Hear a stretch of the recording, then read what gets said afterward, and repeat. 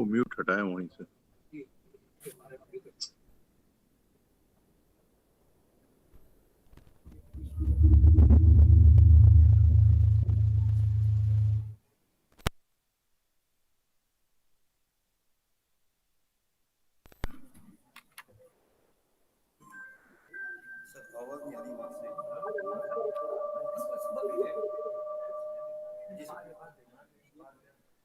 Mute उन्होंने किया। Yes. मेरे को म्यूट कर रखा। Yeah, we can hear you, sir. उनकी आवाज आ रही है, मेरे को म्यूट कर रखा। आपको आपने म्यूट कर रखा है, आपकी आवाज तो मैडम की आ रही है और आपकी आवाज आपको नहीं मिल रही। Sir, we can hear you. Am I audible? Yeah, sure, sir. Okay, then. Thank you so much, sir. Okay. Dear participants, distinguished delegates, students and audience, very good morning to all of you. I welcome to all of you at Sun City of Rajasthan on the special occasion of ZSI Hackathon for Biodiversity, Conservation and Climate Change in the commemoration of the 110 years of ZSI inception in India. We are celebrating Hackathon, so in this special occasion of ZSI, we would like to begin this hackathon with the lighting of the lamp. So as we all know, the light represents luminance and brilliance. It acts as a dispeller of darkness and negativity. इस कार्यक्रम की शुरुआत हम आज के दीप प्रज्वलन के साथ करना चाहते हैं. So I may now request to all dignitaries, especially our chief guest, Dr. A.K. Karnataka sir, Vice Chancellor of Maharana Pratap University of Agriculture and Technology, Udaipur, Dr. Raj Purohit sir, Dr. Rathore sir, and OC ZSI Jodhpur, Dr. Indu Sharma, to do the honor of lighting of the lamp of the knowledge. Please do the honor for the lamp, please. A big hand for all the dignitaries and students and participants, please. Sir, are you?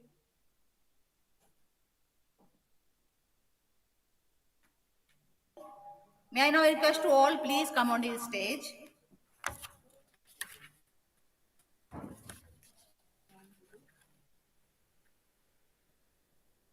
Professor L.S. Rajpurohit sir, guest of honor, please come to the stage. And Dr. Rathore sir, special guest, former Joint Director, ZSI Jodhpur. And officer in charge, Dr. Indu Sharma, Scientist E of ZSI Jodhpur, please come on stage. May I now request to Dr. Indu Sharma, ma'am, Scientist E and officer in charge, ZSI Jodhpur, and Dr. R.H. Rana, Scientist C and nodal officer of Hackathon Jodhpur, to felicitate our honorable chief guest, sir, and other dignitaries on the dais. Since our chief guest is through online, he has joined us. So please felicitate through online also, please. Okay, thank you.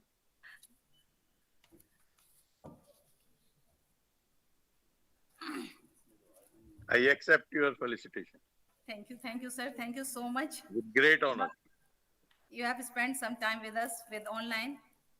It is our great pleasure to see you through online.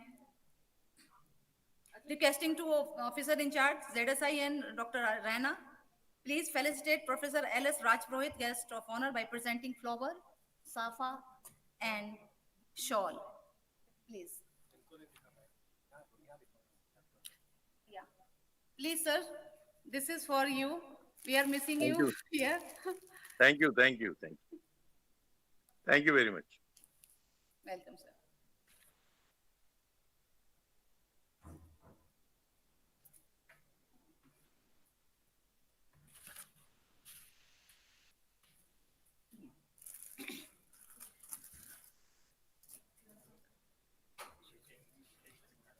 Please, a round of applause for Dr. Raj Purohit sir, former HOD, General and Vyas University, Jodhpur. Now requesting to OC ma'am and Dr. Rana, please felicitate our special guest, Dr. Rathore sir, former Joint Director ZSI Jodhpur, by presenting flower bouquet, shawl, and safa to him. Please.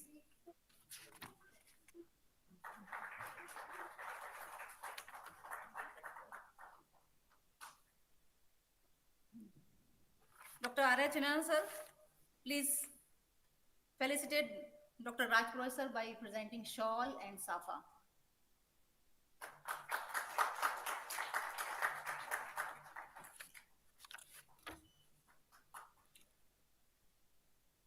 Dr. Raina, sir, requesting you again, please felicitate Dr. Rathore, sir, by safa, presenting and shawl.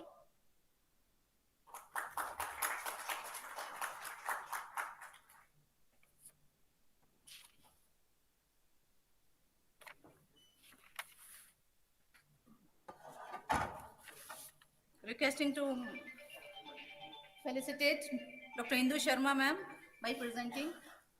I will present you.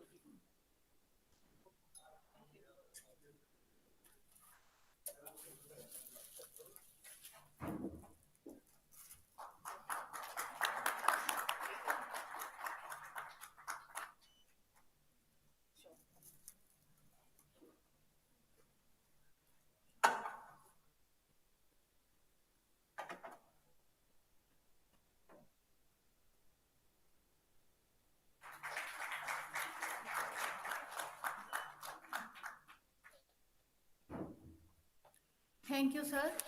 Thank you all. Now may I request to Indu Sharma, ma'am, officer in charge ZSI, please come on the dais and presenting her formal address. Welcome address, please.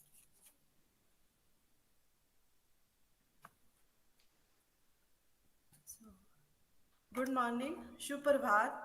Welcome to the Hackathon on Biodiversity Conservation by Geological Survey of India to all of you. So today is our chief guest, Professor Ajit Kumar Karnatak, Honorable Vice Chancellor, Maharana Pratap University of Agriculture and Technology, Udaipur, and also the Vice Chancellor of Jai Narayan Vyas University, Jodhpur, Rajasthan. So our guest of honor, Dr. Lal Singh Rajput Purohit, former professor and Department of Geology. Special guest, Dr. N.S. Rathore, former Joint Director, ZSI DRC Jodhpur. And all my colleagues, scientists, Dr. S.L. Meena, officer in charge from BSI, Dr. Chandan, Amit, and BSI, and all my colleagues, scientists, Dr. Arvano, R.H. Rana, Mr. Jitendra, and all other colleagues, staff, ZSI dignitaries, and of course, dear participants from various organizations from other states of the country and within the state of Rajasthan. So a very good morning and warm welcome to one and all during this hackathon is being organized by Geological Survey of India Desert Region Center, Jodhpur.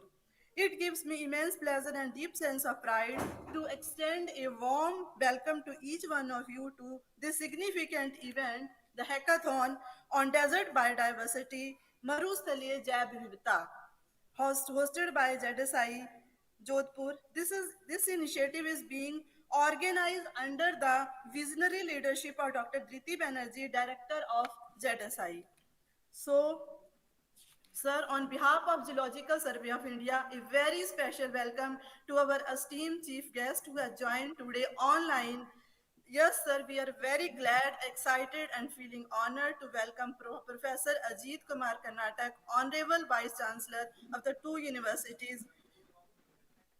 Yes, we are also humbled and grateful for gracing this occasion, though online. Even then, we are very happy by giving us their auspicious time to all of us. Sir, your academic excellency and all your long-standing contribution to the environment research serve as an inspiration to all of us. Your presence here underscores the importance of academic leadership in shaping sustainable futures. Welcome, sir. Thank you for gracing the quizzon online. So let us give a big round of applause to welcome our chief guest, Professor Ajit Kumar Karnatak, Honorable Vice Chancellor from two universities located in Rajasthan. Now we have pleasure to welcome our esteemed guest of honor of Hackathon program, Dr. Lal Singh Rajput.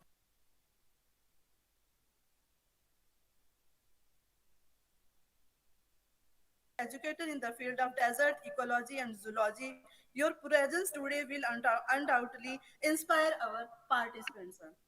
We are equally privileged to welcome Dr. N.S. Rathore, our special guest. Your continuous support and mentorship to this center have been instrumental in advancing our research mission. Your presence lends both gravities and motivation to this event.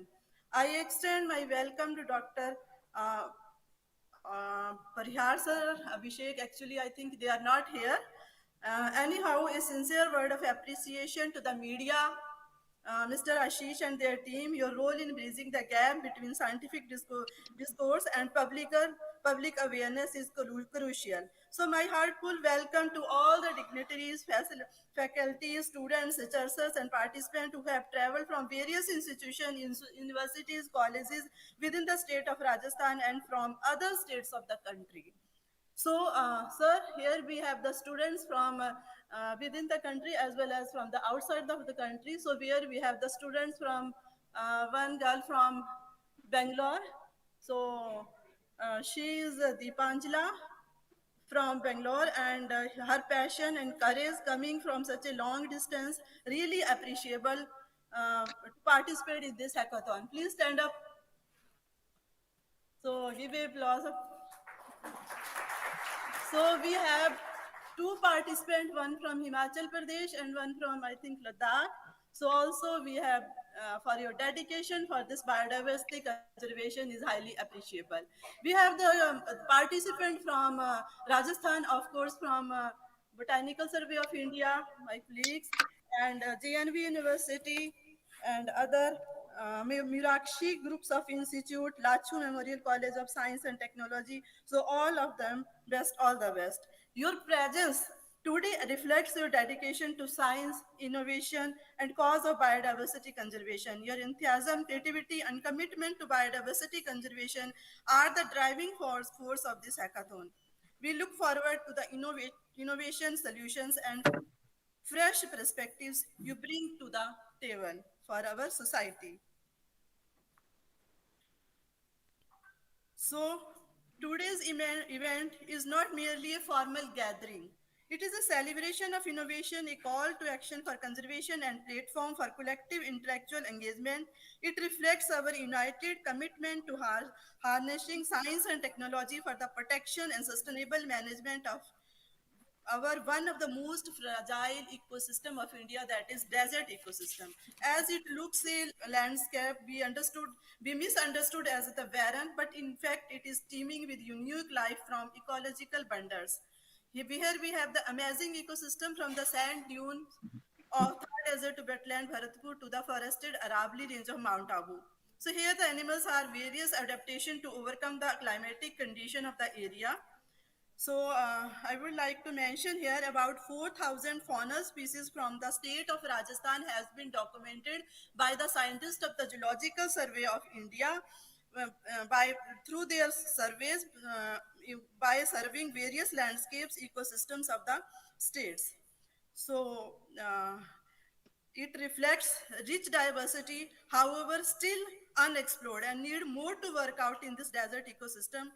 Further, it is also facing increasing pressure due to climate change and biodiversity loss and human encroachment. Therefore, this hackathon represents a vital step towards addressing these challenges through collaborative research, creative problem solving, models, apps, policy proposals, technology-driven solutions for the urgent challenges faces our planet's biodiversity by the scientific community, stakeholders, and especially the youngster who will carry forward this legacy of conservation of biodiversity to well-being, rather I should say, for the survival of future generation in this planet called Earth.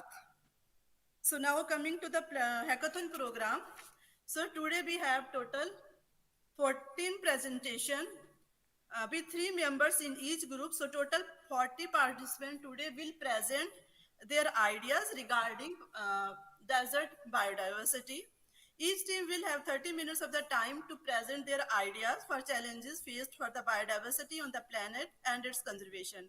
Presentation will be made by all the 3 members of the team with equal time share.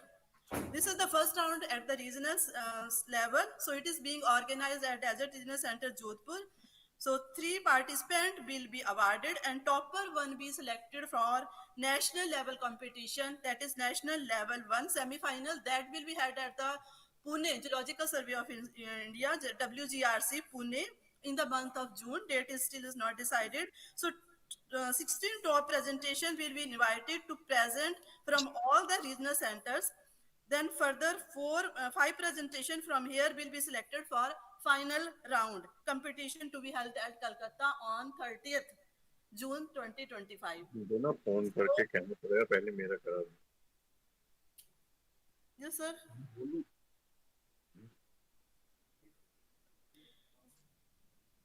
This presentation will be held in the presence of our Honorable Minister MOEF CC Sri Bhupender Singh Yadav ji. So top 3 presentation will be awarded as the national winner. First prize is of cash prize of rupees 1 lakh, second of rupees 75,000 and third prize of amount rupees 50,000. I hope, but I not hope, I have full confidence that the team from our center will be the first winner at the national level. So a big round of applause to all of you. So once again, I extend my heartfelt welcome our honorable chief guest of this program and all the dignitaries, especially Professor Ajit Karnatak, who gave, due to his, even by their busy schedule, they joined us online. And I am welcome to all the staff members of DRC Jodhpur who are working here endlessly for the success of this venture. So let us work together to make this hackathon a meaningful, impactful and forward-looking step in our journey to sustainable desert biodiversity conservation. So once again, welcome to all and thank you. I wish each one of you have a fruitful, insightful and inspiring day ahead. Jai Hind, Jai Bharat.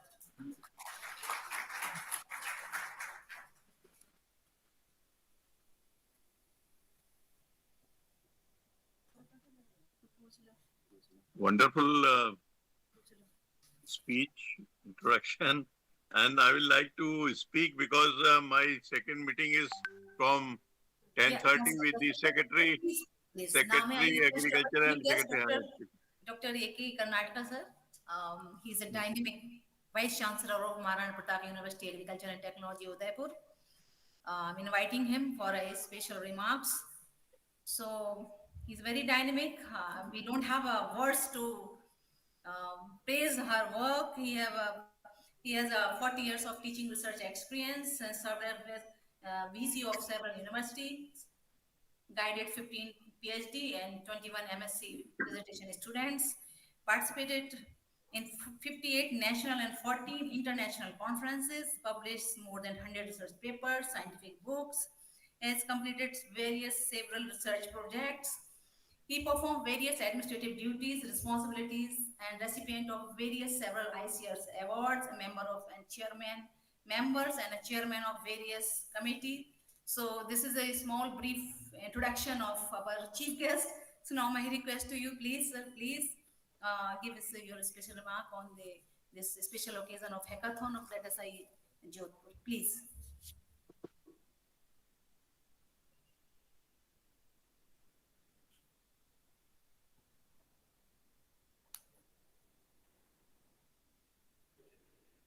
Honorable dignitaries on the dais, the renowned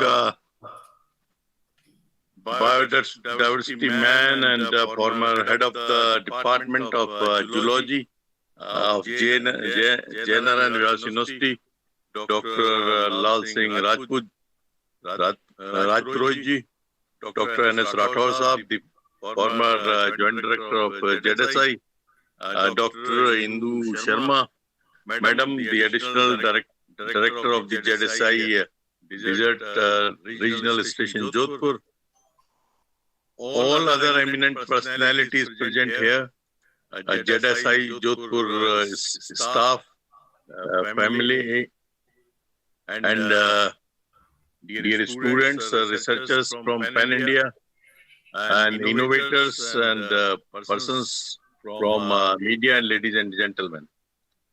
I feel highly honored to be present amongst all of you to commemorate a decade-long journey of the Geological Survey of India and its dedicated services in geological exploration, research, and biodiversity conservation. I congratulate the entire fraternity of ZSI, Desert Regional Center, Jodhpur, for articulating 110 hours hackathon on biodiversity conservation and climate change to mark the occasion as we enter into the 110th year of existence of Geological Survey of India. The event has given me an opportunity to go back to 1975 when I joined the folds of geology as an undergraduate student in a reputed university in Uttar Pradesh. And then in 79, I completed my post-graduation in geology. And in 1985, I completed 1984. I completed my PhD from G.V. Pant University of Agriculture and Technology, Pantnagar, which is a university famous for research on the plants and plant varieties. So today, after a long period of educational profession, I pleasantly find myself in between so many geology scholars, researchers, and innovators, and a group of people who love the nature. First of all, let me congratulate the Geological Survey of India for its successful long journey since its establishment in 1916.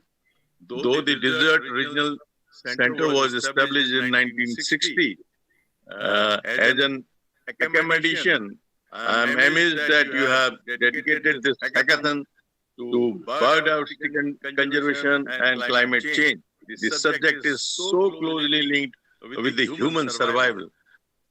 Protecting biodiversity is essential for building resilience to climate change and ensuring the long-term sustainability of human civilization. Friends, biodiversity or the biological diversity refers to the variety of life on Earth at all the levels, from genes to genomes. Bio means life, and diversity means variety. So the species is the fundamental unit by which we can measure the biodiversity. It encompasses the number of and varieties of plants, the number and varieties of animals, microorganisms, including their genetic diversity, and the ecosystem in which they are living. Biodiversity is very, very crucial for ecosystem stability, for resilience, and the provision of essential services like food, clean water, and pollution.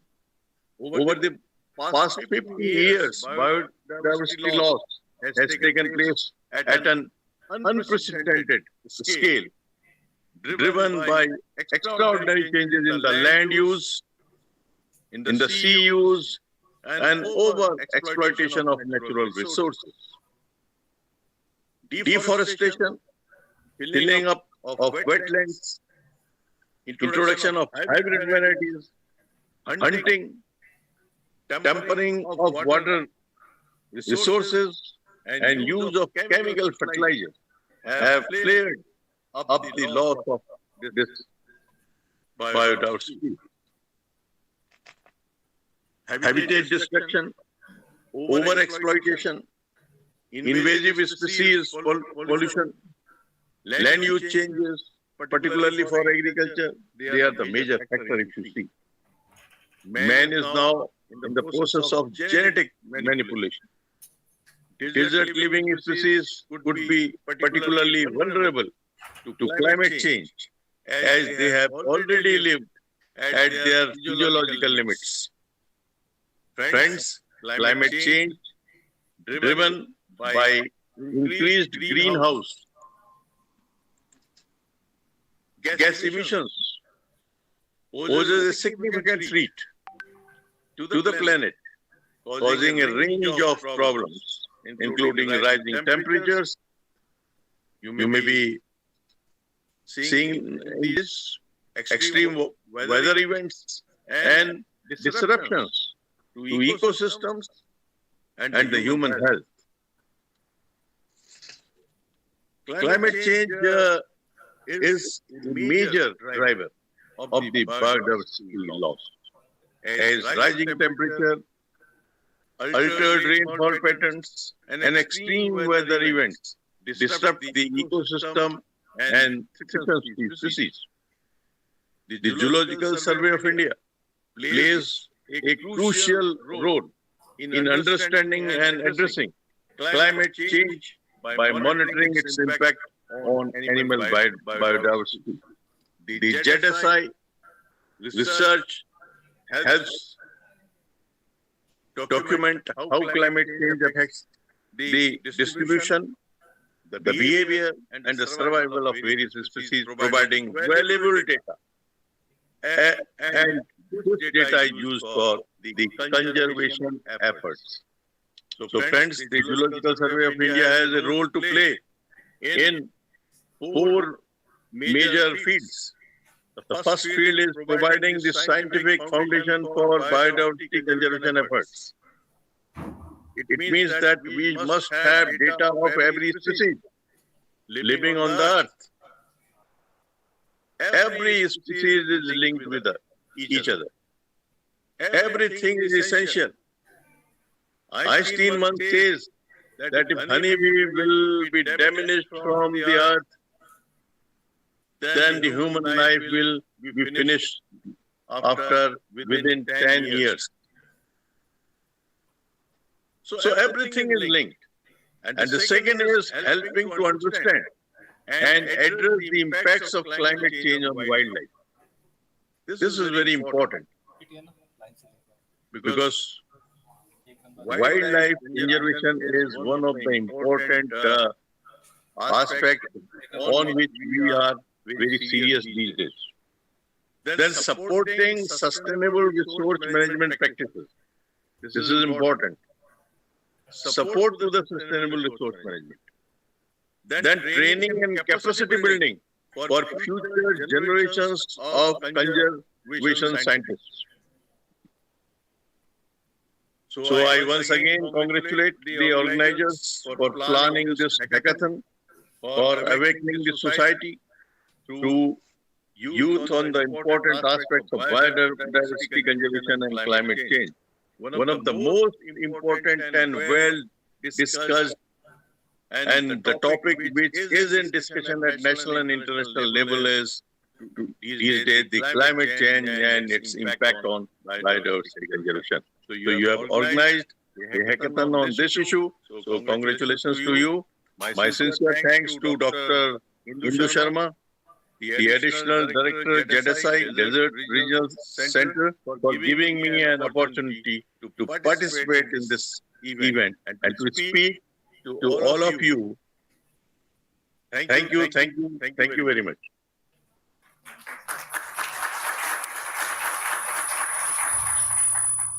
Thank you, sir. Thank you so much, sir, for your nice word and appreciation for Hackathon at ZSI Jodhpur and addressing on biodiversity, conservation, and climate change of the country. Thank you, sir. Thank you a lot.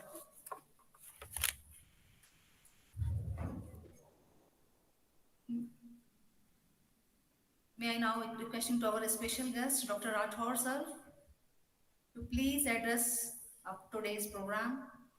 Please come on the dais and say a few words to the participants of the hackathon.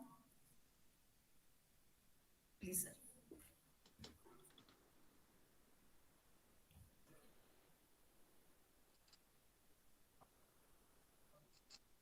Professor Vice Chancellor Dr. Karnataka, Dr. Indu Sharma, Officer in charge of the Geological Survey of India, Professor L.S. Rathod, Professor JNU, Dr. Rena, Dr. Rukia Bano, staff of the Geological Survey of India, Dr. Meena Saab, Botanical Survey of India, respected scholars and students. It is hackathon and I have completed half of the hackathon in Geological Survey of India. This is my 55th year of services to Geological Survey of India, Jodhpur. I am a student of former director, Dr. M.L. Runwal, famous geologist who has given 7 or 8 regional stations in India, and the desert regional station is one of them, to identify the faunal diversity of Rajasthan. It's a very vast subject. Geological Survey of India staff can't do all the surveys, all the collections. It is the duty of the universities and the college students to collect the faunal diversity of various places where they are staying. Similarly, I give you the example of the Gujarat state, where they have given the instructions to collect student faunal diversity of their college campus and surrounding areas and deposit at one place. So hundreds and hundreds students can collect more and more faunal diversity, and especially the ecological areas. A small regional station with the staff of the 15 people can't do much in the 33 districts of Rajasthan and Gujarat. So I request you, all the students, wherever you are in village or in the district, you start collecting fauna of the local area and try to deposit in Zoological Survey of India with some remark from where you have collected, what is the ecology, what are the plantations, and what are the conditions there. So we can have a very good data from Rajasthan itself, because a scientist from Geological Survey of India, he is going for 3 to 4 districts for 2 to 3 days. It is very difficult to cover the entire district, because there are so many areas where you can have the water bodies, you have the forest, you have the desert. Even I can give you that myself, Dr. Runwal, Dr. Verma, we are working on the termite, and we have published 62 species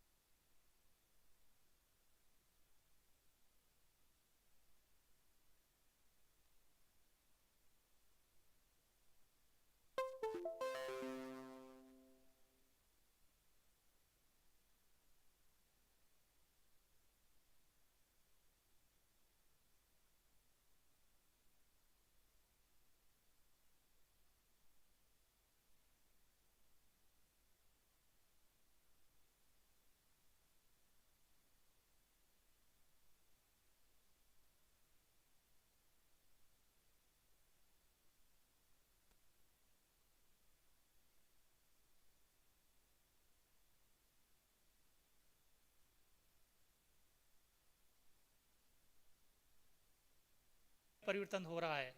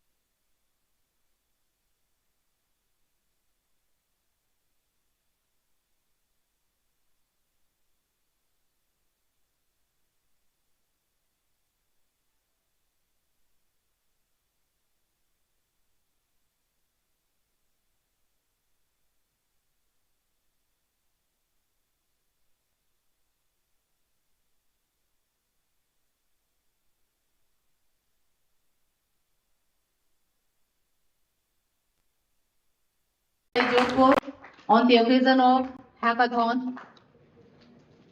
Thank you, sir. Requesting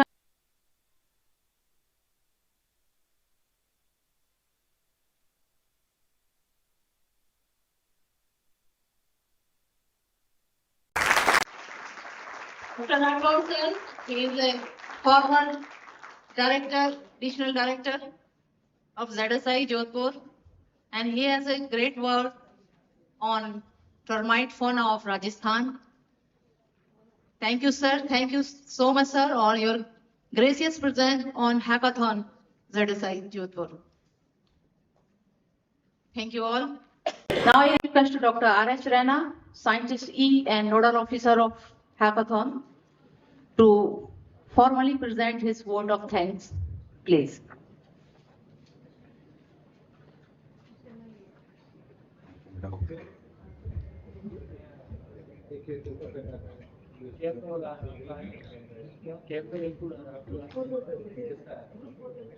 Respected chief guests of honor, dignitaries on the dais, distinguished participants, esteemed colleagues, media representative, and my dear friends. A very good morning to all of you.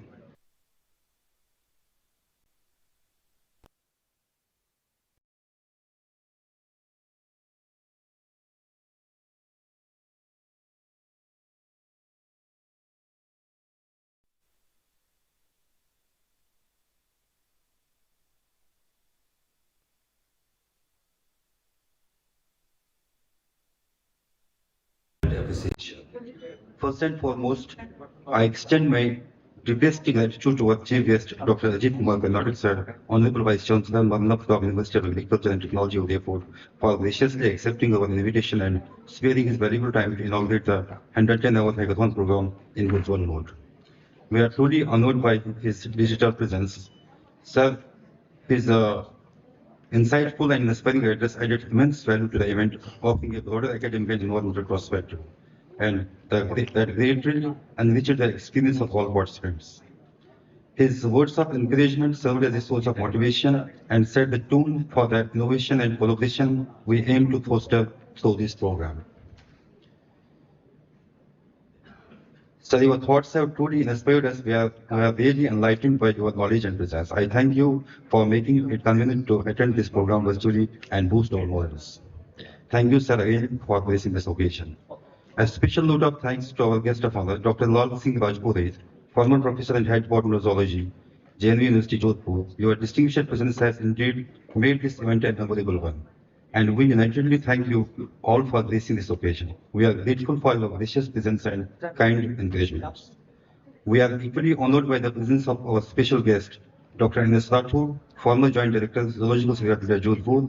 Sir, your presence has indeed made this event a remarkable one, and we unitedly thank you for your coordination, support, and encouragement from time to time. Your experience and continued involvement in ecological and desert studies greatly enrich this gathering. Thank you, sir, for gracing this occasion. We are honored to extend our heartfelt thanks to our guests, Dr. Farihar, Professor Farihar, Dr. S. Almina, Head of Office, BSI Jodhpur, Dr. Chandan,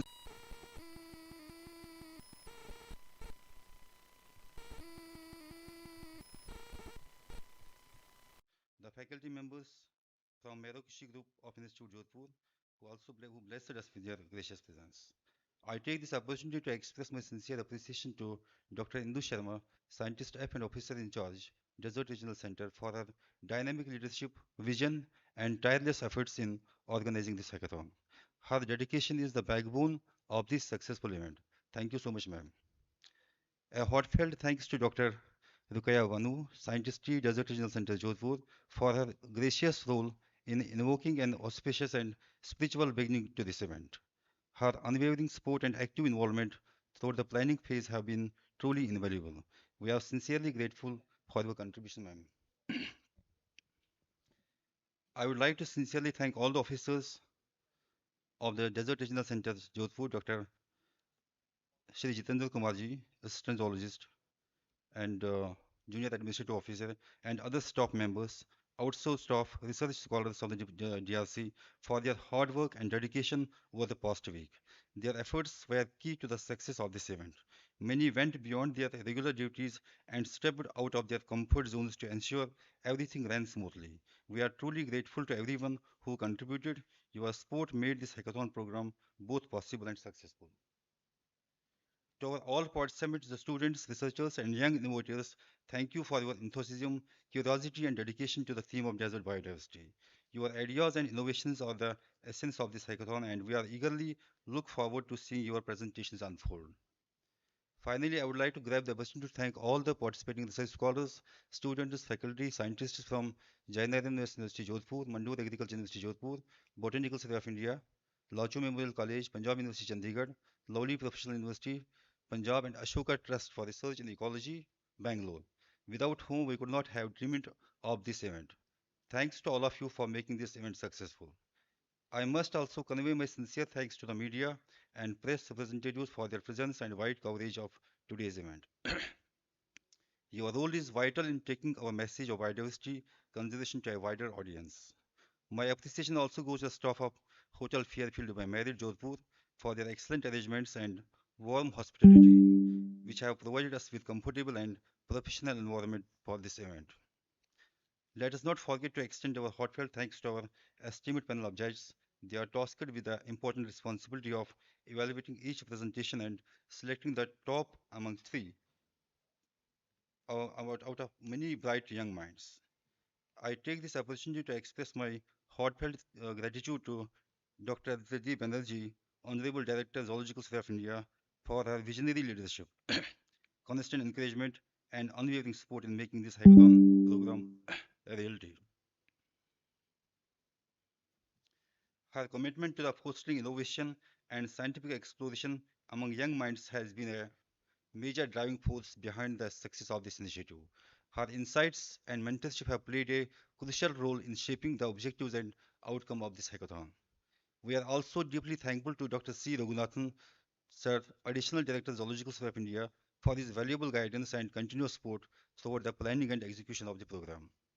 I thank each one of you present here, whether on the stage, in the audience, or behind the scene, for your contributions in making this event meaningful and memorable. Let us this hackathon be a beginning of many more such collaborative efforts for the conservation of our fragile desert ecosystem. Thank you all once again. Wishing you a fruitful and stimulating hackathon ahead. Jai Hind.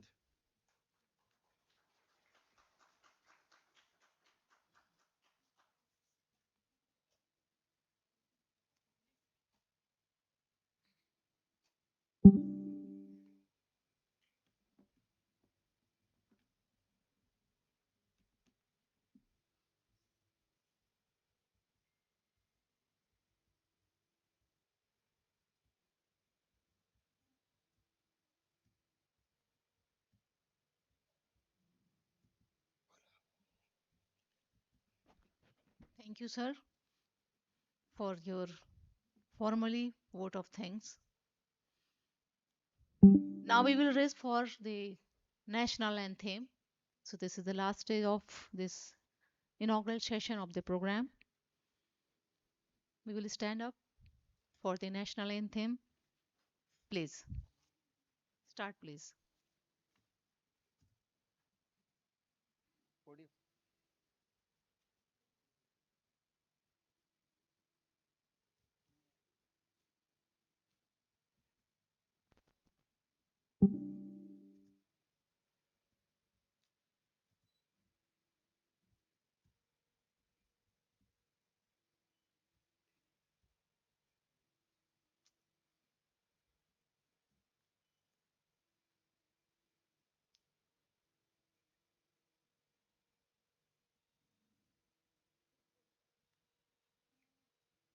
Let's restart. जनगण मन अधिनायक जय हे भारत भाग्य आता पंजाब सिंध गुजरात मराठा द्रविड़ उत्कल बंगा हिमाचल यमुना गंगा उच्छल जलद तरंगा तब शुभ नामे जागे तब शुभ आशीष मांगे गाहे तब जय गाथा जनगण मंगलदायक जय हे भारत भाग्य विधाता जय हे जय हे जय हे जय जय जय जय हे. Thank you so much.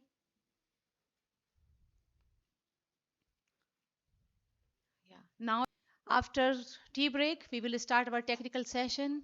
So we will be gathered here within 15 minutes, 10 minutes. It is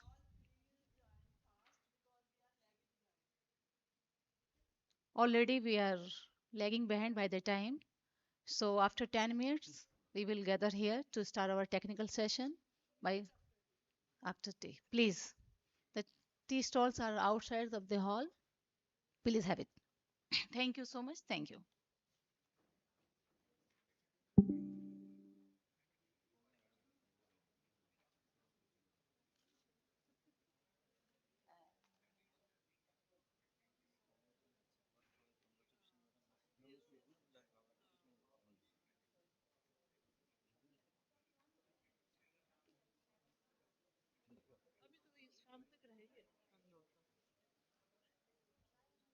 चाय ले लीजिए आप भी.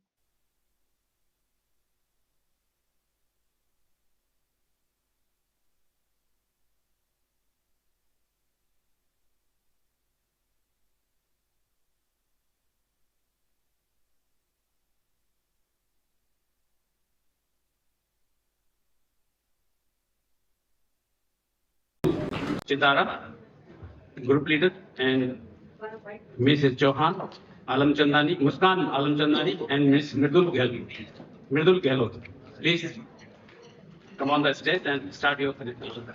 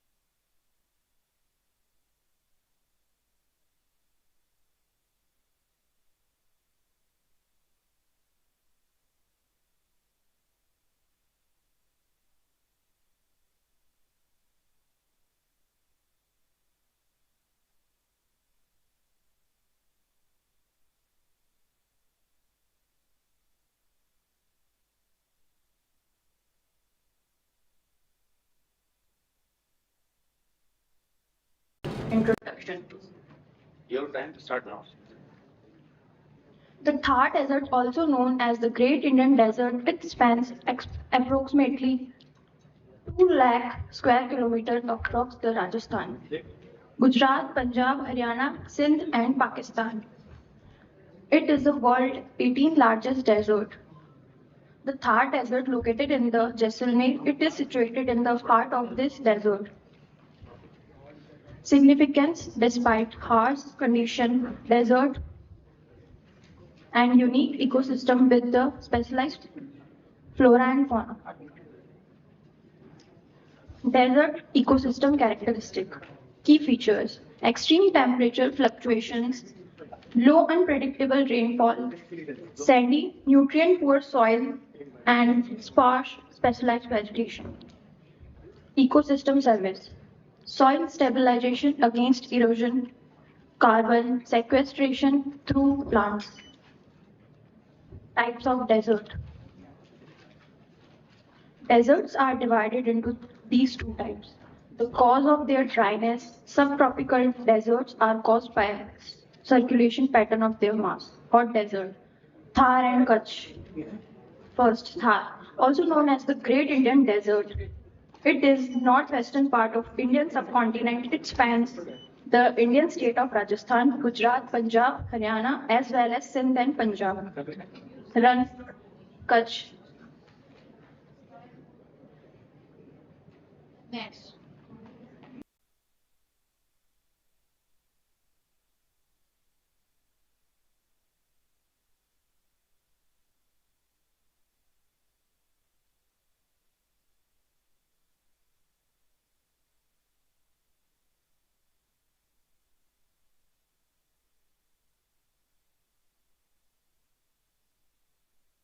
The largest sand desert in the world.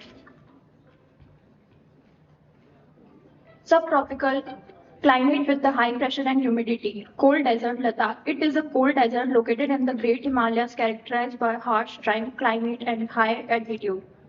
Key characteristic: high altitude, low temperature, and low precipitation, barren landscape with unique ecosystem. Enclosed by transfer mountain in the south and the Karakoram mountain in the north. Spiti Valley. It is the high desert mountain valley in the Himalayas, preliminary known as its unique landscape and ancient monasteries and high climate. It is located in Himachal Pradesh, India at elevation of around 12,500 feet high and 3,010 meters wide.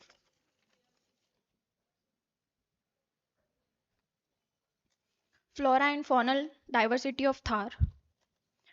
Floral diversity: about 625 species, 352 genera, 87 family of plants.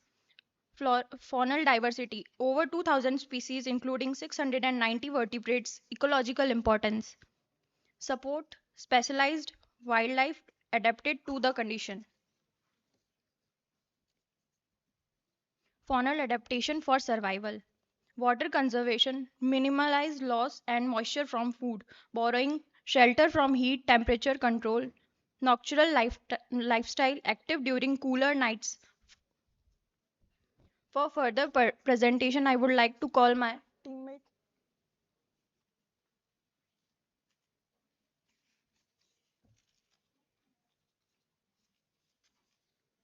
Good morning, everyone. My name is Muskan Chandani. Here are some common faunas of Thar Desert. Mammals. Camel. It stores fat in their humps, which can metabolize into energy and water. Its long legs keep their body away from the hot ground. Its specialized skin, tough, leathery, protects from thorny desert plants and help reduce water losses. Wide footpads prevents sinking in the sand. It can survive without water for several days or weeks. It can drink up to 150 liters of water in one go. Long eyelashes, thick eyebrows, and closable nostrils protect against sands. Next.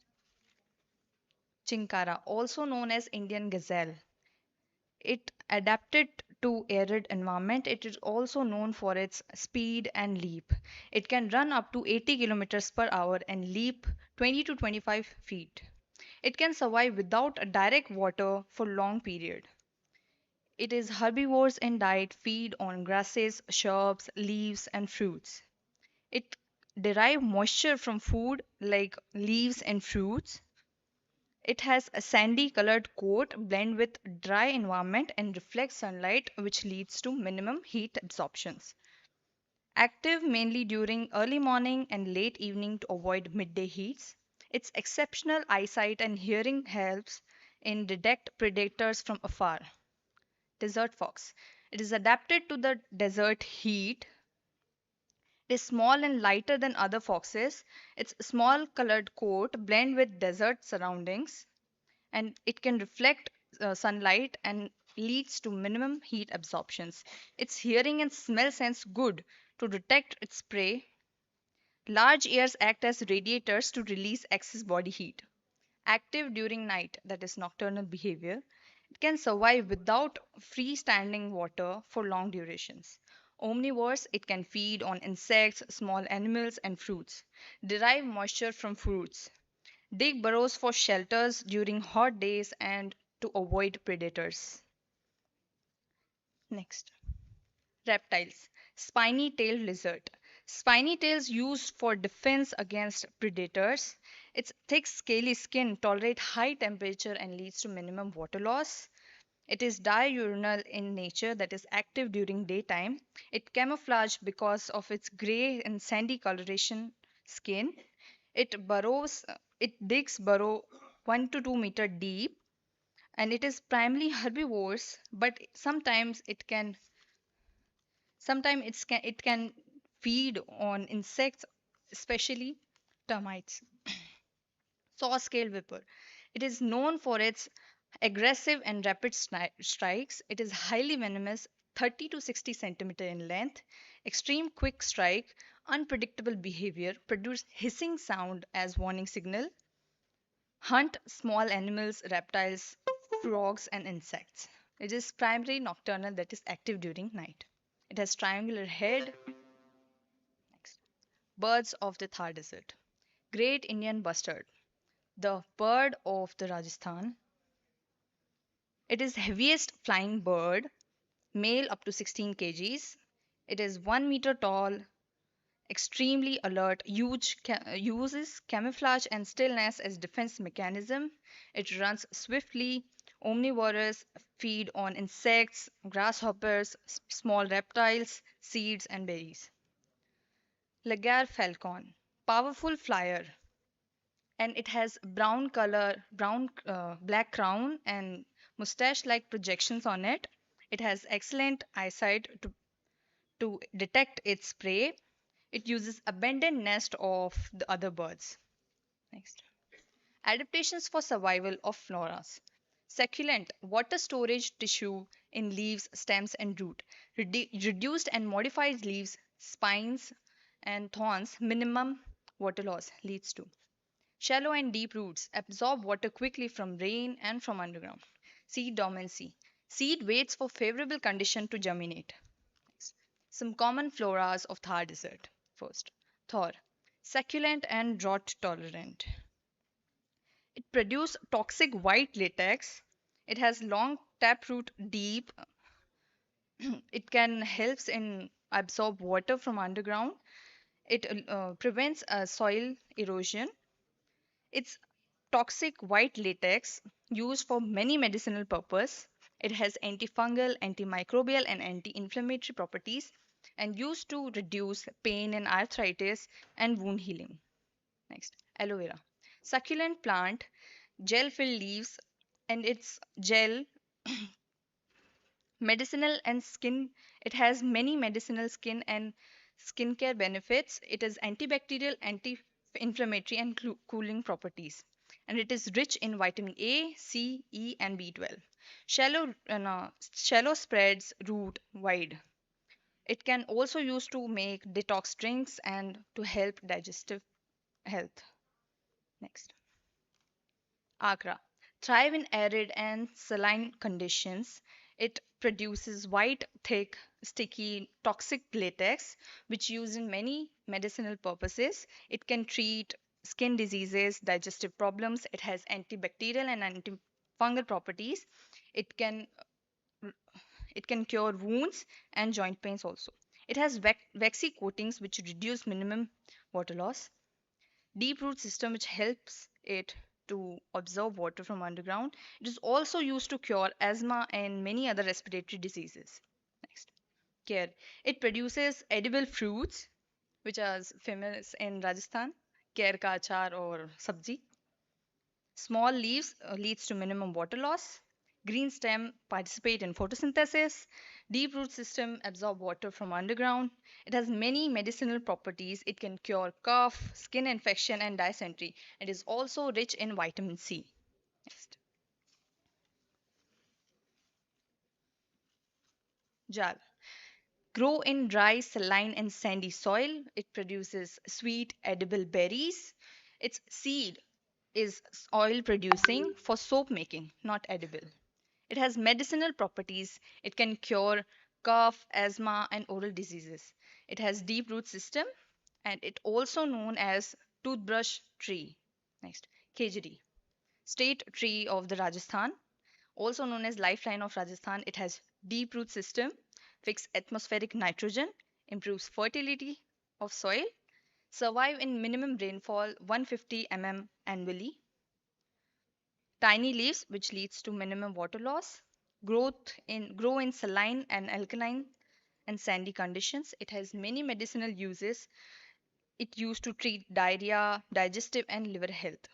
Seeds and pods used in cooking in Rajasthan, famous Rajasthan cuisine, sangri ki sabzi. Next.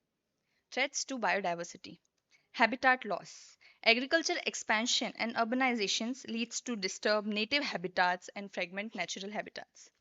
Overgrazing, especially sheep and goats, soil degradation and vegetation loss, climate change, decrease wildlife population and breeding success, affect plant growth and water sources. Invasive species in Rajasthan is babool, displace native plants and affect food availability for native herbivores. Next, these are some list of threatened faunas of Thar Desert reptiles: saw-scaled viper, spiny-tailed lizard, desert monitor, birds, great Indian bustard, Haubra bustard, the mousely crane, mammals, desert fox, chinkara, blackbuck, desert cat, Indian wild ass or khur. Next, threatened floras of Thar Desert. Google, Ruida, state flower of Rajasthan. Fragrance Ceropegia, Javanti, Pani Doda, Chunga, and Folk. That is it from my side. Now I would like to hand over this presentation to my teammate. Good morning, my name is Mridul Gehlot and I am going to continue the presentation. Importance of biodiversity. It is mainly 3 points: ecological balance, climate regulation, and sustainable livelihood. In ecological balance, maintain soil stability and nutrition cycle. In climate regulation, vegetation aids and carbon sequestration.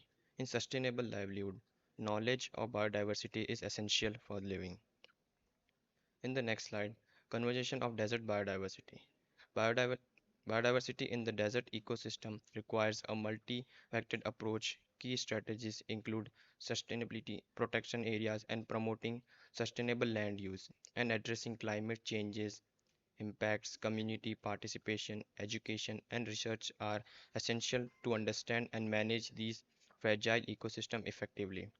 Protecting key habitats and species involves national parks and reserves, implementing controlling grazing and reforesting, and global efforts to climate changes. These actions help combat this and preserve vulnerable species. Community engagement and conservation strategies, local participation, public awareness, and ecotourism. In local participation, engaging local communities ensure conservation efforts aligned with their needs and values. In public awareness, raising awareness about the desert biodiversity values, encouraging responsibility and support for the conservation of the land. Ecotourism. Well-managed ecotourism offers economical benefits and promotes the responsibility of environment and interaction. research, management, and restoration efforts, research and monitoring, understanding desert ecology and regarding monitoring biodiversity are vital for adaptive management. Addressing threats like habitat loss, invasive species, and sustainable resource extension is crucial. Restoration techniques. Plant native species adapt to desert conditions, effective water management and irrigation, soil conservation and fertility improvement, controlling invasive and non-native species. Desert biodiversity challenges and conservation. Challenges: habitat degradation, water scarcity, and climate change pressure. Conservation: protected areas, species monitoring, and sustainable resource use.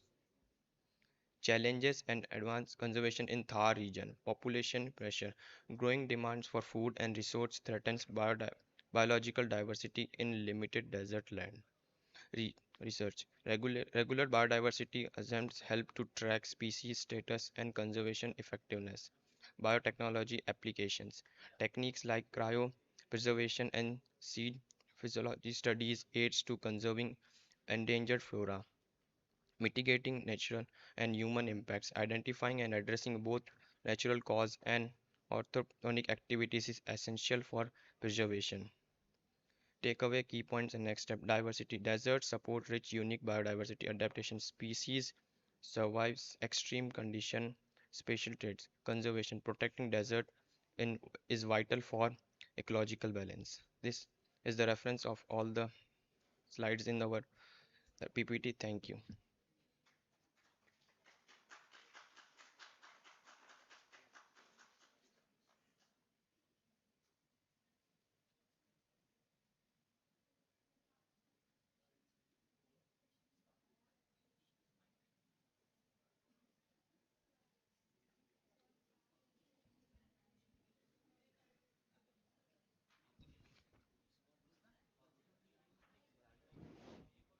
Hello. You have shown the camel, which is not the wild, it is a domesticated animal. One thing, and you have not included any photograph of the invertebrate. Vertebrate you have shown all, but you have not shown any photograph of the invertebrate, which is very important. And also you have not shown the desert plants. There are 7 grasses. There is Crotalaria buria grass and many other grasses which you must have included in this, because they are the shelters for all the invertebrates.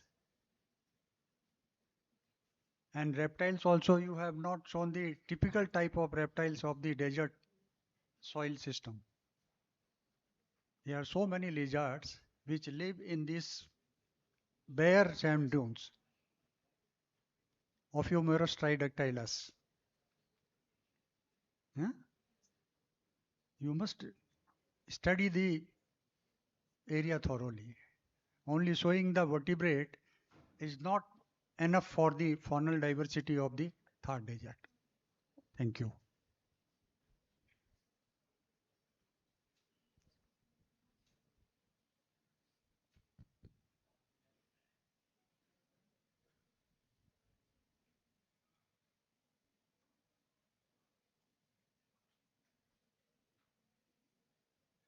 Biodiversity conservation. What measures you have suggested and what you can suggest now?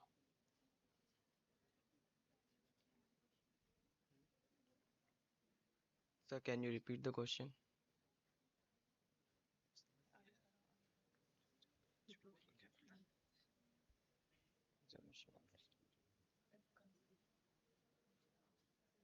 Major point.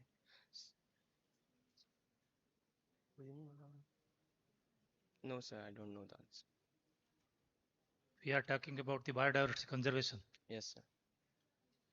Now, what measures which you suggested here, which are very important one? So we can build the wells around the where the so we can use plant walls like China is using the green wall, the Great Green Wall. To the moving desert is coming to the.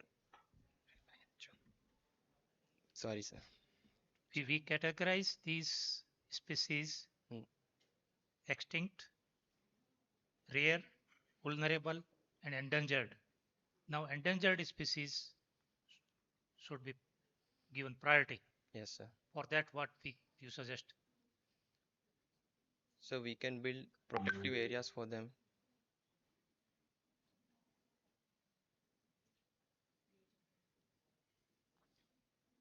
Can you give name of these some of the endangered species? Chinkara. Great Indian bustard. Great Indian bustard. And Chinkara.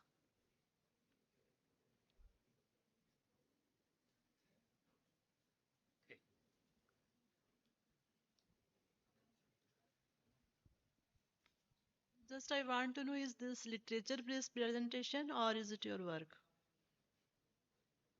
We research a Huh? little. Is it literature? This was literature-based presentation? Yes or no, please? No. Huh? No. It's your work. Then Yes. you have surveyed these all areas. Then how it is your work? Because you are giving reference also, na? Then I think it is all literature-based. Is it? Say clearly, is it literature-based or your own work? Yes. Literature-based, na? It's okay. Thank you.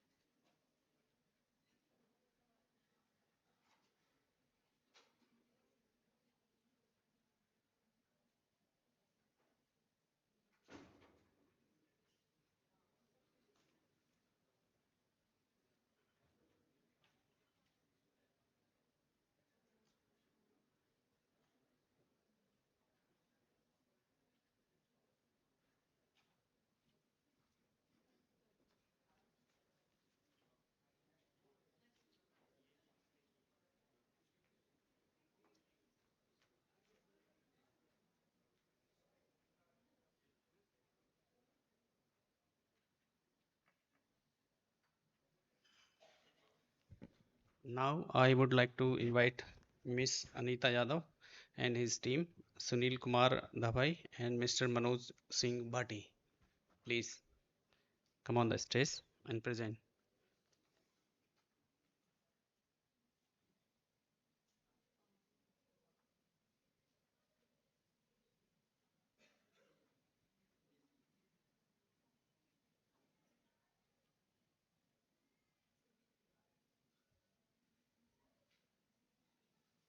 Presentations.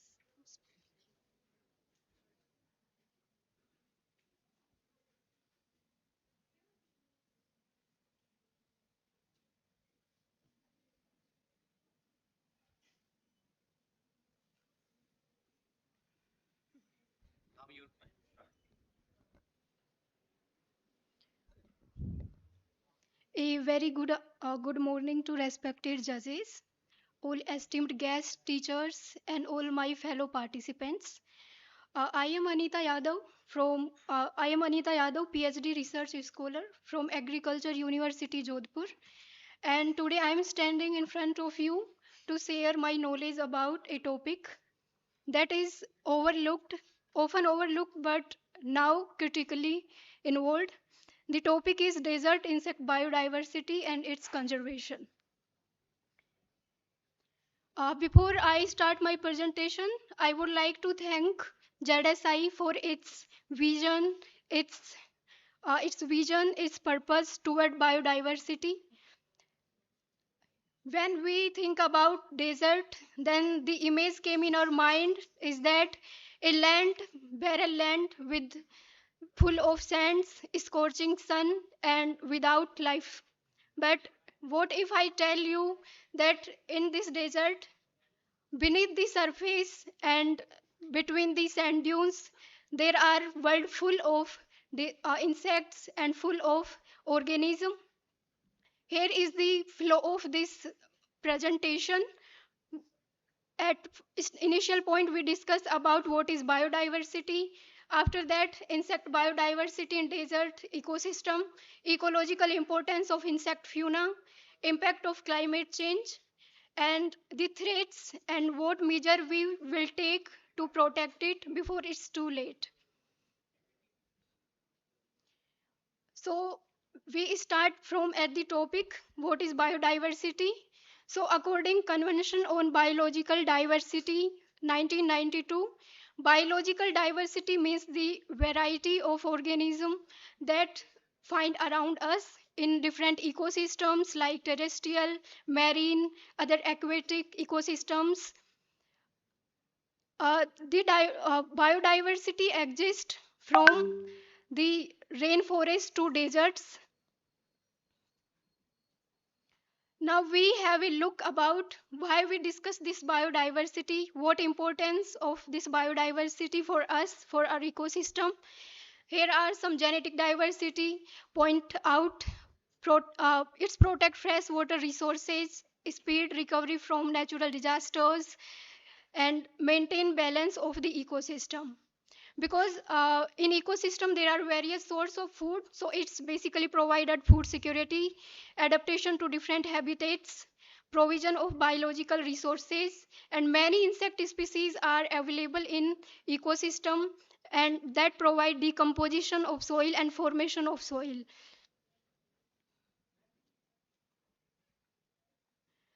Currently catalogued data shows that there are merely 1.2 million catalogued data on Earth and 8.75 million predicted species on this Earth. If we talk about the oceans, then there are only 1,94,409 species catalogued and 2.2 million species predicted. So this data shows that there are majority of species are under discovered, and mainly in desert areas, in ocean areas that are under explored, have till now some searching species. In India, in desert region mainly comes under two regions, that is Thar desert of Rajasthan and Kutch region of Gujarat. So basically, Thar Desert have 3,156 species, and Kutch is home of 894 species. This data shows that Thar Desert is more rich in species, and in India, overall 1 lakh species are recorded at overall fauna. Let's have a look on evolution of insects. This data shows, according Carpenter 1953, insect have a long period for its development, from its appearance of primitive wingless to development of metamorphosis. In desert area where mainly Orthoptera, Hymenoptera and Lepidoptera insect orders are found prominently, and this provide them the the strategy for their life cycle, that is metamorphosis.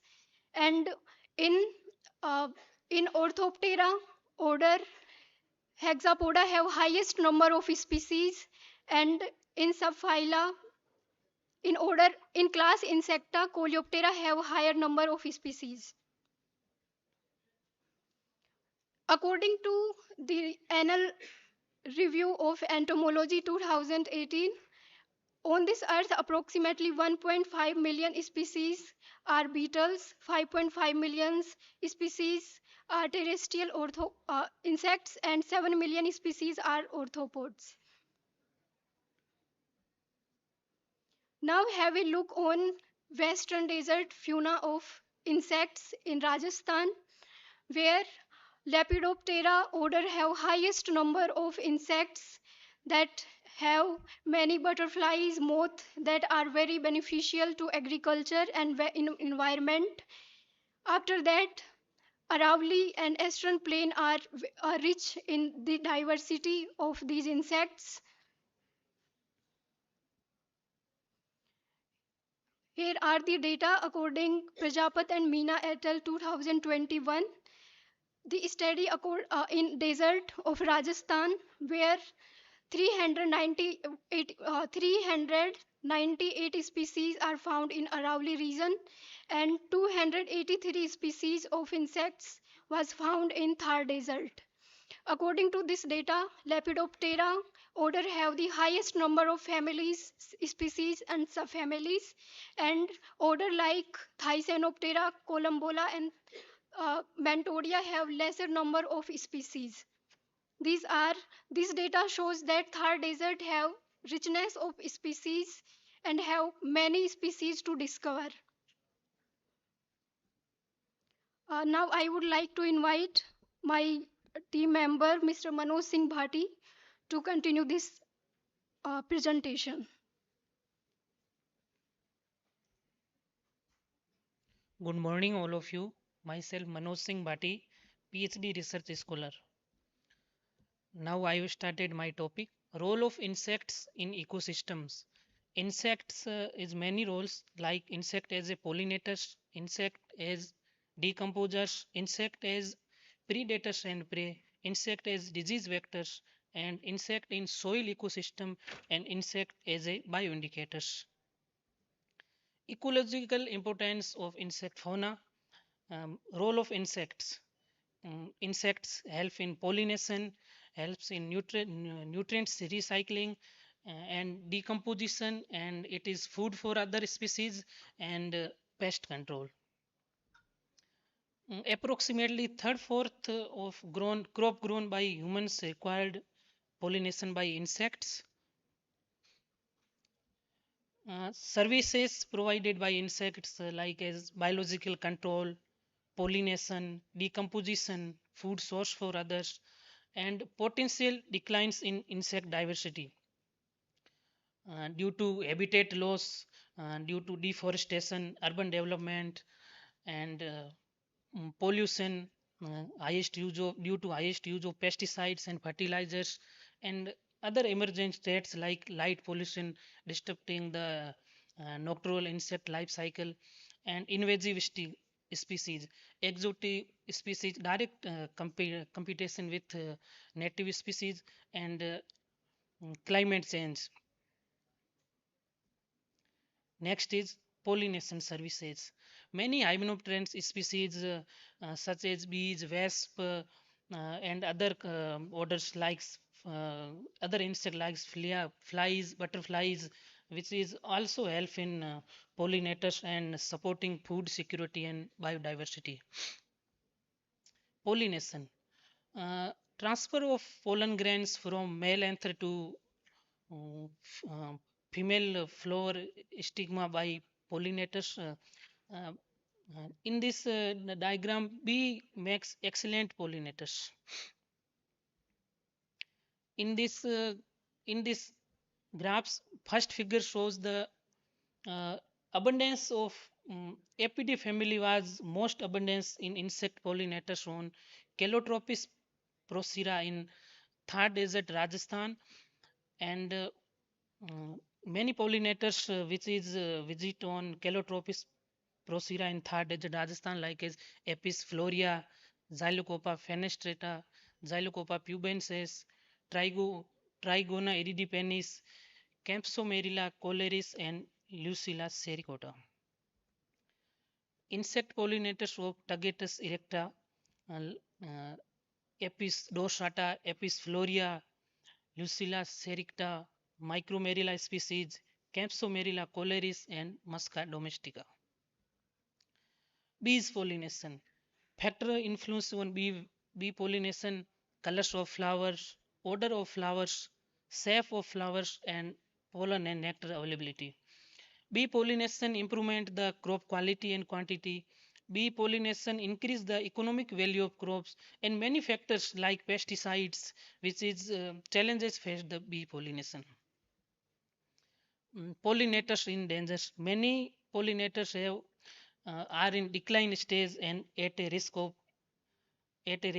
stage.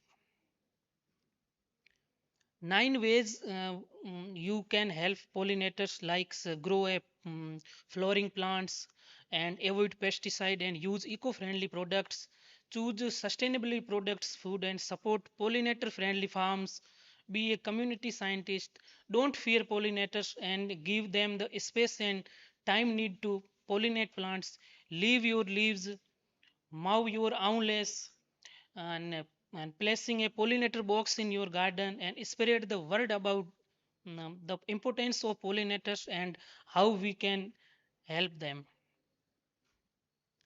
Bioindicators of environmental health. Bioindicators are those organisms which indicate and monitor the environmental health. A good bioindicators will indicate the presence of pollutant and pollutant in ecosystem. Example is aquatic insect like mayflies, caddyflies also indicate the water quality and ecosystem stability. Insect has many roles like a nutrient cyclic. Insects have break down the organic materials, like insect has a role in recycler and decomposer, like compost more and waste less. Pest regulation. Many predators and parasitic insects help control population of agriculture pests. Thank you. Now I would like to invite the Sunil Kumar Dabai for to continue presentation. Thank you. Good morning, everyone. My name is Sunil Kumar Dabai. Today I am present. My topic is impact of climate change on agriculture insect. Four major impacts of climate change is first is the impact of diversity and extinction. Second is the distribution and population dynamics. Third is expression resistance to plant to insect pest. And fourth is effect of transgenic crop for pest management. Impact of climate change of sorry impact effect of temperature on insect life. Insect physiology is very sensitive to change in temperature. There is metabolic rate is approximately dual which increase 10 degrees centigrade temperature and increase the temperature accelerate insect consumption, development and movement which affect the population dynamic influencing fecundity, survival, generation time, population size and geographical range. And second is the effect of precipitation of insect life.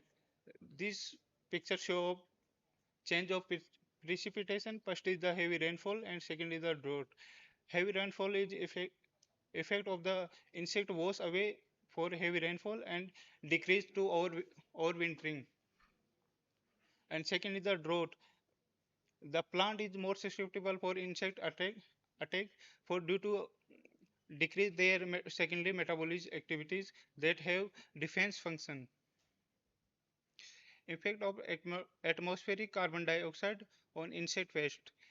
Elevated CO2 change can decrease the nutritional quality of foliage and greater consumption rate of the herbivorous insect and increase in development times and decrease the pest abundance. Threat of insect diversity. First is the urbanization and industrialization destroy habitats. Second is overuse of pesticide. Third is pollution and fourth is ecological fragmentation and fifth is monocropping system harm to insect biodiversity. Conservation of insect fauna. Risks of risks to insect. First is the conservation legislation. Second is the fragmentation and loss of habitats. Third is the pesticide, agriculture activities and fertilizer. And fourth is the lack of communication. And recommended approach for insect conservation. First is prioritize local biodiversity on land use. Second is include insect species measures. And third is enable monitoring and risk analysis. And fourth is preserve species rich arable habitats type. Fourth is expand protected area zonally. And fifth is include surrounding area within 2 kilometers reduce and reduce the use of the pesticide and fertilizers and promote conservation in education, and last is the support cooperation between central action. Conclusion: the Western desert hosts are rich, unique insect diversity despite arid and extreme climate. And secondly, the insect is this region contribute significantly ecological functions such as pollination, nutrition cycle decompose, pest control, surviving as a food source in food web. And third is insect fauna threatened by habitat loss, pollution, climate change, and overuse of pesticide. And conserve of diversity, stabilize protected area. Insect conserve key biodiversity of host spot and desert region, engage to local communities and conserve effort through the awareness, education, and ecotourism. This some reference, and thank you.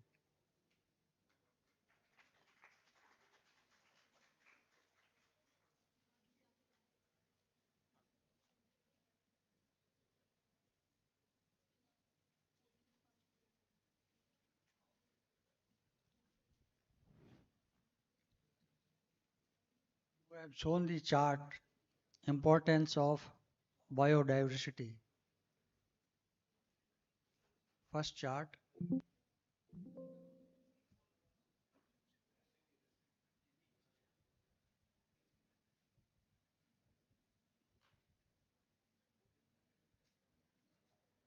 What is the need of showing this giraffe and elephant and rhino rather than to show the importance of biodiversity of the desert, which include the fish, frog, insects, and many other invertebrates. Don't make it a small diagrammatic importance. Then the next is insect fauna of the desert. You have shown the Isoptera 51 species with 9 families.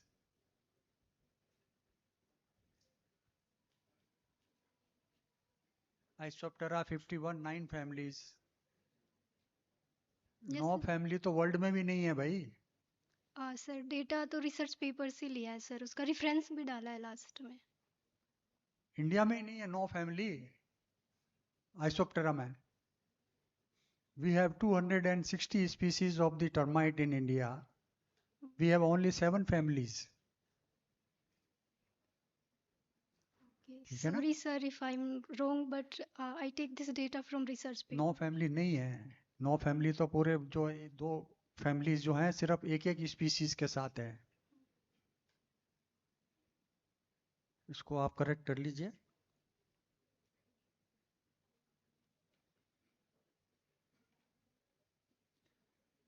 Insect pollinator में भी आपने जो है वो chart show किया है.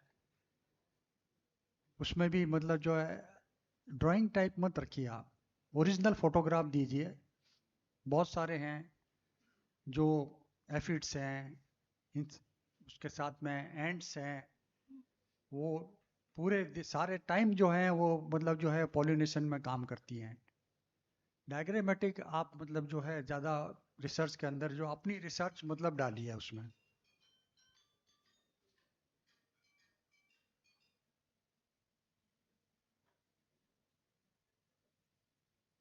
ठीक है.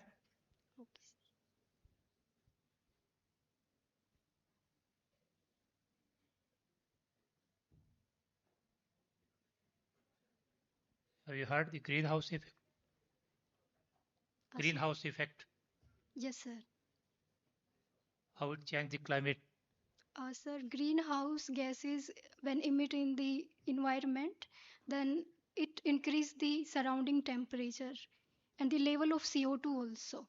Then animals and other insect and organism consume, then there are some mutagenic effect also held in their body, and there are other changes also in their physical appearance and in their metabolic activities. So what you suggest is we go to this green energy projects or not? Yes sir, green energy product, greenhouse या green energy sir, sorry. Green house जो बड़े बड़े projects हैं, क्या उसको होने देना चाहिए? सर, अगर हम जो उनसे टेम्परेचर CO2 इंक्रीज होता है, अगर उसको कंट्रोल कर सकें, अगर कुछ ऐसी इक्विपमेंट्स, कुछ ऐसी मशीनरी यूज़ करके अगर उनको हम कंट्रोल में रख सकें तो it is better.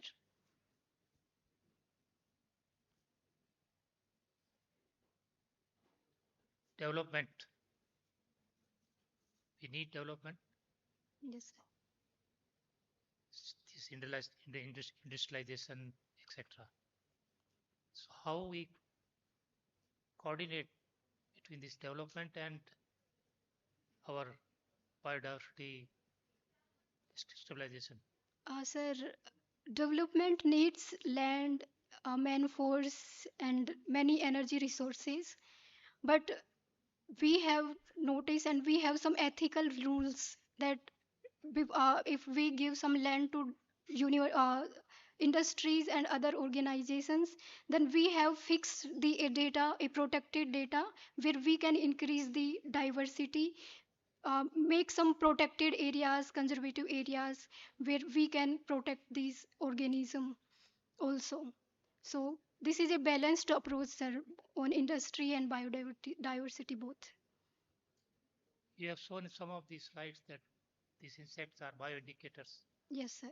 And give an example, these like mayflies and caddisflies. Sir, indicators, a well-known example is dragonflies. How they indicate about this? Sir, when जब rain आने वाली होती है, जब उसके during उससे time पहले, when we see in sky there are huge quantity of these diptera, odonata. Yes, sir. Dragonflies. You have shown the one picture of the mayflies. Yes, sir. Mayflies and dragonflies both came under mayflies come under Ephemeroptera, and dragonfly come under Odonata. आपने देखा है उसको? Sir, no. Its lifespan is so short, only 24 hours. 24 hours तो है, लेकिन कब मतलब जो है वो emerge होता है?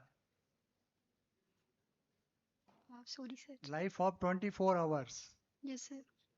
Water bodies, aquatic bodies में sir, rainy. आप मतलब पिक्चरों से मतलब वो मत दीजिए दूसरों का पिक्चर, आप अपना, आपका रिसर्च है, आप अपना फोटोग्राफ दीजिए. अगर आपके पास में mayfly का फोटोग्राफ है तो बहुत अच्छी बात है. आपको मालूम ही नहीं है कि mayfly कब मतलब जो emerge करती है, तो ये आप मीटिंग वाला फोटोग्राफ आपने लगा दिया mayflies का. Life of 24 hours only. Yes, sir. Early in the morning जो है वो एमर्ज करती है, और बाय द नाइट है वो बिल्कुल एडल्ट हो जाते हैं, and then they lay down egg in the early in the morning 24 hours में. Only life history of 24 hours. Yes, sir. Shortest life history. तो ट्राई करिए, ये रिसर्च है, मतलब आप ऐसा नहीं है कि दूसरों के फोटोग्राफ और वो लेके आप इसको इंटरेस्टिंग बनाएं. Yes, sir. और बहुत सारे चार्ट्स हैं जो उसमें आपने ओरिजिनल कुछ भी नहीं दिया है इंसेक्ट्स का. दूसरों के मतलब जो फोटोग्राफ उसमें इंक्लूड करना ठीक नहीं. आप फोटोग्राफ लीजिए अपने, उससे प्लांट्स के ऊपर कैसे पॉलिनेशन हो रहा है, कैसे क्या हो रहा है. कलरफुल बनाने से मतलब जो रिसर्च नहीं होता है, ओरिजिनल उससे मतलब जो है रिसर्च होती है. ओके, ठीक सर.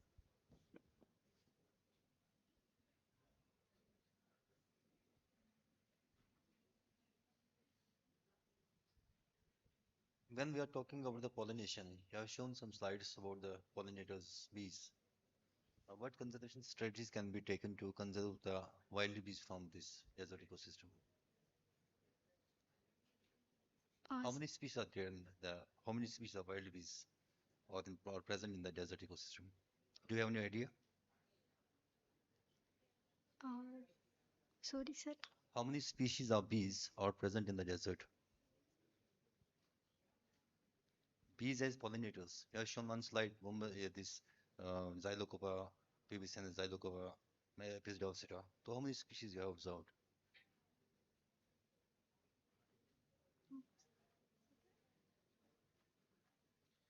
सर एपीडी फैमिलीज के जो है डेजर्ट में बहुत है.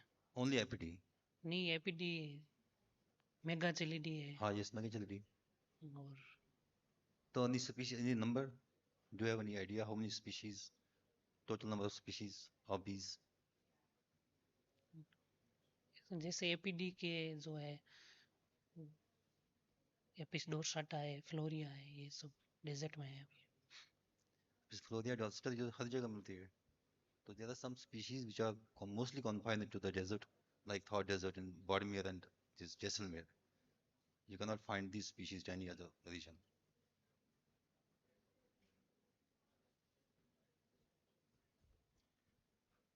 Sorry. Thank you.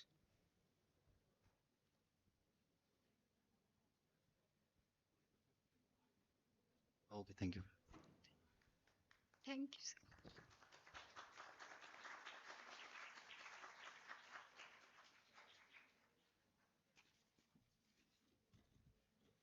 Now I would like to invite next team.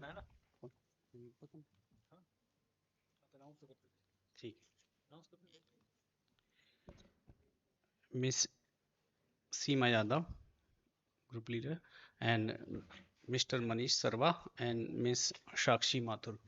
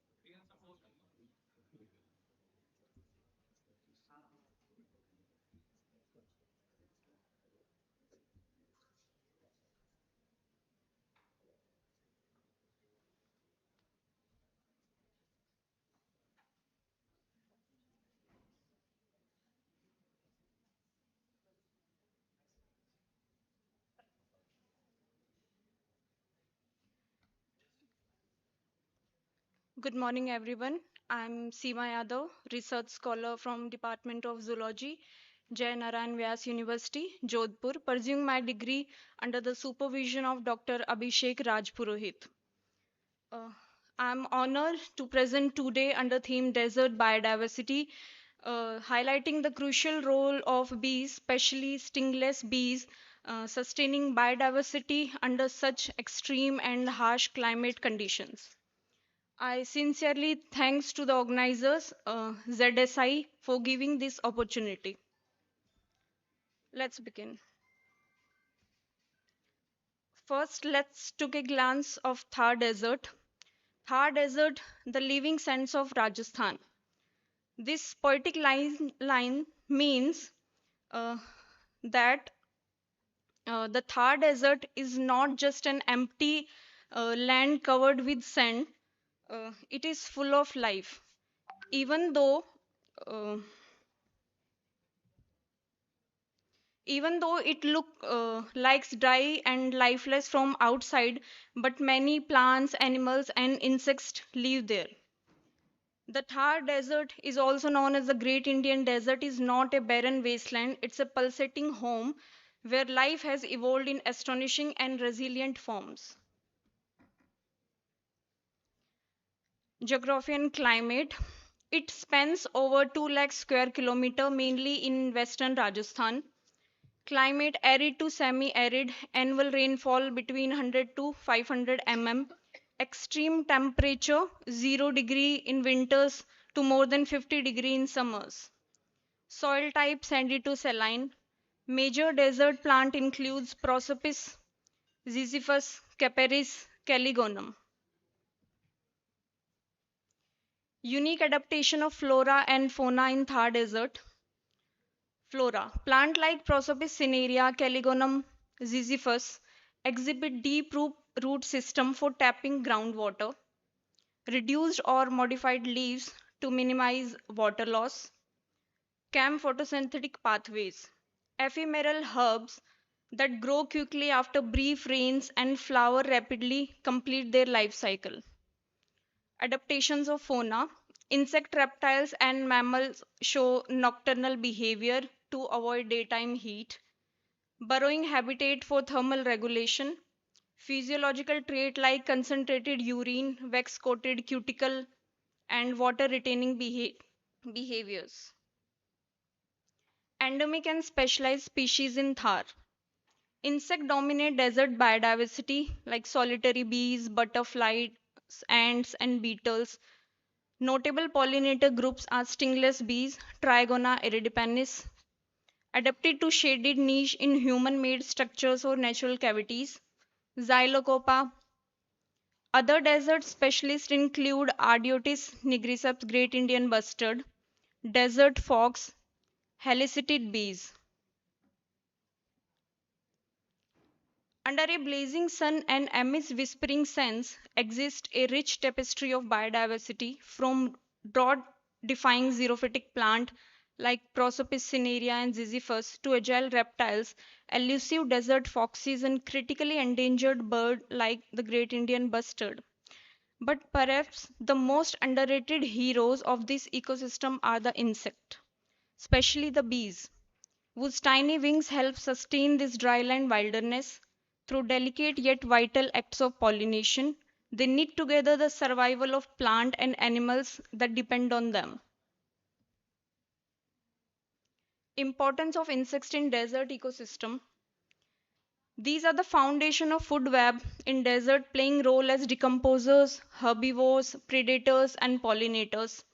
In the harsh arid zone, insects contribute to soil aeration, nutrient cycling, plant reproduction. High temperature tolerance and rapid life cycle make them well suited to desert environment. Pollinating insects, particularly bees, help maintain the reproductive success of native drought-resistant flora. In Thar, survival is not merely a matter of endurance, it's a master class in adaptation. And no creature illustrates this better than the bees that buzz quietly among thorns.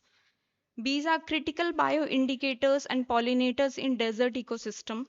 In arid landscape like Thar Desert, where plant life is sparse and conditions are extreme, bees have evolved remarkable adaptation to not only survive but sustain ecosystem functionality. These are specialist pollinators with anatomical adaptation like branched hairs, pollen basket, flower constancy. Their pollination is critical for reproduction of xerophytic plant like Ziziphus, Caperis, Calotropis. In arid regions where pollinators may fail, bees remain resilient and efficient due to their nesting and foraging adaptation.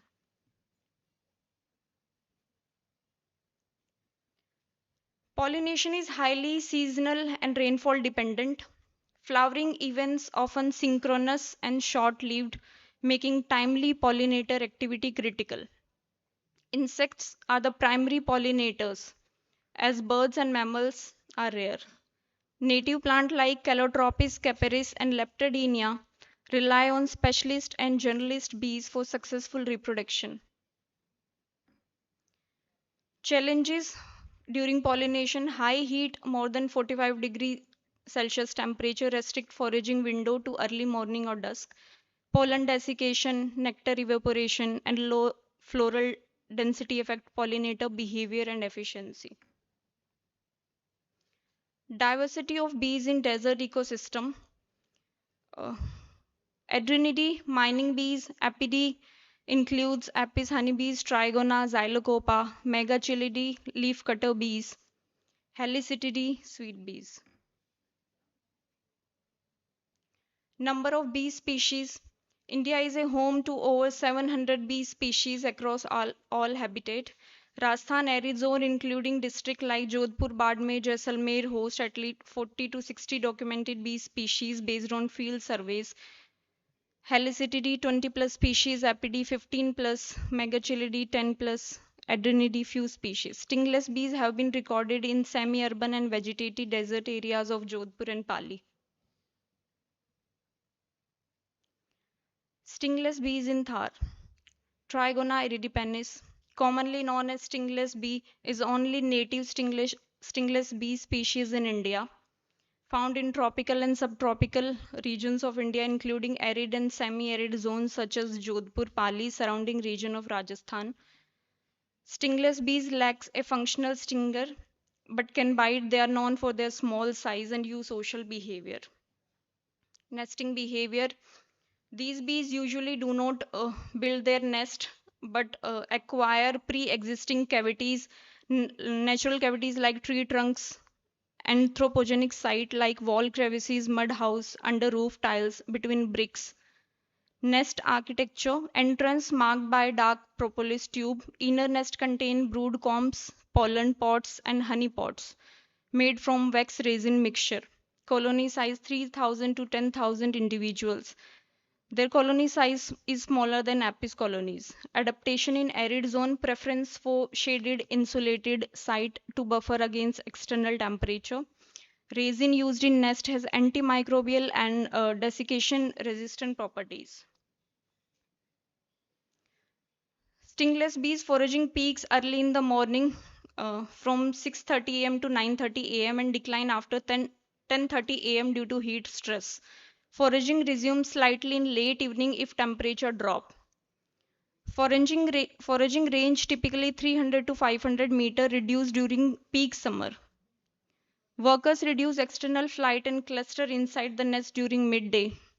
Water collection becomes vital for thermoregulation during dry spells. Nectar foraging is affected when external temperature exceed 40 to 45 degrees Celsius, with a significant drop in flower visitation. I'm working on stingless bees from last 3 years in Jodhpur region.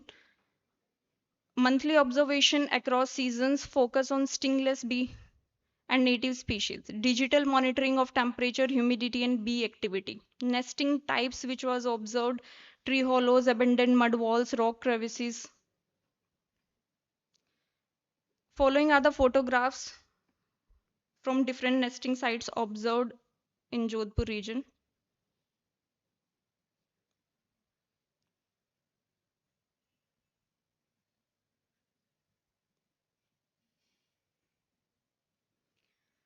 Some observations like foraging trend: peak foraging 6 to 9 am. Activity drop after 10 am, completely cease above 43 degrees Celsius. Evening activity minimal, resumes only when temperature drops to 38. Preferred insulated microhabitat with cooler interiors. Use of tree hollows and shaded mud structures. Early foraging synchronized with plant blooming. Wing fanning behavior observed at nest entrances. Bees are highly sensitive to heat. Microhabitat protection is essential for survival and pollination services in desert ecosystem. Height measurement of different nests from ground level. Measurement and observation of different nesting sites. Monitoring of foraging activity of Trigona during morning hours. These are the nearby floral sources on which frequent visiting activities of Trigona were recorded. Significance of stingless bees in native plant pollination. A key pollinator of native arid plant, Lilium hibiscus calotropis. Pollen-rich composite flowers, Tridex, Lonia. Despite their small size, these bees show high flower consistency, making them effective pollinators. They increase seed set and genetic diversity in wild flora and have been observed visiting flowers of cultivated crop such as cucurbit, mustard in peri-urban field. Trigona redpennis support desert biodiversity resilience by ensuring the reproduction of drought-tolerant plant species, sustaining food webs and soil cover in fragile ecosystem. It was found that flowering preferences of these bees also vary from time to time. In last year, May month, it was recorded that these bees frequently visited Scaddux multiflowers, commonly known as Mayflower. In September month, banana plant. Despite of having such a colorful appearance, these bees do not prefer Catharanthus flowers. Last year in 2024 May, impact of heat waves were also studied. On 25th May, colony left the nest and not returned until the temperature drops down. These bees sensitive to increasingly temperature. Declining in foraging not only affect the ability to collect food but also affects colony health. From this, I conclude my part. For further presentation, I would like to invite Mr. Manish Sarwa.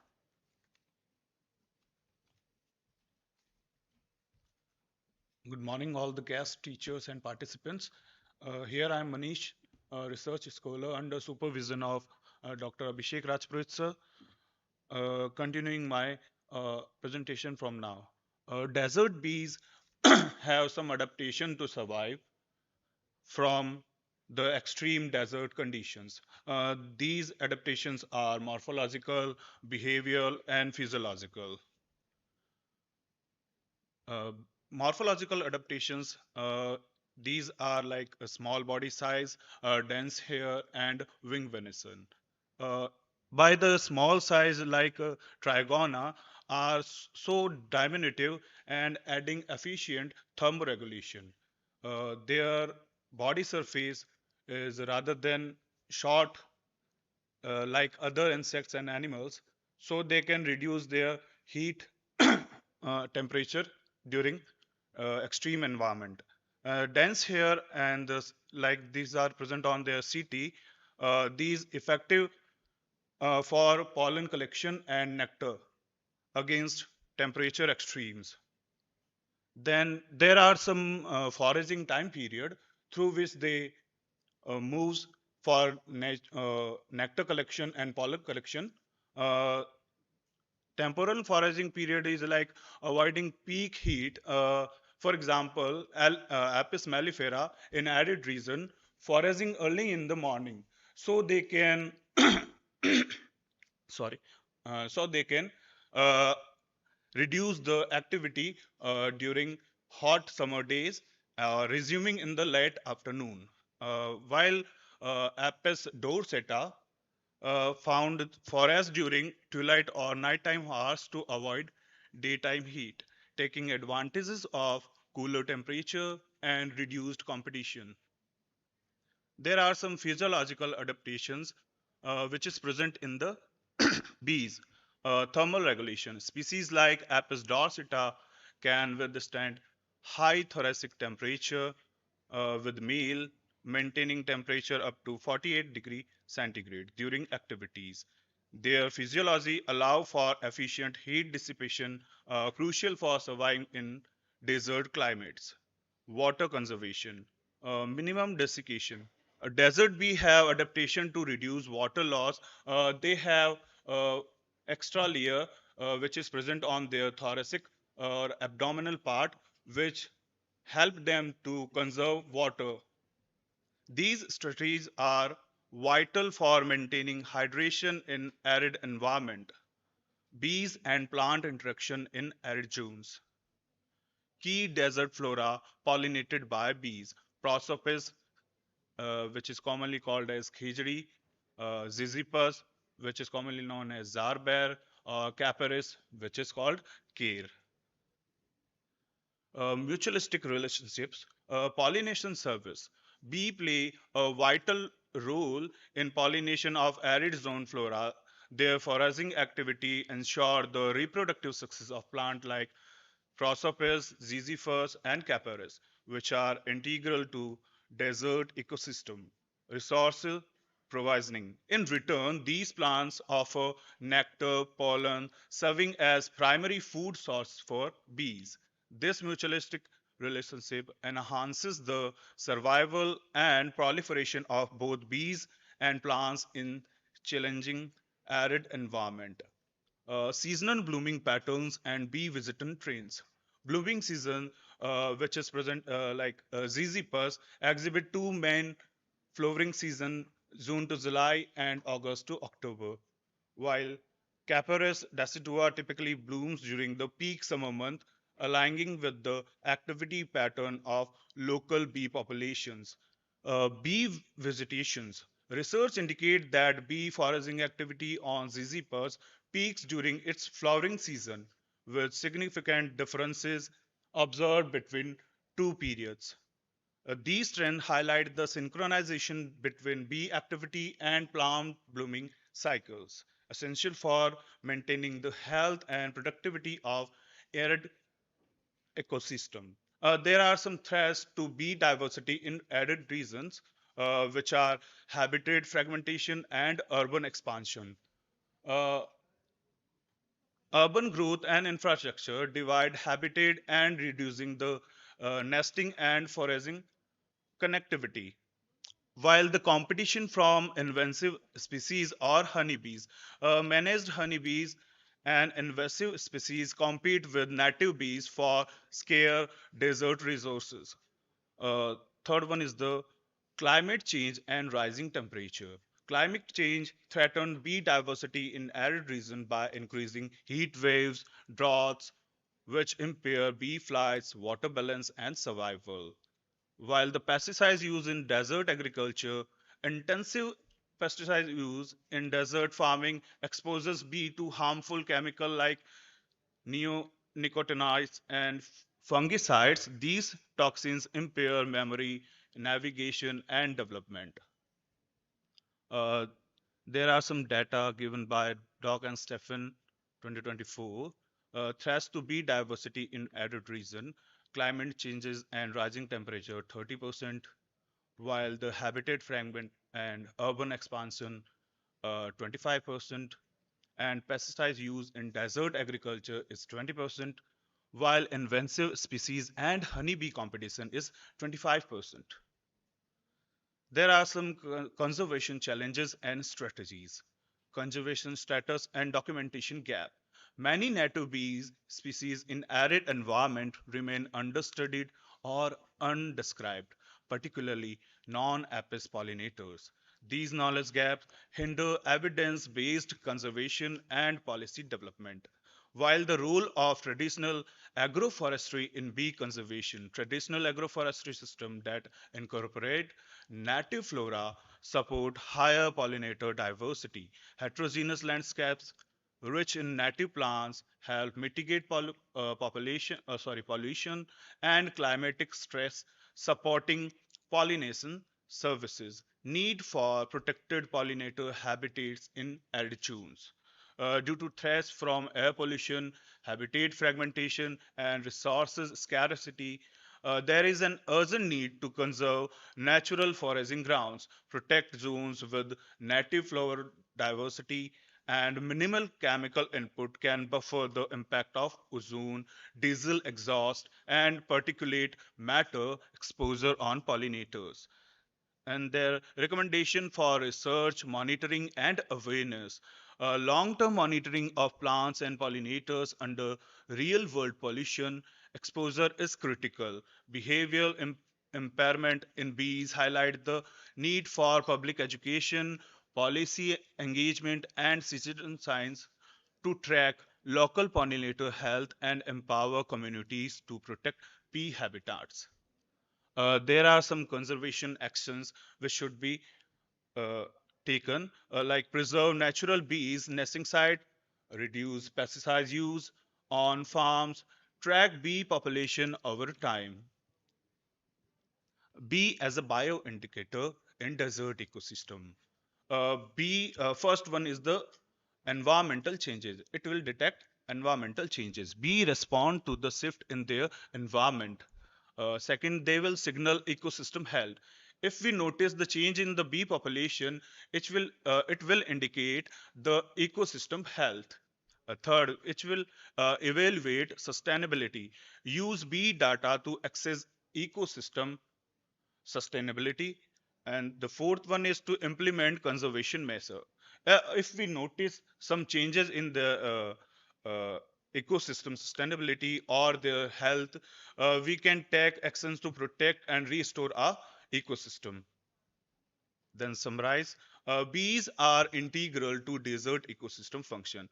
Bees act as a keystone pollinator, enabling the reproduction of native desert plant like Ziziphus, Capparis, and Prosopis. Their pollination support entire trophic chains, influencing the survival of herbivores, seed disperser, soil microbes, and in arid landscape, bee enhance floral resilience and genetic diversity, supporting productivity and regeneration.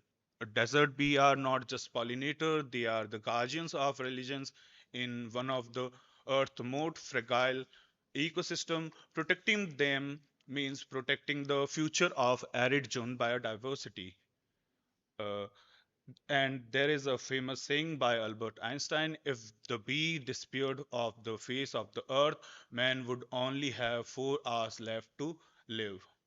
Thank you. I want to thank ZSI for giving me this opportunity to present over here.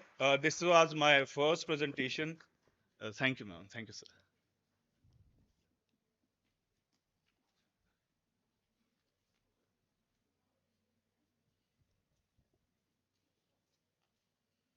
You have not shown the predators of the bee. Yes. What are the predators which can harmful for the bees? Ants, termites, Wasp. wasp, or spiders.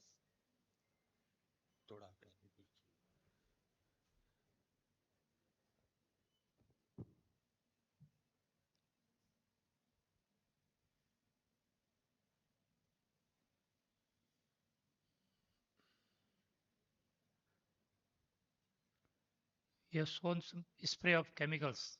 Ji, sir. The bee visiting hours changed due to this chemical spraying. Sorry, sir. Bee visiting hours और the number of individuals which used to come there, उसमें number में कुछ बदलाव आया chemical छिड़काव के बाद? Ji, sir. Even then, these chemical reaches their nest, which will shown like I have seen there dead honeybees, sorry bees, during under the nest there, which will reduces their number also. So they stop coming after that, and they moved out from there. Change their direction. Ji, ji. Yes, sir. Okay. Climate change. Yes, sir.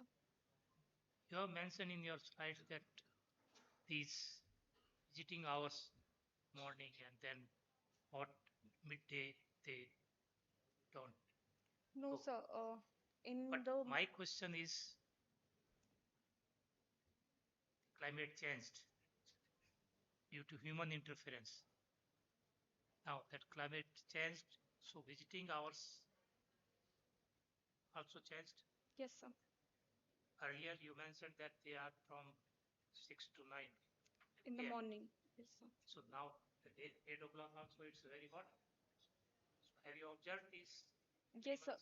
Sir, there is some activity, but not like which I have observed during early morning.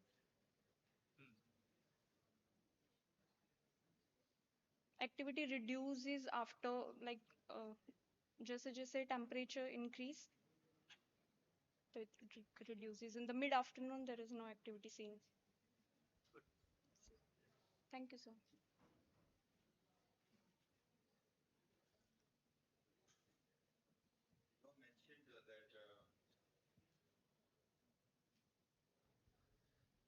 You have mentioned there are 700 species of bees.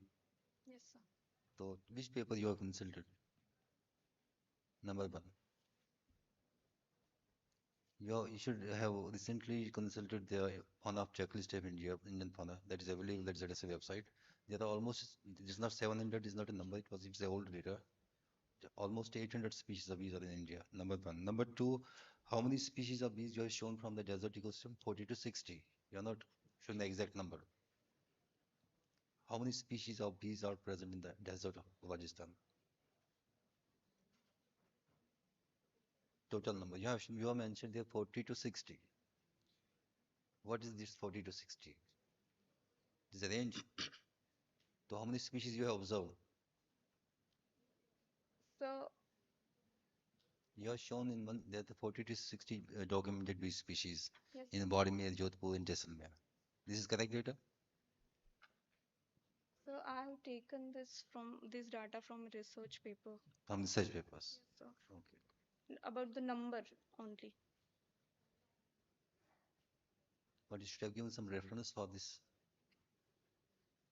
Yes, sir. Data resource sources from ZSI Fauna of Rajasthan series and Where is Fauna Rajasthan?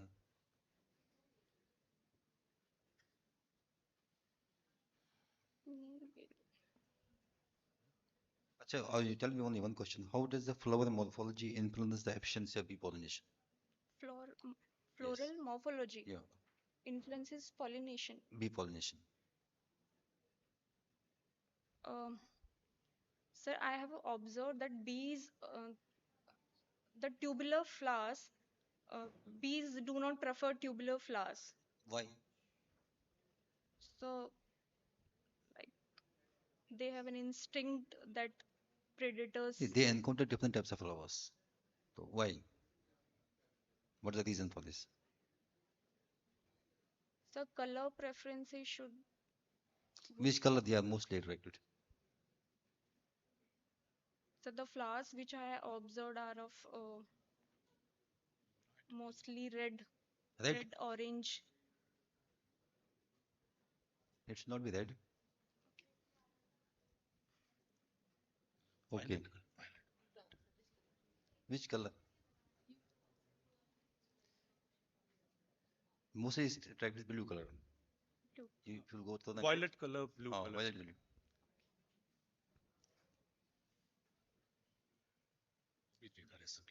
Achha, what conservation strategies can be taken to conserve these wildlings? You are working on the stingless bees Yes. only? Yes, sir. This is your PhD research? Yes, sir. Okay, so what are the conservation strategies that we can conserve these stingless bees from Rajasthan? Minimal use of pesticide or तो ऐसा होता है यहाँ पे conservation of nesting habitats. Nesting habitat को कैसे करोगे conserve? लोगों को कैसे समझाओगे आप? अब एक तो हम बोलते हैं, हम तो रिकमेंडेशन देते हैं, तो फिर वो ग्राउंड लेवल पे तो हो ही नहीं रहा है.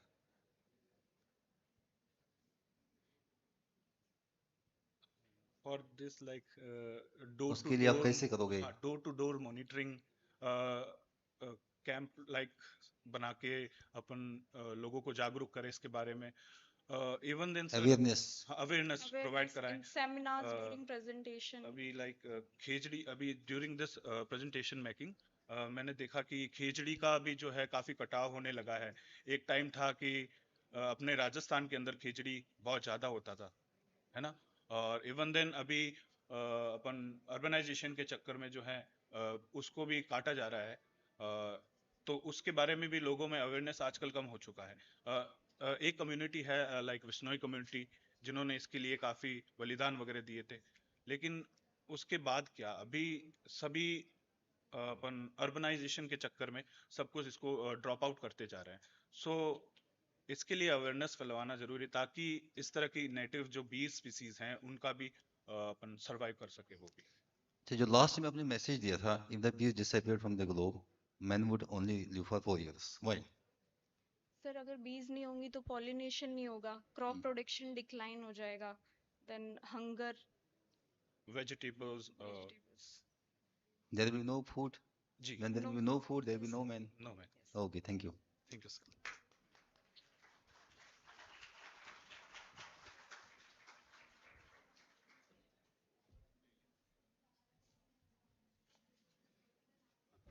Now I invite next team, led by Miss Akshika Sharma and his teammate Miss Karishma Khichi and Miss Bharti Joya. Please come on the stage.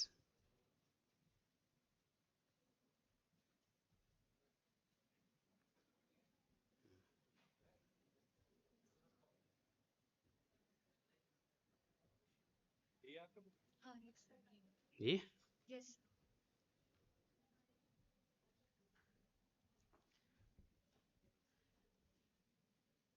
Good afternoon, ladies and gentlemen. Today, I, Akshika, with my teammates Karishma and Bharti, are here on behalf of Mayurakshi Group of Institutes, BSc BEd first year, to deliver a presentation on the topic Desert Ecosystem and Conservation. Let's start with a quick question. What is a desert ecosystem? Well, a desert ecosystem is a geographical region characterized by extremely low rainfall where climatic conditions such as high temperature variation and aridity dominate. These ecosystems support specially adapted plant and animal life and are shaped by physical processes like wind erosion and limited water availability. Let's study the types of desert. You must be wondering, what are these pictures depicting? Well, they are depicting different types of desert. The very first picture represents hot and dry desert. The climate is very high, rainfall is very low. Example include Thar and Sahara desert. The second picture represents cold desert. The climate is cold most of the year, rainfall is low, often snow. Example basically includes Gobi desert. Third on the slide, we have semi-arid desert. The climate is cool winters, warm summers. Rainfall is slightly more than hot desert. Example includes the Great Basin Desert of USA. Fourth on the list, we have coastal deserts. The climate is cool, foggy, very dry. Rainfall is extremely low. Example includes the Atacama Desert of Chile. Next up, we are going to study the components that form a desert ecosystem. Well, there are two components. The very first one is abiotic, which is also known as the non-living factors, and the second one is biotic, which are also known as the living factors. Let's take a quick look towards the abiotic components forming a desert system. Well, these are those components which are non-living physical and chemical factors that influence an environment. In the picture, you can clearly see several abiotic factors as air, salinity, soil, temperature, light, water, minerals, pH, humidity, etc. Let's study some of the prominent abiotic factors that affect a desert ecosystem. The very first one on the board is temperature. Of course, desert experience extreme temperature variation in which in hot desert the temperature goes above 45 degrees Celsius, while in cold desert the nighttime temperature drops below 0 degrees Celsius. The causes of these temperature extreme creates low humidity, clear skies, sparse vegetation, etc. The impact that such ecosystem creates is specially adapted plants and animal life. In the picture, we can clearly see the temperature of a desert is touching almost 50 degrees Celsius. Next up, we're going to study about the sunlight in a desert ecosystem. Of course, desert possess very high solar intensity wherein direct sunlight is included due to clear skies. Some desert get over 3,600 hours of sunlight per year. Yes, you heard me right. The effect that this creates on organism is plants are adapted with small waxy leaf and reduced water loss, while animals practice nocturnal and burrowing habits. A quick fact check of photosynthetic adaptation seen by plants is they use a system called a SCAM photosynthesis in which they open their stomata at night to conserve water. The picture of Atacama Desert in Chile is over here because it is known as one of the sunniest places on earth and very ideal for solar power research. Next up, we are going to talk about the soil which is found in desert ecosystem. Of course, various types of soils like sandy soil, clay soil, rocky and gravelly soil. Key characteristics of these soil include low organic matter, high mineral content, often alkaline and poor in fertility. The plant growth in such soil exhibits roots spread deep and wide access to limited moisture and grow with minimal nutrients. A quick interesting fact is some desert soil form a structure called as desert pavement, which is a surface covered with tightly packed stones formed by wind erosion. In the picture, we can clearly see a sample of sandy and cloy soil exhibiting. Next up, we are going to talk about the water in desert. Desert exhibit very low rainfall, wherein few desert exhibit rainfall less than 250 millimeters annually. Rain is irregular and precipitation patterns are often unpredictable.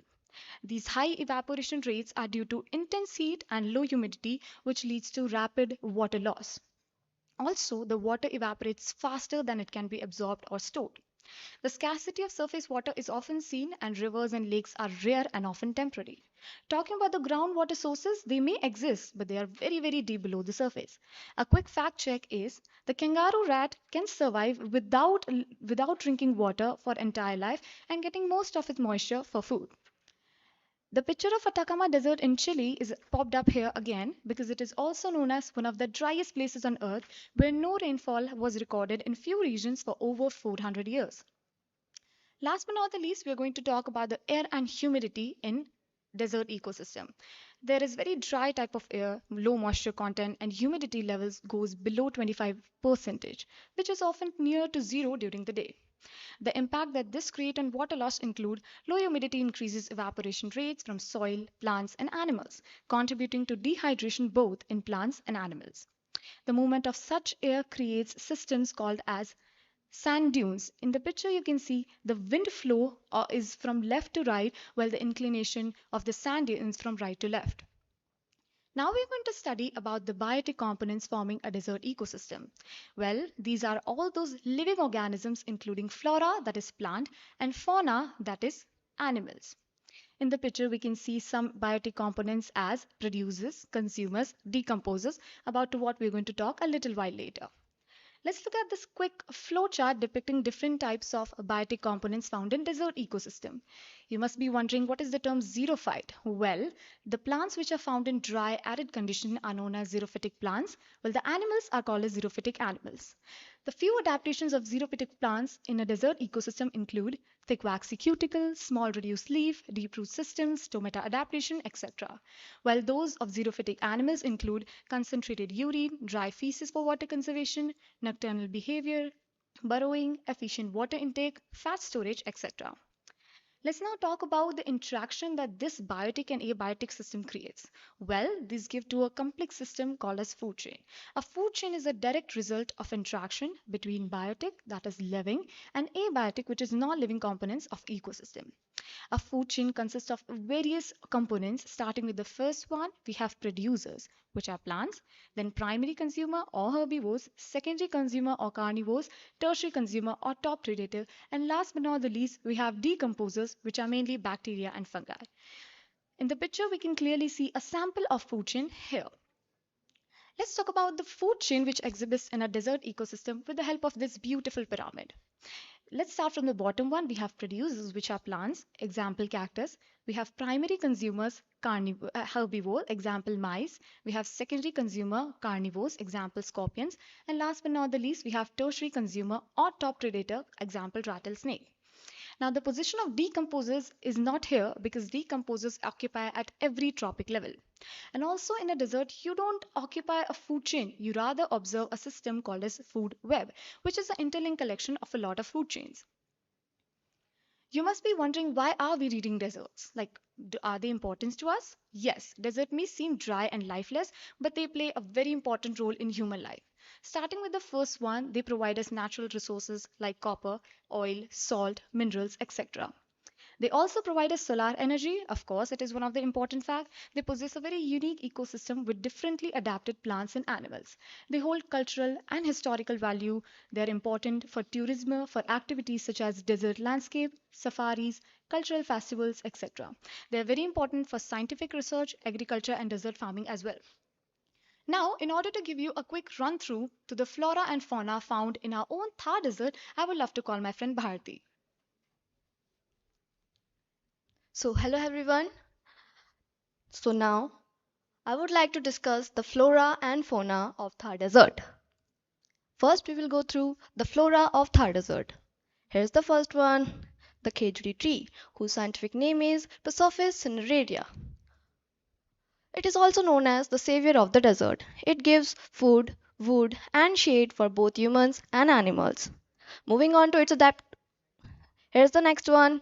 It also shows the medicinal properties like bark used to treat wounds, pod also known as sangri, used to treat digestive issues like indigestion and diarrhea. One more thing about sangri is It have been recently granted a GI tag. It also shows some anti-inflammatory properties like pain relieving and swelling. The next one, Rohira tree, scientific name Tachyomilla undulata, also known as the desert teak. Adaptation showing it can tolerate long dry periods, having small and thick leaves and hard dense wood. It also shows some medicinal properties like wound healing by applying bark to the cuts, pain relieving. Leaves are used to relieve from muscle pain and other discomfort. It also treats skin conditions. Now we will move on to the very interesting, very fascinating, the fauna of Thar Desert. Here's the first one on the stage, the state bird of our own Rajasthan, which is the great Indian bustard, also known as Arbutus nigriceps. Talking about its IUCN status, it is critically endangered. Its population is about 150 in Rajasthan, which accounts 95% of its total world population. Most of them live in Rajasthan like Desert National Park. It is one of the most endangered bird in the world. But here's the good news about it. Recent count shows a small increase in number due to collective efforts of Rajasthan Forest Department. Now, I would like to share some unique features of GIB. It is one of the most heaviest flying bird. Believe it, it weighs 15 kilograms, yet it is capable of flying. Interesting, right? It is endemic to India only, found in the regions like Rajasthan, Gujarat, and Karnataka. The GIB has become a symbol of Indian efforts to save endangered wildlife species with special breeding programs and Supreme Court support. Here's the next one, the Indian gazelle. Scientific name Gazella boniti, also known as the chinkaras. Highlighting its IUCN status, it has moved from endangered species to least concern status due to collective efforts of wildlife sanctuaries and conservation projects. They are mainly found in state of Gujarat, Rajasthan and Haryana. Though they are large in population, but still they faces such threats like urbanization, habitat loss and getting prone to disease like lumpy skin disease. There are several efforts made to protect chinkaras involving local community efforts and wildlife sanctuaries. Now, of course, we have the camel on the board, as you can see on the stage. Talking about its IUCN status, though they are large in population, but still its few species are critically endangered. Rajasthan accounts for about 84% of national camels population. Its adaptation showing it can survive long without water and can tolerate high body temperatures. It is also having long eyelashes, closed nostrils and broad feet to walk on sand. Look at its hump. It's often said that camel stores water in its hump, but actually it stores fat. Further, the fat is metabolized when the condition is scarce. For species at risk, Rajasthan government launched a camel conservation mission (CCM) in 2023 to conserve camels population and support camel herders. Now, moving on to the another unique animal, the desert cat, whose scientific name is Caracal caracal. A desert cat with thick fur and sandy color for showing camouflage in desert. Look at those highly sensitive large ears, which helps in pre-detection. It gets most of the moisture from the food and behaves nocturnal to avoid daytime heating and conserve water. Now, meet up the Indian spiny tail lizard. Scientific name Sara hardwicki. A desert-dwelling reptile characterized by broad, flat and spiny tail body. Its adaptation showing burrowing behavior helps to regulate their body temperature. It stores fat in its tail and shows diurnal property. It is also threatened due to habitat loss and illegal hunting, but now it is protected under Wildlife Protection Act of India.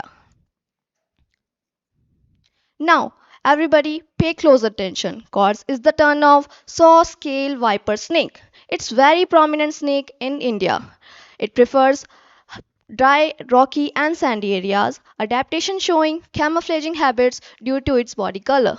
It plays a defensive role by making sizzling sound by rubbing its scales. It is very aggressive in behavior and quick to strike when it is threatened. It took nutrients from insects and rodents, produces concentrated urine to save water. It is also protected under Wildlife Protection Act of India. One more thing about the snake is it is one of the most venomous snake in India. So be careful when you meet up or see them. Here's the last but not the least, the Indian desert fox. Scientific name Vulpes pusilla. It is a desert adapted subspecies of red fox. Habitat involving preferred arid sandy regions, adaptation showing camouflage and blend with environment. It shows remarkable heat tolerance activity and its ears act as radiators to dissipate heat. It is also known for its speed and stealth. Though they are least concerned, it still faces threats such as habitat loss and illegal hunting. They are also protected under Wildlife Protection Act of India. Now everybody, I would like to call upon my friend Karishma to take you all through a beautiful journey which showcases our own desert, that is the Thar Desert. Hello everybody. Now we are going to talk about some general points of the Thar Desert.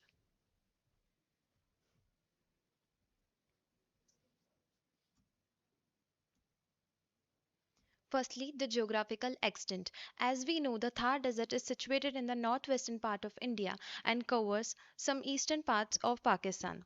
Majorly lies in the Rajasthan but covers some parts of Gujarat, Punjab and Haryana, stretches from the Aravalli Hills in the east and Indus River in the west. Talking about the next aspect, that is climate. The arid and the subtropical climate are found in the Thar Desert with minimum rainfall, extreme temperature exceeding over 50 degrees Celsius. The rainfall resulted by the southwest monsoon season. Now the next one, that is the tropical and the landforms, mostly undulating terrain with a mix of sand dunes, rocky outcrops and the salt plains are present. Elevation around 200 to 500 meters above the sea level.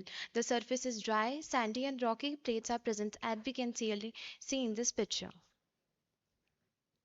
These are some common adaptations that are found in the plants and animals of the Thar Desert. The plants having water conservation techniques and tolerate extreme temperature minimizing the water loss. Animals having nocturnal behavior and they lives in the burrow to stay cool, store water or fat. These are some common examples of the plants and animals that are found in the Thar Desert.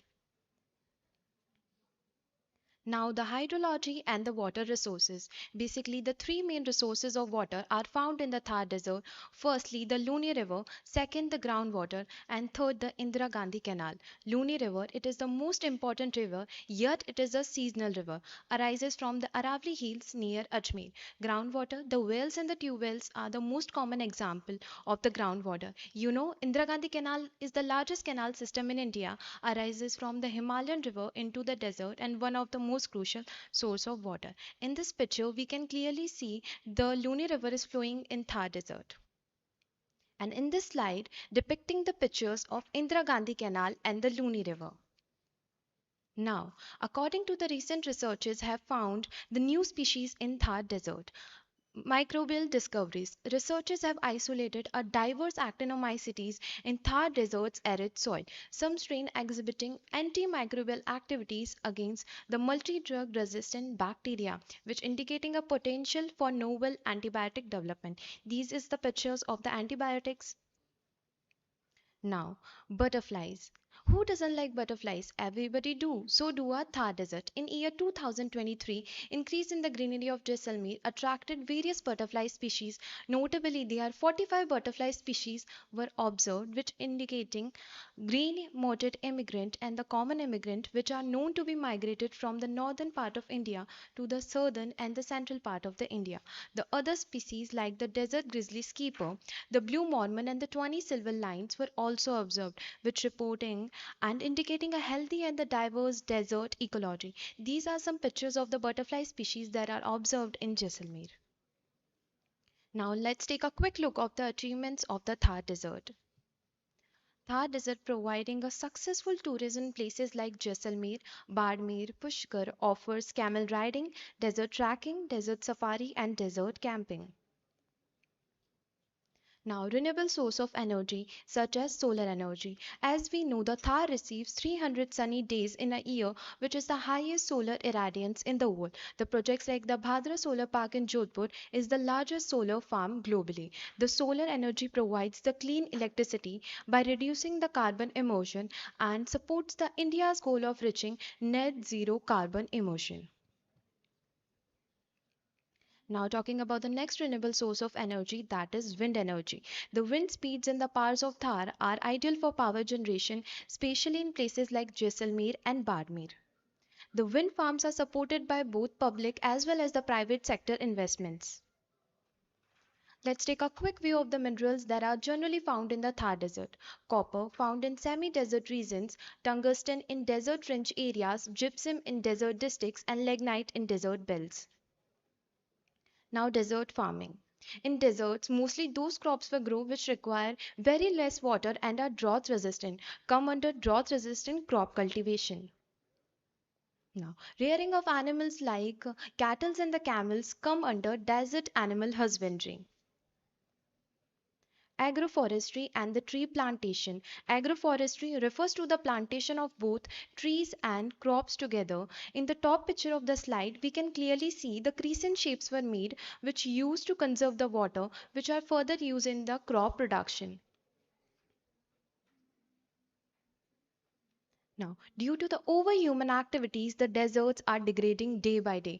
To conserve our deserts, the international efforts made by the IUCN, International Union for Conservation of Nature, the national efforts by the Kazri Central Arid Zone Research Institute, the local efforts by the Amrita Devi and the Vishnoi movement.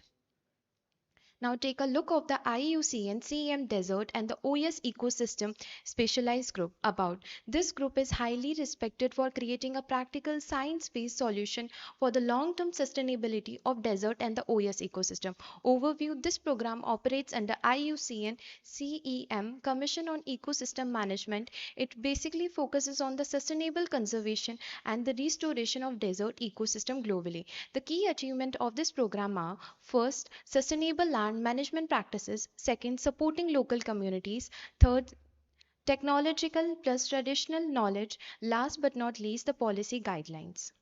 Now talking about the national efforts made by the Kazri Central Arid Zone Research Institute, which headquarters situated in Jodhpur, established in 1959, governed body ICAR, Indian Council of Agricultural Research, and its aim is to focus on the sustainable development of arid as well as the semi-arid regions, especially the Thar Desert. The key achievement of this program are: first, conducting a research on desert ecology; second, develop technologies for the dryland agriculture and water conservation; third, sustainable land use in arid zone; last but not least, encourage locals for practicing climate resilient methods.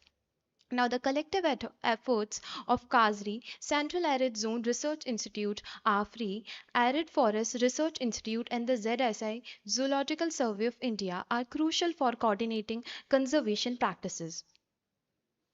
Now talking about the local efforts made by the Amrita Devi and the Vishnoi movement. The Amrita Devi Vishnoi was a brave environmental activist in 1730. She laid down her life in protecting the Khejoli village which were being cut by the king's men. The Vishnoi movement location in Khejoli village, Rajasthan. The sacrifice was made by the Amrita Devi and other 363 Vishnoi died in defending trees, and it is one of the most earliest and the strongest eco-conservation movement in the world. Its goal is to protect the desert biodiversity and commemorate her legacy.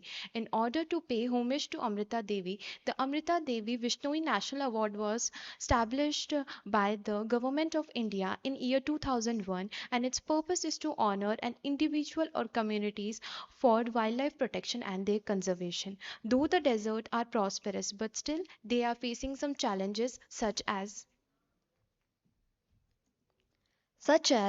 desertification, the process of fertile land becoming desert due to human activities and climate change. This is a major threat, reducing agriculture productivity and impacting livelihoods. For an example, overgrazing in Thar Desert.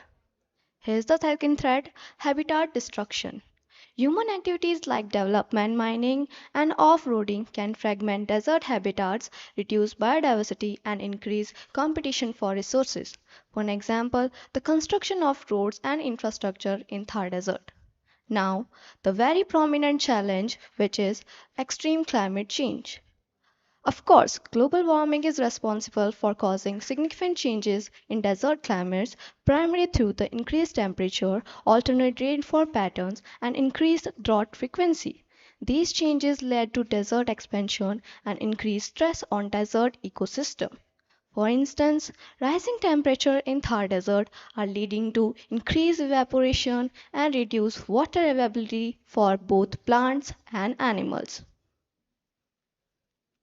Now, these are several challenges and conservation practices. But what I can do as a student, what you can do as a citizen of India, and do these individual efforts will lead to something?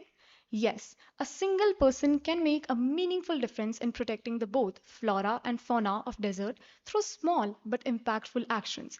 Here are some effects that an individual can take. The very first one includes plant and protect our native species. Grow native species in desert plants like khejri, babool, or ber around homes or community spaces. Second, avoid cutting trees and encouraging others to do so. Next, we can conserve water. We can use water wisely and promote traditional water harvesting methods like tanks and johats.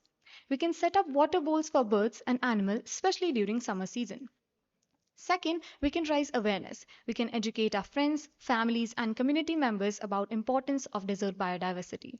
We can start with a slogan saying, saving the sands, saving the species. Also, we can share information on social media using technological stuff or organize small awareness events.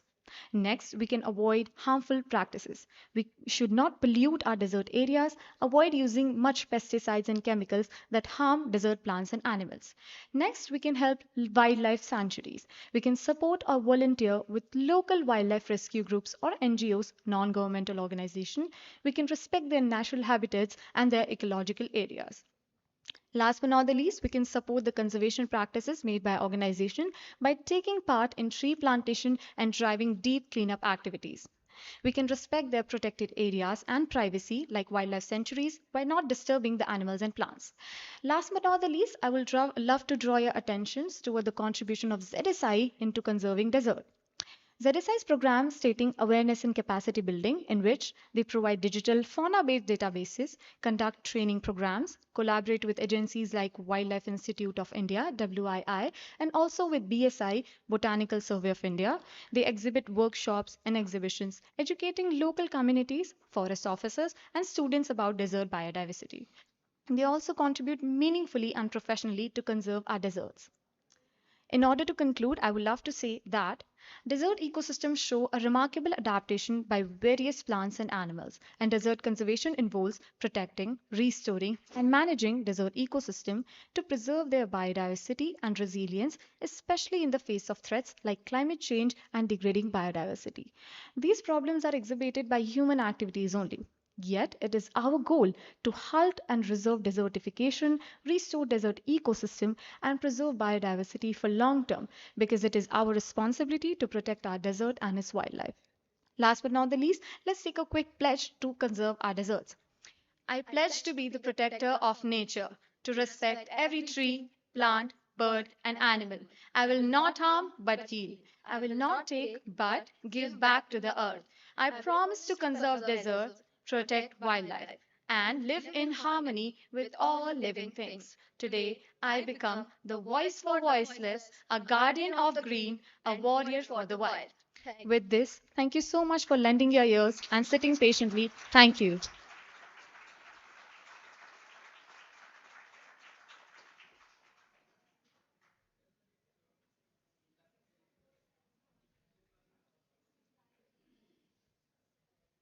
You have given the example of not taking the water. Kangaroo rat मिलता है क्या राजस्थान में? Sir, I think yes. Sir, rat species are found, but not very aware of the kangaroo rat species. कौन सी species है जो मतलब पानी नहीं पीती है यहाँ? So it does drink water, but like very less, or get most of it moisture from food itself. इनमें जो रहते हैं उसमें तो पानी होता ही नहीं है. So we'll definitely look up to that. Hmm? So we'll look up to that.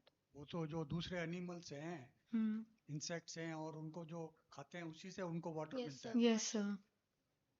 तो ये डेजर्ट कंगारू रैट ये मतलब राजस्थान में पॉसिबल नहीं है. और खोजड़ी और रोइडा की आप बात करते हैं, इसके ऊपर कोई किसी तरह के इंसेक्ट या कोई एनिमल नहीं रहते हैं क्या? You are not talking about the fauna of the area. On the khejdi and roida, bear, care. So we thought of including the medicinal properties a little more because they're very. Okay, sir. We'll look. Animals का भी तो role होना चाहिए ना plants के ऊपर. Yes, sir. दूसरा आपने बोला Indian spiny tail Lizard. Yes. It's herbivorous, not taking any animal. Okay, sir. So, but we did searched for Not that. at all. आप लिटरेचर देखना इसमें. Okay, sir. We'll look ठीक up है to ना? that. Yes, sir. We'll look up to that. ये herbivore है पूरा. Okay, sir. Question में आपने लिखा बटरफ्लाईज आपने 4 दिखाई, उसमें से 3 तो राजस्थान में मिलती ही नहीं है डेजर्ट में. So, but we searched for it and we नहीं. did got those pictures only. ऐसा आप फौना मत दिखाइए जो यहाँ नहीं मिलता है. So last two were the ones like the blue mormon and desert ones. Skipper. आप वो पिक्चर उसी की दिखाए जो यहाँ पे मिल रही है. ठीक है ना? Okay, sir. Okay, sir. बाहर का पिक्चर दिखाने से, जैसे आपने स्नेक दिखाया 100 स्केल वाइपर, उसमें एक पिक्चर दिखाई उसमें वो 100 स्केल वाइपर नहीं है. So it kind of have a similar appearance with the rattlesnakes. दूसरों की पिक्चर दिखाने से फौना नहीं कंप्लीट होगा. ठीक है ना? आप ओरिजिनलिटी रखिए फौना की. Okay, sir. खाली अच्छा मतलब प्रेजेंटेशन बनाने के लिए उसको दूसरे एनिमल्स को मतलब जो है उसमें फोटोग्राफ में मत दिखाइए, नहीं तो ऐसा लगेगा कि ये राजस्थान में मिलता है डेजर्ट में. Okay, sir. ठीक है? Yes, sir. आप उसको आप रिमूव कीजिए. Okay, और sir. सिर्फ 100 स्केल वाइपर का ही मतलब जो है, जो हमारी पर्ड कहलाती है यहाँ की लोकल भाषा में, उसी का फोटोग्राफ दीजिए. आप नाग का फोटो दे सकते थे, नाजा का. हाँ, yes, sir. हैं? आप सैंड बोआ का फोटो दे सकते थे. बहुत सारे स्नेक हैं यहाँ तो. Okay, sir. तीनों मतलब जो पॉइजनस स्नेक है, Mm-hmm. वाइपर है, Hmm. कोबरा है, 100 स्केल वाइपर है. ठीक है ना? ओके.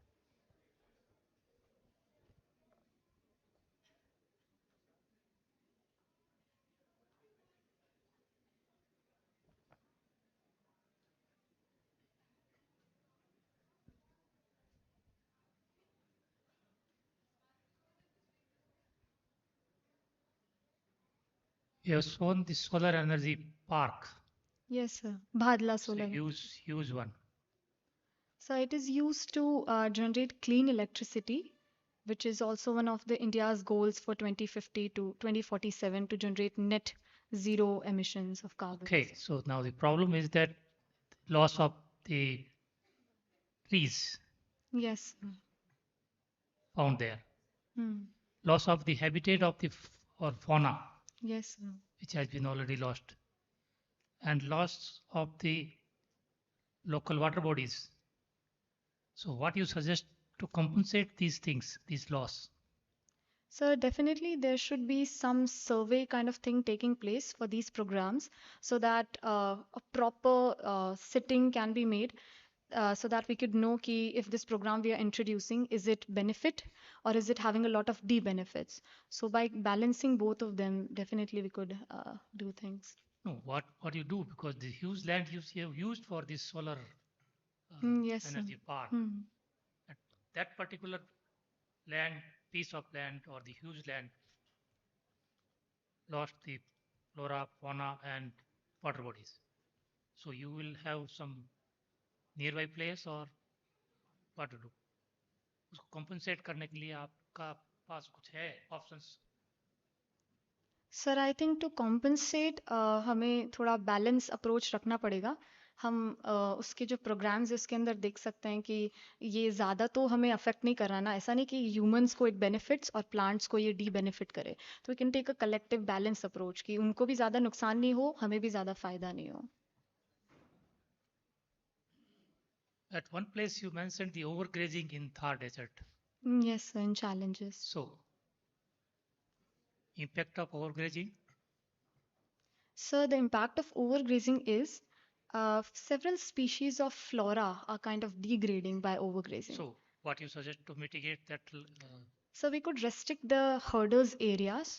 हम उन्हें इसी बाउंड्री में ओवरग्रेज मतलब ग्रेजिंग करवाएं. We could restrict कि these are the plants which are kind of important. So don't take your cattles over here. We can force them to move on to the next ones. The species of flora which are present in abundant number, we can shift on to that so that the endangered species can actually collaborate. Thank you, sir.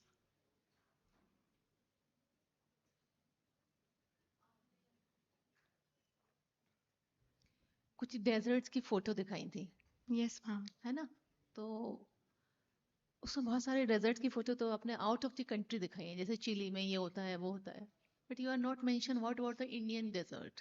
So we are talking about here only on the desert of India.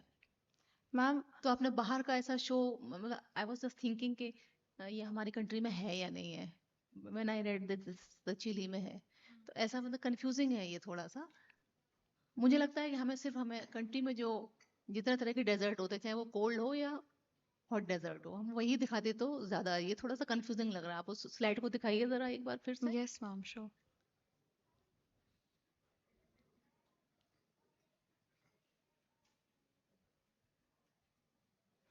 Yeah, type of desert. Yes, ma'am. So all are found in India? Ma'am, since the Thar desert is hot and dry desert, which is the only desert which is found in India, and the other ones, the first picture is of Thar, while the other ones are of foreign deserts. Your title is the types of desert.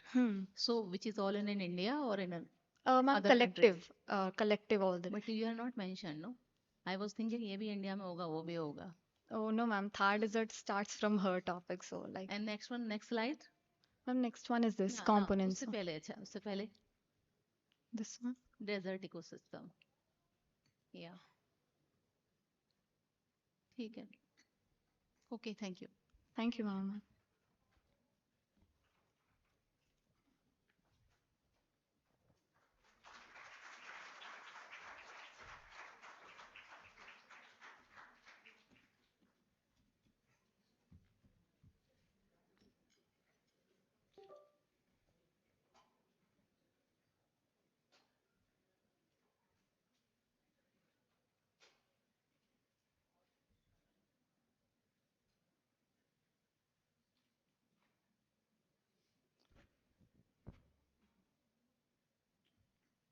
अब मैं अगली team जो presentation के लिए invite करना चाहूँगा. इसमें miss Bhumika Patel and her teammates Radhika Chauhan and miss Sanji Mathur. Please come on the stage.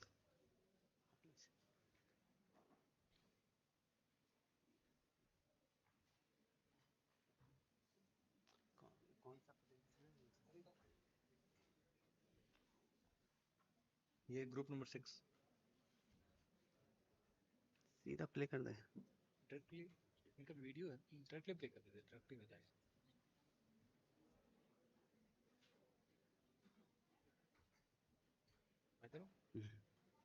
इसमें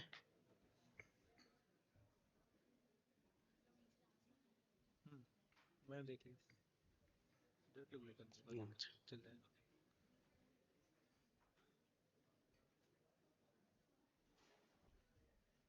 Okay.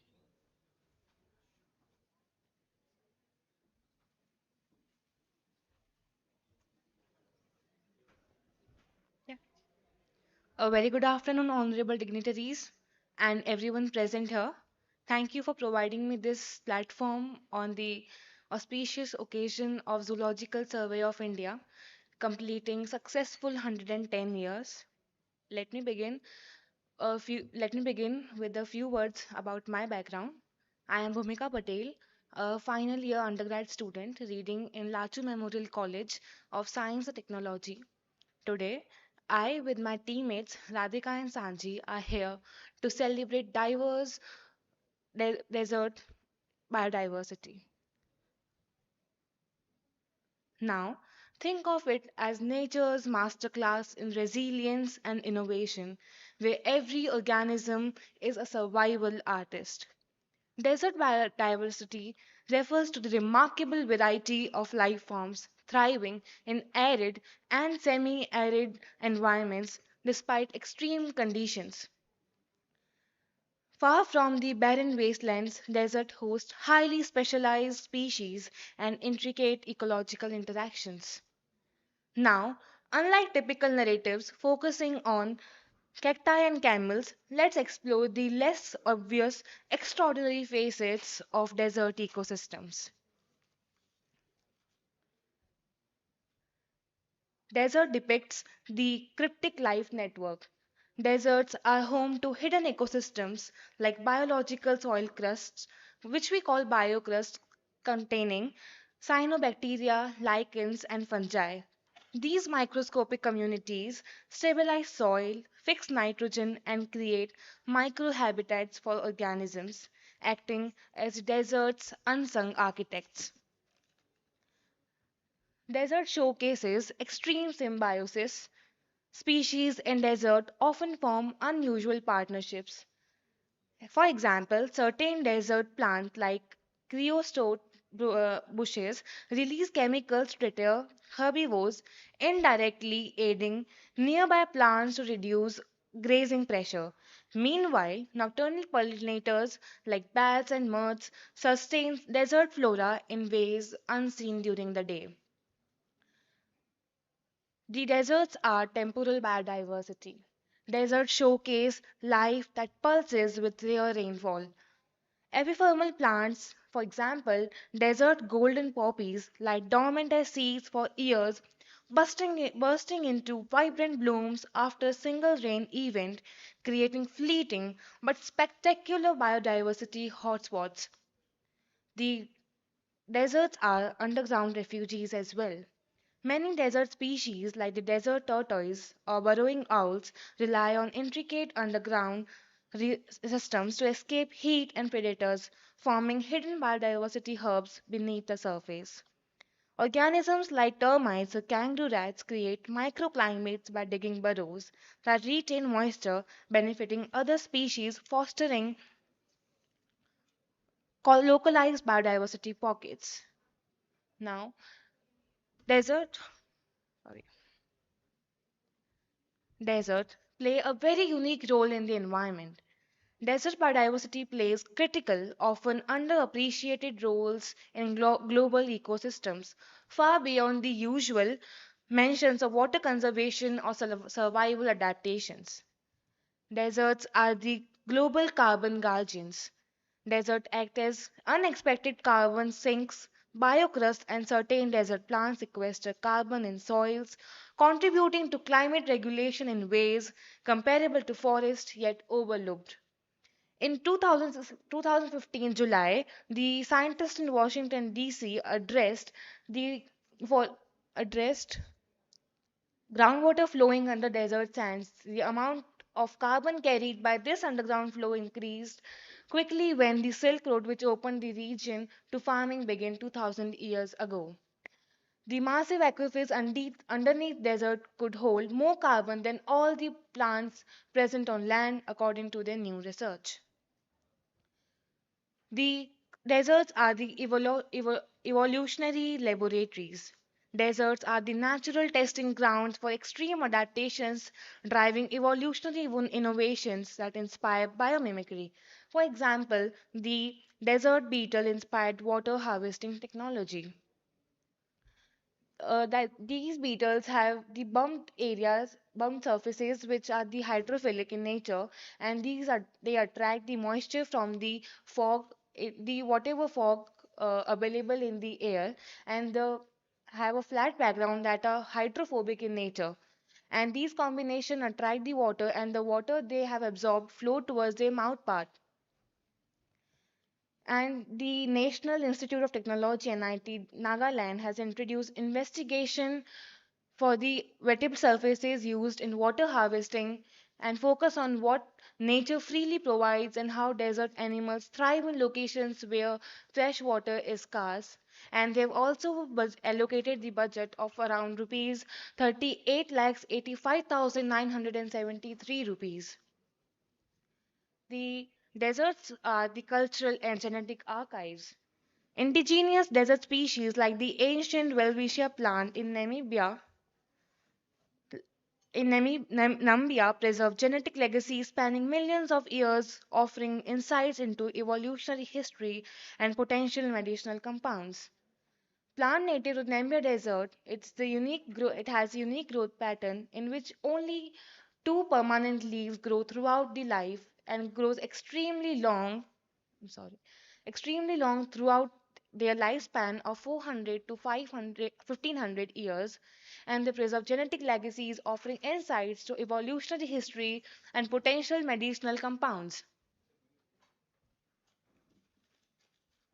Deserts are the global ecosystem stabilizers.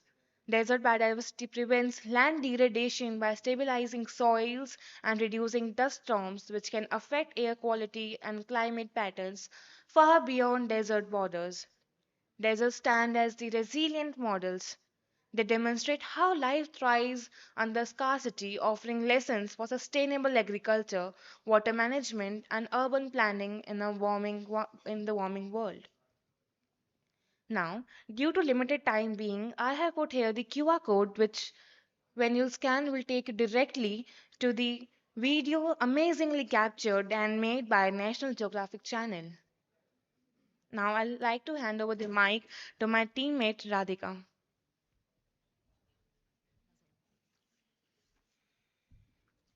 Good afternoon. Thank you, Bhumika. As we are here discussing desert biodiversity that plays an important role in the environmental aspects, Oasis of Hopes conserving deserts' rare creatures shows variety of life form thriving in arid environment categorized by low rainfall, extreme temperature, and sparse vegetation. Despite harsh conditions, desert hosts unique ecosystem with highly adapted species of plants and animals. As animals here have evolved physiological and behavior traits to conserve water withstand heat. Today, I will be focusing on two most important as well as significant animals of our Indian Thar Desert that not only are vital for desert ecology but also carry deep cultural significance in India. Those are black buck and great Indian bustard. Black buck are usually adapted to habitat like grassy plains and lightly forested areas. Having a natural source of water as can't live without regular drinking due to regular running have speed of 80 km per hour. Grassy plains are include a large part in Gujarat, Rajasthan, Madhya Pradesh, Tamil Nadu and Orissa. Godawan are found in India with flat landscape, grassland and scrubland. As they feed on grasses is the main purpose of their habitat. These animals require inviolate space with minimal disturbance for breeding and survival. Female blackbuck. Usually, female blackbuck are smaller in size than the male ones. Pale in color, no stripes, no spots on the body, as usually bear small horns or no, called as doe. Most of the females are active during days, stay, stays in group and are agile in nature, have fast reflexes, sharp eyesight for protection from predators. Male blackbucks are dark in color, having black back, white lines, and spiral horns. The more the spiral horns, the older the blackbuck is. Male blackbuck use pheromones for communication during mating. Male releases pheromone signals dominance and attract females. These chemical signals play crucial role in reproduction. The chemical are released through urine, saliva, fecal matter, and skin secretions. Beside mating season, these are solitary in nature, doesn't stay in herds. Godawan. Once Godawan was contender of India's national bird, but lost due to the name risk being misspelled as bastard. This quirky historical tidbit highlight how even linguistic quirk can impact this much. Despite being heaviest bird, weigh up to 18 kg, great Indian bustards are clumsy flyer with narrow frontal view. This makes them prone to deadly collision with power lines crisscrossing their desert homes. Estimated birds die due to these. During breeding season, March to September, male, male Godawan gather in group called legs to perform flamboyant courtship display, puffing up their crestal crowns and inflating gulla pouches to produce deep resonant call and sound. It is like desert concert which male strut and sing to win over female. It's just fleeting romance. Great Indian bustard species, flagship species for grassland health, but at home faces threat to green energy product, solar panels, wind turbines meant to save planet and fragmenting their habitat, turning their arid stage to crowded industrial zone. Great Indian bustard, when danger looms, female observe, carrying their chicks under their wings to protect them from predators, also called chicks under wings. Challenges.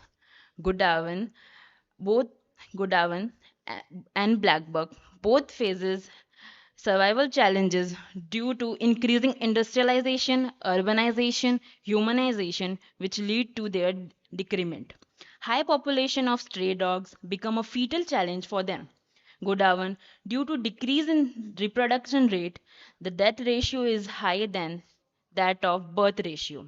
Black buck, due to their significant horn, become a part of poaching and hunting, as some of the richies demand their horns over their life. As human interfere and wildlife increase, the wildlife population decreases. Predators are hunting is also a general face challenge for them. Preventions.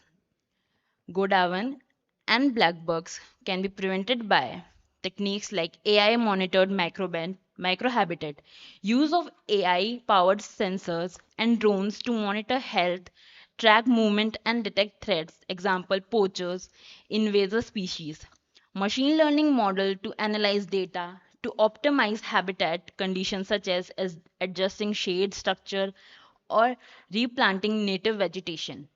Real-time data enables rapid response to threat, improving survival rate. For instance, AI could track other animals to prevent overgrazing.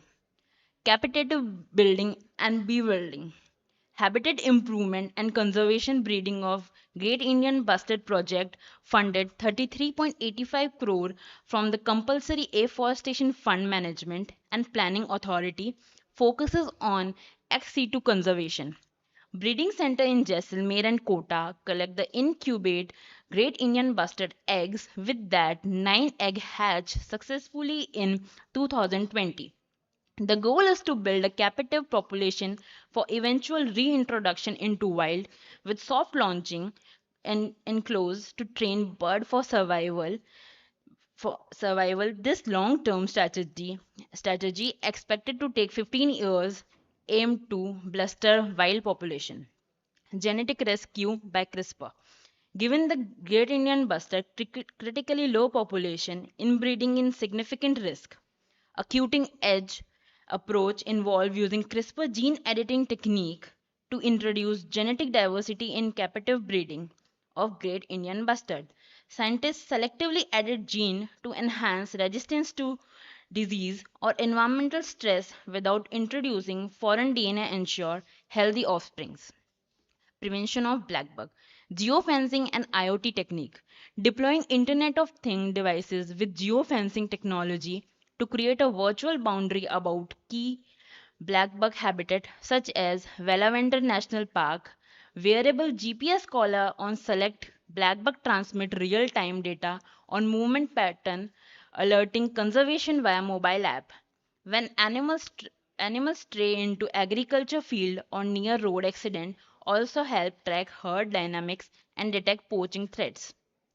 Religious practices by Bishnoi community.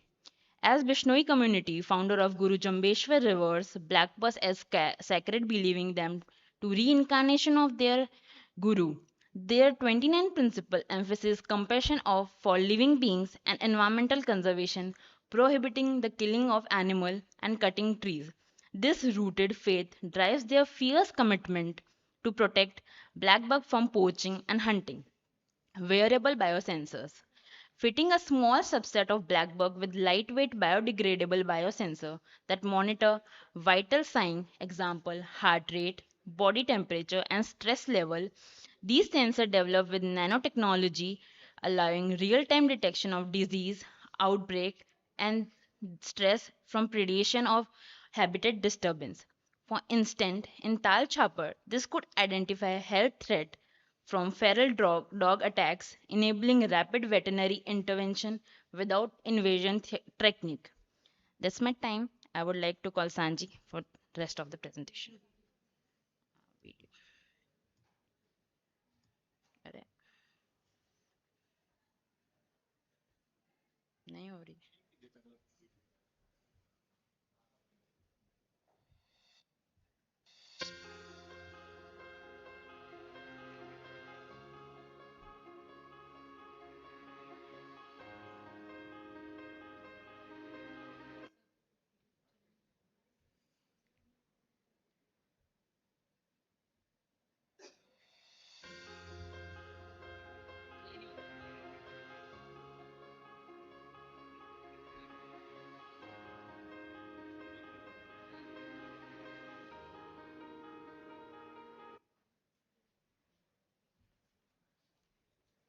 Was a video made by the Hindu, and they have made a beautiful video on the great Indian mustard and how they are cultured. So it was a video based on that, but there's a technical issue and it's not playing currently. So we'll play at the at the end of the presentation. The Hindu, the Hindu, they have made the video and posted on the YouTube, and they have made.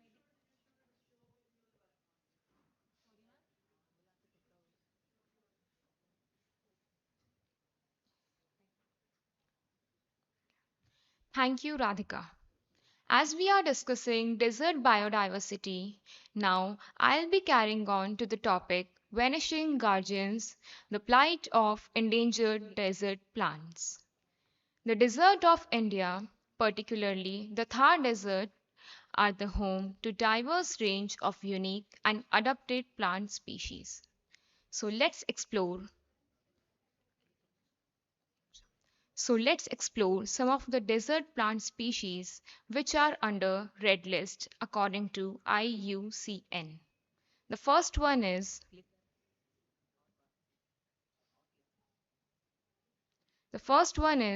Commiphora vegetae. It is also known as Google plant. It is majorly found in the areas of arid regions of Jaisalmer, Barmer, and Gujarat. The second is Amania desertorum. It is also known as Jalbhangur, mainly found in the arid and semi-arid regions of Rajasthan, Gujarat, and Madhya Pradesh. Now let's move towards the importance of these desert plant species. The first one is the Google plant. Google sterols present in the gum resin helps in anti-inflammatory reactions. The second advantage is the resin is used in the religious practices by Hindu communities and even offered to the deities. The third importance is Google extracts are used in pharmaceutical industries, hence gets the economic benefits.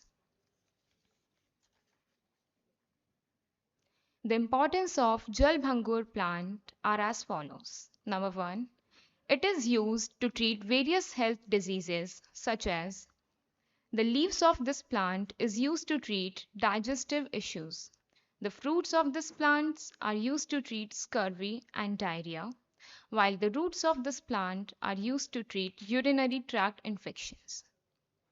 Now let's move towards the challenges faced by these plant species.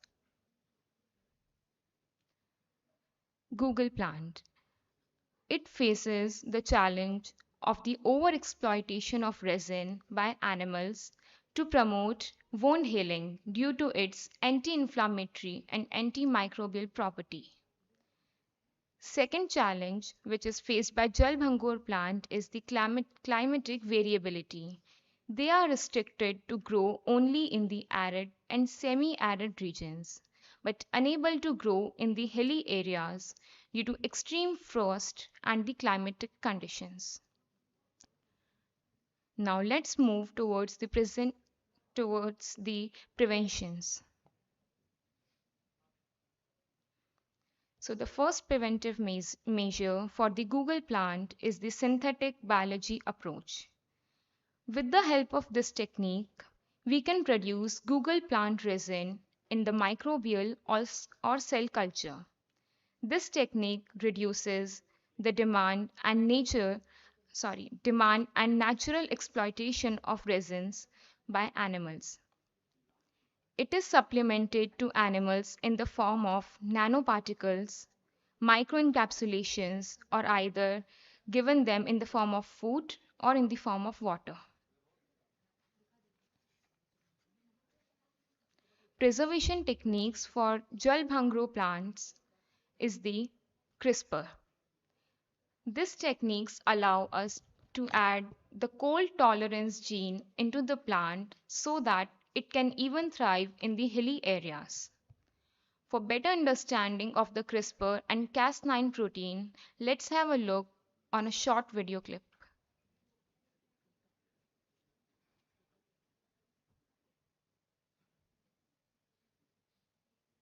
In a document, if we suspect we've misspelled a word, we can use the find function to highlight the error and correct it or delete it.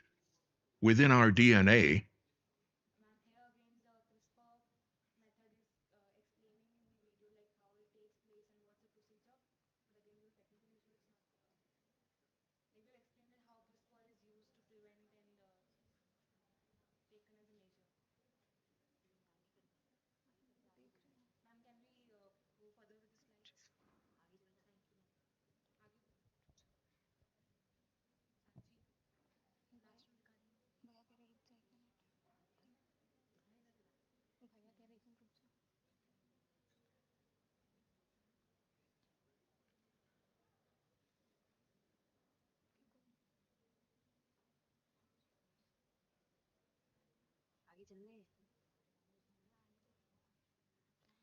So let's move to the statistics which is obtained from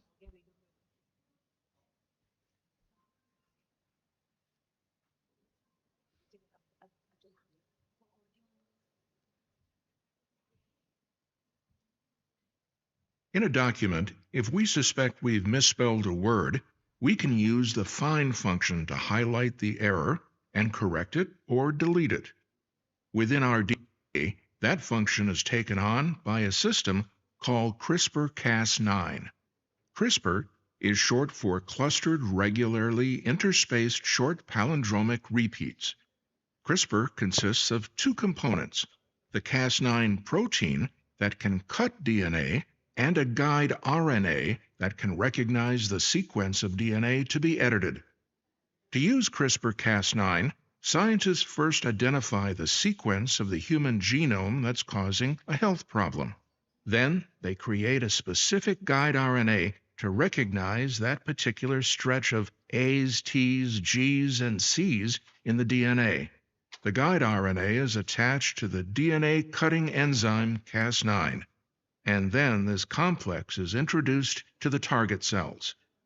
It locates the target letter sequence and cuts the DNA. At that point, scientists can then edit the existing genome by either modifying, deleting, or inserting new sequences. It effectively makes CRISPR-Cas9 a cut and paste tool for DNA editing. In the future, scientists hope to use CRISPR-Cas9 to develop critical advances in patient care or even cure. So now let's move towards the data of desert biodiversity obtained from UNCCD. The first one is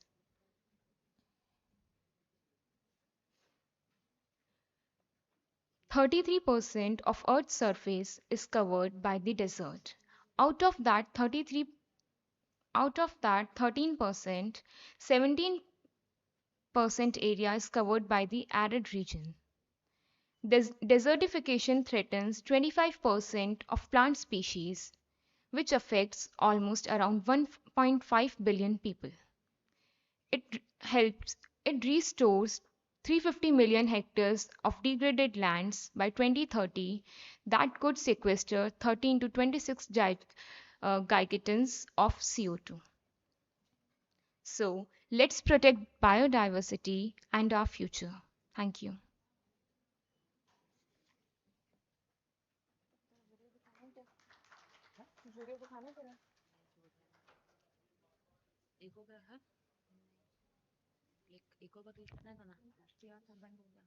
What are the preferable habitat for this GIB? Great Indian Bustard. Plain grasslands. Which type of grassland? Grassy plains. Huh? Grassy plains. Grassy, name the grass which they prefer. Scrub grasses. Scrub grasses. Where it is found in Rajasthan? And Barmer areas and Jaisalmer areas. You were telling that there were some breeding program is going on in which place? Jaisalmer and Kota. Both places this is going on. Specifically in Kota, it's Kota? Achha, as per IUCN, in which category this GIB comes? critically endangered species. Okay. I will suggest you please use your own pics, है ना? Maybe less, but use your own pics. You are showing this YouTube, है ना? We can see, all can see. Try to use. You are going where in school, college, है ना? So you can take photographs and can use their own. That will be more good to show, है ना? As a student, how you can think that you can conserve this biodiversity for your future generation, or if you are doing anything for the conservation of this diversity of our planet, if you are doing any efforts or not as a student. As a student, ma'am, we try our best to not litter around. What? Litter around, like we don't. You are doing.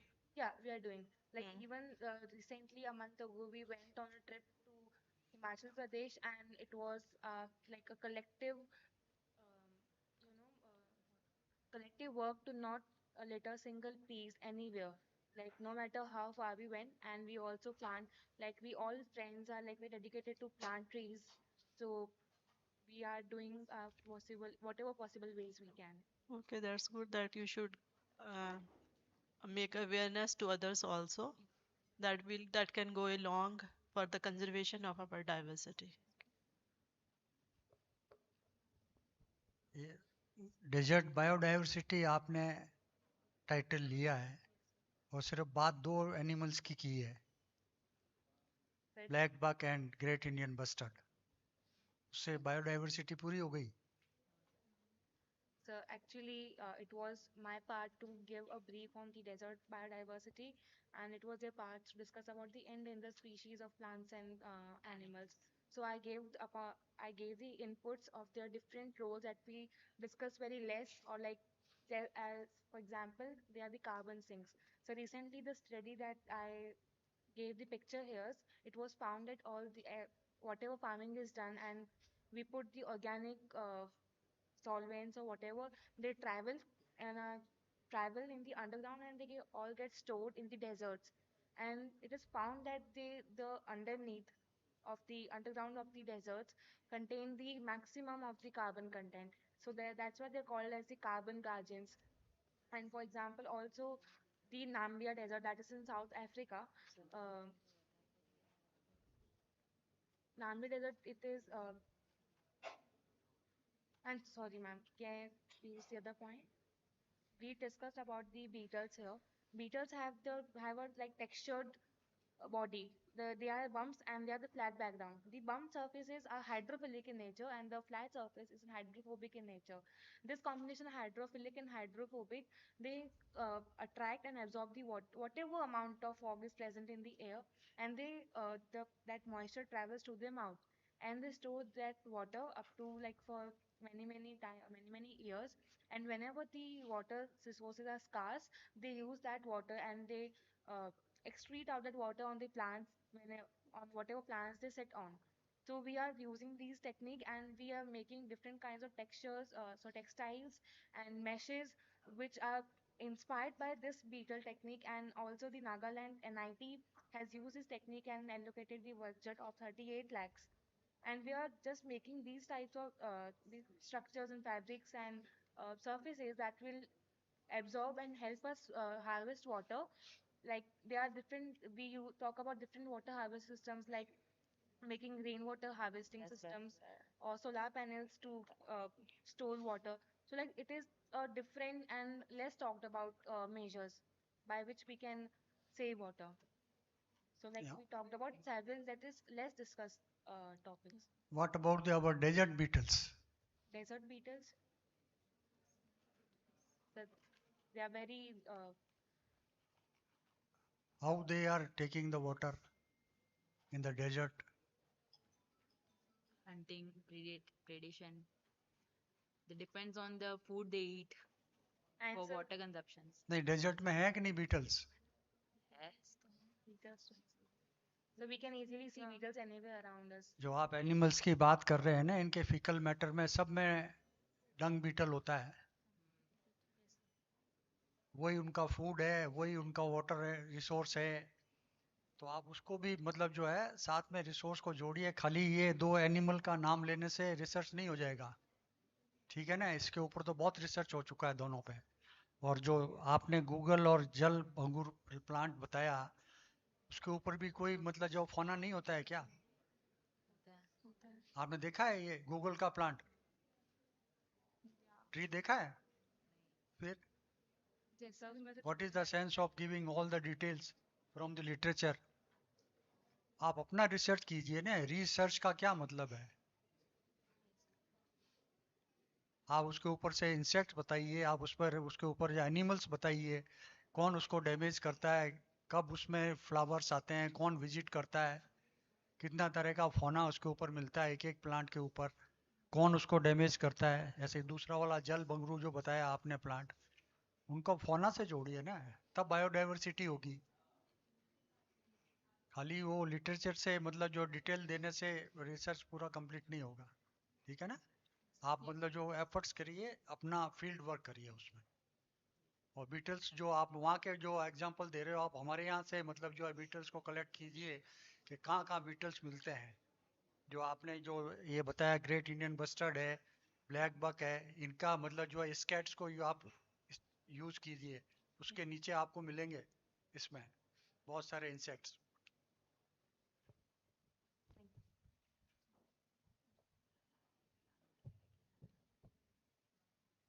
Thank you, sir.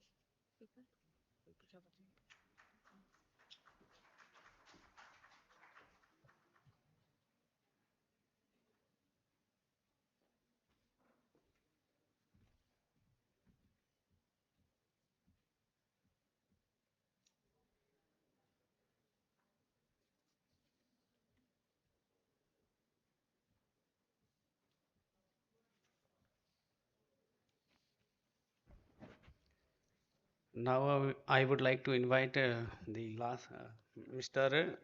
Munal and his teammate Mr. Ehsan Ali for the last presentation of this session. Remaining of the presentation will be done after the lunch.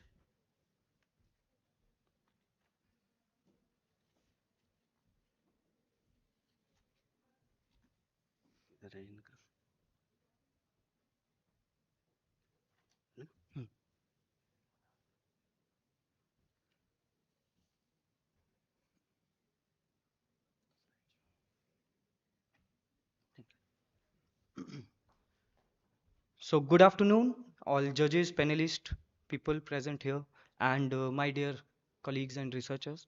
First of all, I want to thank ZSI for providing this very platform, as we are eagerly waiting for this type of opportunity to showcase and represent our own strategies, as we are working from past 7 to 8 years on deserts. Especially I'm working on hot deserts of Rajasthan, and my teammate Dr. Ehsan is working on the cold deserts of Ladakh. As we are focusing on invertebrates and the microhabitat conservation, especially pollinators and sound producing insects. We have lot of conservation strategies, and ZSI is the only institute that can understand the importance of insects and microhabitats. So in this stage I also want to uh, I'm obliged to share that we discovered 14 new species from India of cricket insect, and also we have 4 new records from India uh, that is published in international journals. And ye what, ma'am? Yes, yes, for 14 discoveries of cricket species that has been published in my papers in international journal Zootaxa, Insect Systematic and Evolution. These are 2 journal that has published, and I'm very obliged to share that currently my publication is there of a new species which is discovered from Badmer, and one new record of cricket species that has been from Jaisalmer and Ajmer. So let's start my presentation. I'm a PhD scholar from Lovely Professional University with the collaboration with the Punjab University, and my team member Mr. Dr. Ehsan. Now he has completed his PhD. So he's a PhD scholar of Punjab University, Chandigarh. So majorly there are two. First of all, 95% of photographs and even the primary data has been our own, and these all pictures have been clicked by us. So there are basically 2 type of deserts in India, and I want to highlight the technological based innovative and unique ideas that will be very strategic and have a scientific merit, and we can also practically implement this, and that can be used of our scientific work and knowledge to conserve biodiversity and preserving the stableness of ecosystem. So this is a brief introduction, like a geographical area of India, and the total land desert area, and which include hot desert like Thar desert and part of Rajasthan, which cover approximately, this is the figures, and the cold deserts mainly in Ladakh and parts of Himachal Pradesh cover 50,000 to 60,000 square kilometer. Deserts in India cover around 8 to 10% of a total geographical area of country, and it is very fragile ecosystem with unique insect. Why I am saying this unique insects? Because there is a potential of discovering more species. I have collected some data. I'm working on acoustic monitoring in the desert, which include both hot and cold desert. Addition to this, I'm working on whole India. I have traveled the whole India from past 7 years. I'm working to like biodiversity conservation, and to see things biodiversity in a micro level. So the fragile ecosystem with unique insects, plant and climate function. So there is an urgent need to restore and conserve biodiversity through sustainable models that integrate economical development, technological innovations and ecological balance. So all these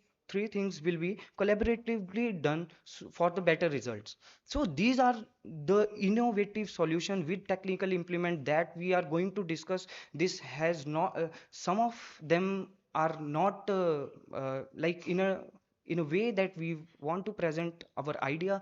This has not been used in under the wildlife till now. So first, these 3 things are integrated locust management system. As when I visited here in 2021, there is a locust attack in October, and which has a vast damage effect on wildlife, deserts, and even the agriculture fields. People were doing suicide that time. I just traveled when I got to know that locusts are attacking these areas. So I want to study the behavior patterns and all the things that why this has a devastating effect on our biodiversity. So I have studied the behavior of this Cysticerca gregaria, which is a desert locust. This is also a specimen that I have stretched, and I have an idea of defense, smart defense against this form. As second one is the acoustic analysis to restore the biodiversity. Some of the acoustic analysis has been going on, but why my this thing is unique? Because I'm giving a special protocol with because I'm from the past 7 years. I'm working on the acoustic of sound producing organisms, especially crickets, and I know there has been a characters, acoustic character, sound producing characters. Like you can see, there is a continuous trill, and these are the software which show a dominant frequency. So by studying this, we can see the devastating effects on a biodiversity ecosystem, and even the changes in in abiotic things like temperature and climate. Third, my innovative solution is biocrypt. So this is the blueprint that we will talk about. We will have a problem statement, a vision that we are working, and a core innovative overview. And we have designed the prototypes for the micro conservation technique, and have a legal, ethical, and policies. So we have also discussed the implementation flowchart and benefits of our study. So let's start with the hot desert. So the integrated locust management system. First we need to know the pilot locations. Like Badmer Jaisalmer corridor is the locust entry point. 20 to 30 kilometers towards border. When we go toward border from Jaisalmer, we see that they are invading, the swarm attacks are invading from that particular point. And the proximity of wildlife zone, Bikaner Tal Chapad buffer, the Pokhran outskirt is the active pastoral farming areas. So locust attack, as these are the photographs of locust attacking the trees. See, we cannot control the mother nature and the activities by them, but we can manage and mitigate their impact through a mix early warnings, technological intervention, and I can surely say that we can do the 70 to 80% invasion we can stop of these locusts. So here are the comprehensive strategies. I'm giving three things: prevention, protective, and adaptive approaches for the farmers and wildlife. So preventive strategies are three: ecological management, cross-border collaboration, and early warning system. So basically I will explain it. Like we have to make a trap crop on those pilot locations, for so that they, when they are invading, they can stop there. And further, I will also uh, introduce a special speaker with a special mic, special sound producing system in a pulse way, not in a continuous way. Because when we continually produce the sound from a speaker, they insects may adapt. But when we make a pulses, that will be given by me in further slides. So the cross-border collaboration like SWAC, Southwest Asia Commission, is essential, so that the corridors coordinated spraying and alerts has been should be given, and also the early warning system. In this, the satellite surveillance will be will be help in monitoring the nymphal stage in breeding zones like Thar and some desert. So these are some protective measures that we can use. Instead of using the chemical aerial spraying, we can use the neem oil sprays, azatri, retitin as a biodegradable insecticide. We can also use metarhizium anisophili, which is a locust killing fungus for this. And even we can do a habitat restoration if there is a little damage by these locust attack. And we have a smart fencing technique. Now I'll continue that the smart fencing technique is not making a fence of any wiring on, or that we can introduce the tree fencing technique on those invasion grounds or pilot locations, and we can use the solar power. Solar power is very commonly seen in Rajasthan, and it is also well established.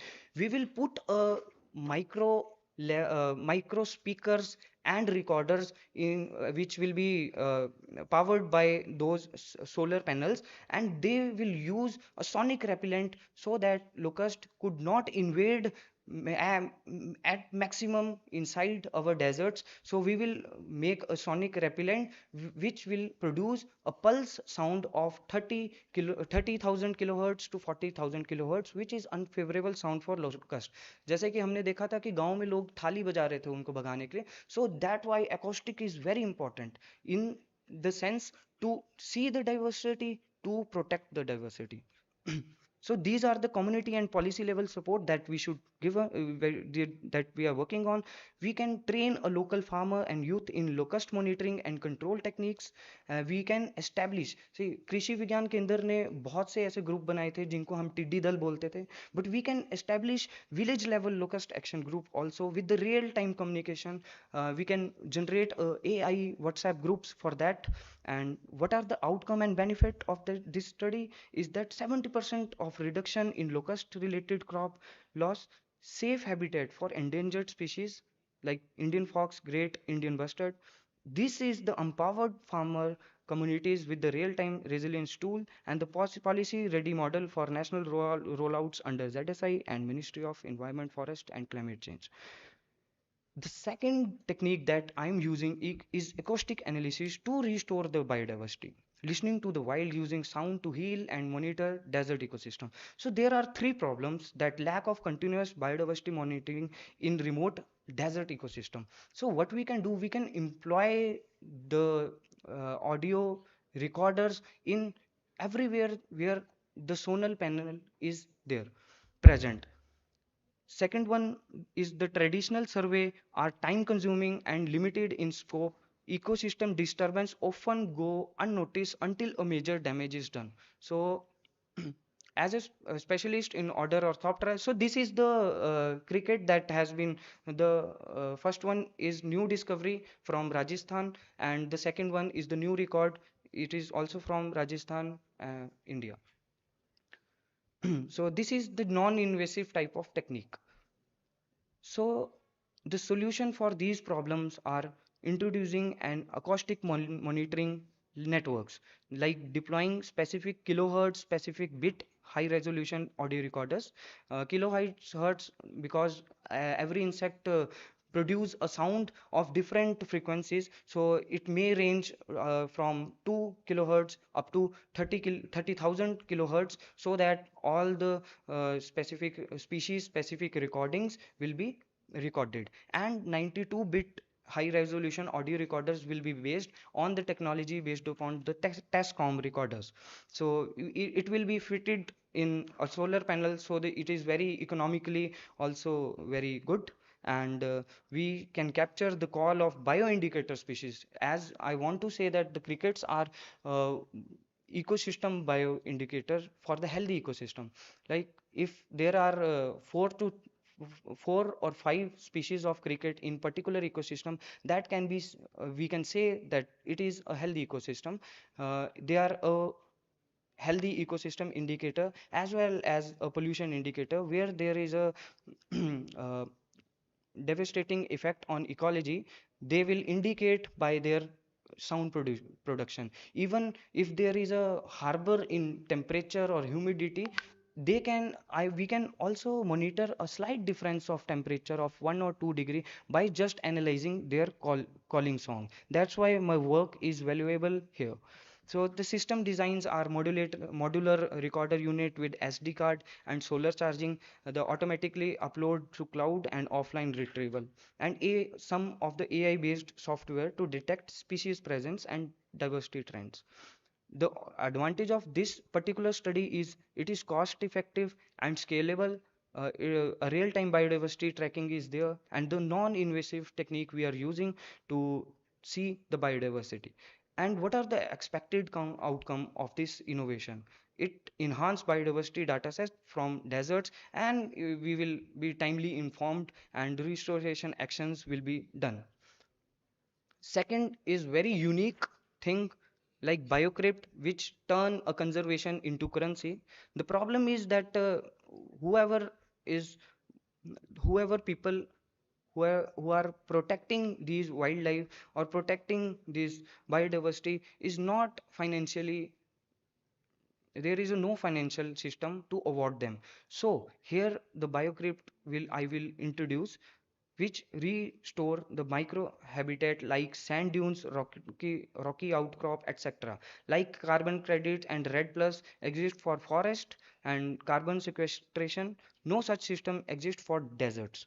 So the idea is market driven desert conservation. अगर आम लोगों को हम कोई motivation नहीं देंगे तो वो लोग बायोडाइवर्सिटी को नहीं बचा सकते. तो बेसिकली इसमें idea, the basic idea of this is like herder और farmer agree to conserve some personal land. जैसे उसके पास 50 एकड़ ज़मीन है तो वो 1 एकड़ बायोडाइवर्सिटी कंजर्वेशन के लिए लगा दे, उसमें नेटिव प्लांट्स लगाए, कुछ फ्लावरिंग प्लांट लगाए जो कि उस माइक्रो हैबिटेट को स्ट्रॉन्ग बनाएगा, और इन इंसेक्ट्स जो कि फ्लावर्स पे अट्रैक्ट होते हैं, पॉलिनेटर और साउंड प्रोड्यूसिंग अदर इंसेक्ट्स, वो उसकी तरफ अट्रैक्ट होंगे. तो every month she or he will upload a GPS tagged photo and earn a biocrypt token which can be used. The token can be sold for cash, used for solar pump subsidies, traded for seed or agriculture tool. So these are the steps that we can give, and biocrypt offer them a transparent data verification conservation token to invest in. Also, the ecotourism operators can also sponsor these micro conservation areas to attract biodiversity focused tourists, because some while working in deserts, I see that many foreigners and even Indians are very much interested to see the local habitat, so that can be also attracted via ecotourism. So the verified by smart contracts. So five photos per month of a conserved habitat. How government can implement it? The legally recognized biodiversity credit as tradable instruments, create a national desert biobank to register conservation zones, link credit trading to government portal like Bhuvam and Envis. They can also offer the tax rebates to the biocryptor investors. And the conclusion of this main innovation is that biocrypt offer a bold, scalable, and inclusive solution to the urgent biodiversity crisis in desert system. It brings conservation into a digital economy, aligning environment management with financial growth and community plasticity. By positioning biodiversity as a tradable asset, BioCrypt has the potential to revolutionize desert conservation policies and practices. These are some fauna of cold desert. While working on them, we can see bats, cobras, desert snake, crickets, beetles, frog, and uh, snakes and grasshoppers also.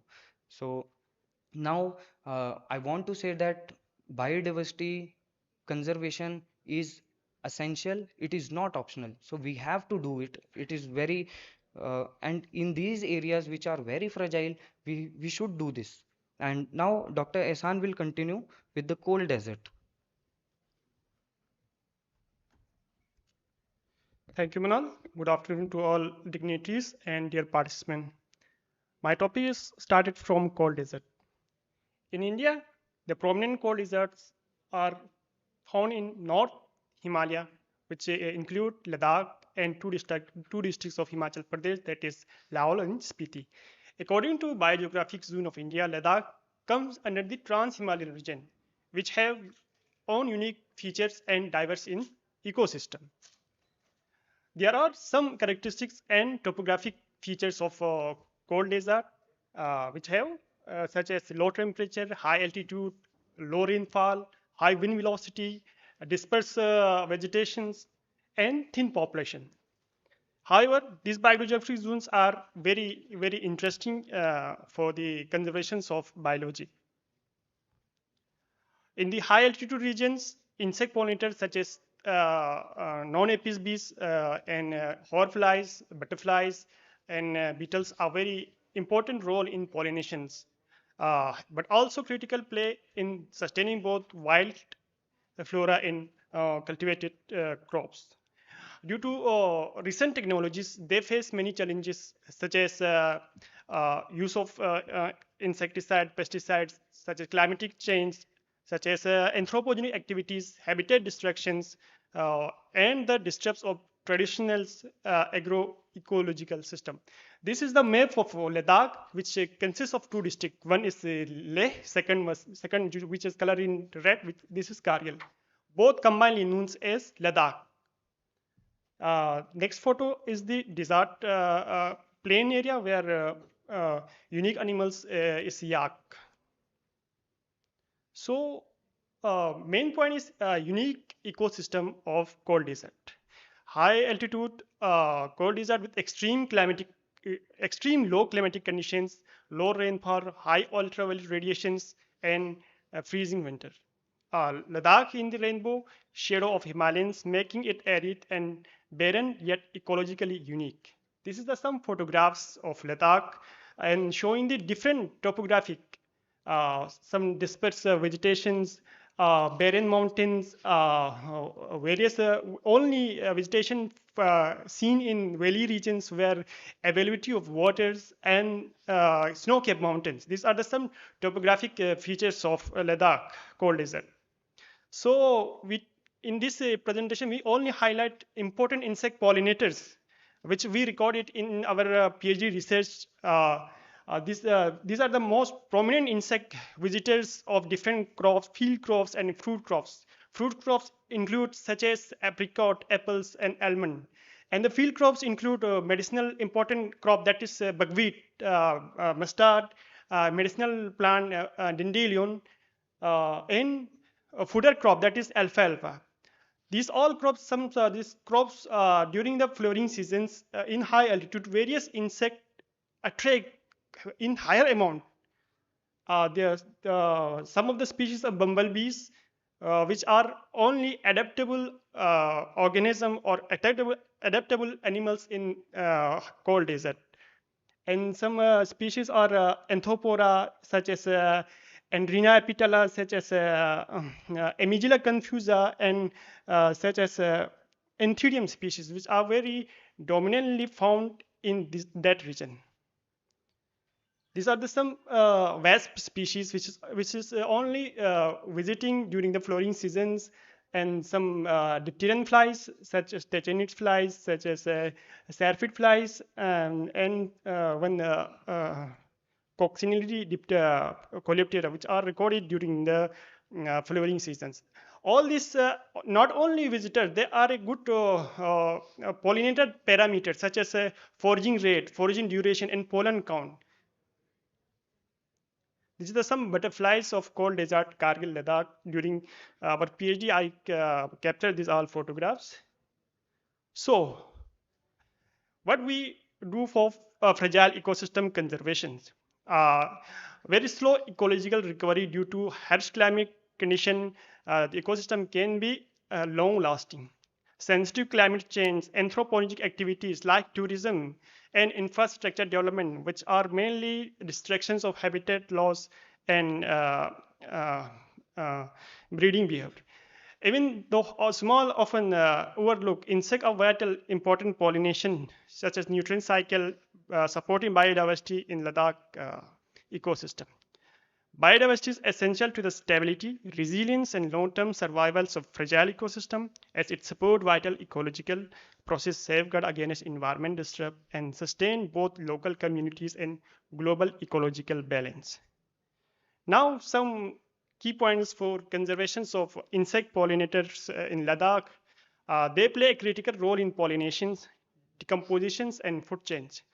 For many challenges such as habitat loss due to constructions of various roads and buildings and intake of highly tourism and climatic change.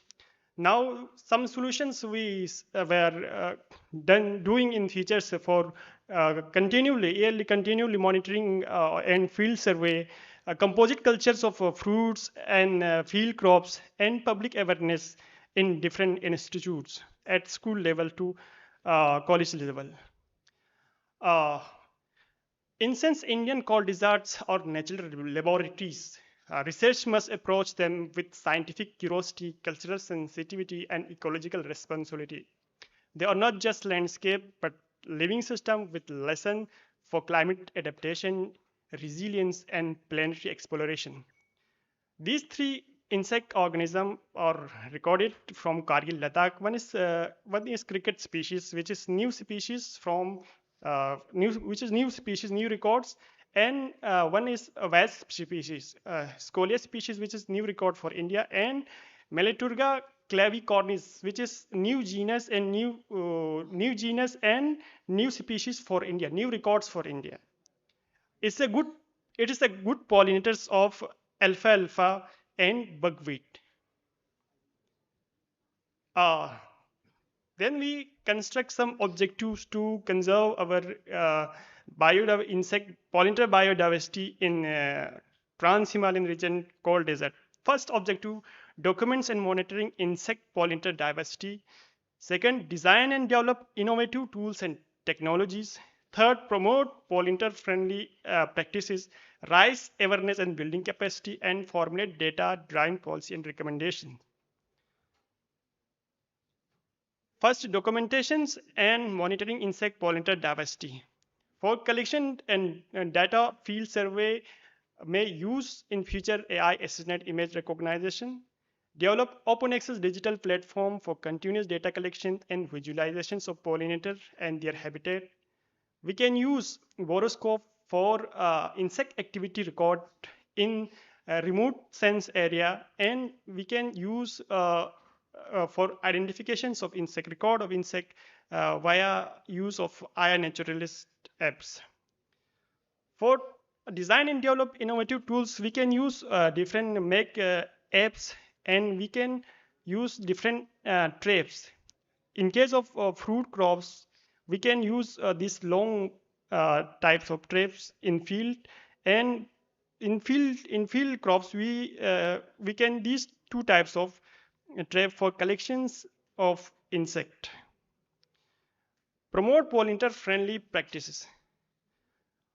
Collaboration with ecologists to design pollinator inclusively agriculture system adapt to the Ladakh climate and cultures. Awareness and building capacity. We can conduct a program, ecological kits, storytelling media, interactive exhibition, and community center at school level to college level. Conduct workshop, hackathon, seminar, and other symposiums. Okay, sir. And last one is formulate data-driven policy recommendation. Collaboratively with legal experts and environmentalists to design science-based culture-sensitive policy proposal aimed to protect pollinator habitat of that particular region. Influence regional planning and development strategies to integrate pollinator-friendly green infrastructure. This is our message to our young researchers who have many interests. Conservation initiative have predominantly emphasized charismatic vertebrate like mammals and birds, often who are showing critical roles insect play in ecosystem. While traditional conservation efforts have favored vertebrate, there is growing recognition of the indispensable role insect play. Protecting them is not just about preserving biodiversity, it's about the ensuring the sustainability of our ecosystem and food. Insect biodiversity conservation in Ladakh border region is not only ecological necessity but also strategic imperative. It supports environmental stability, foster international cooperation, and sustain the livelihood and cultural heritage of local communities. Lastly, Ladakh, which share both oriental and Palearctic species. Thank you.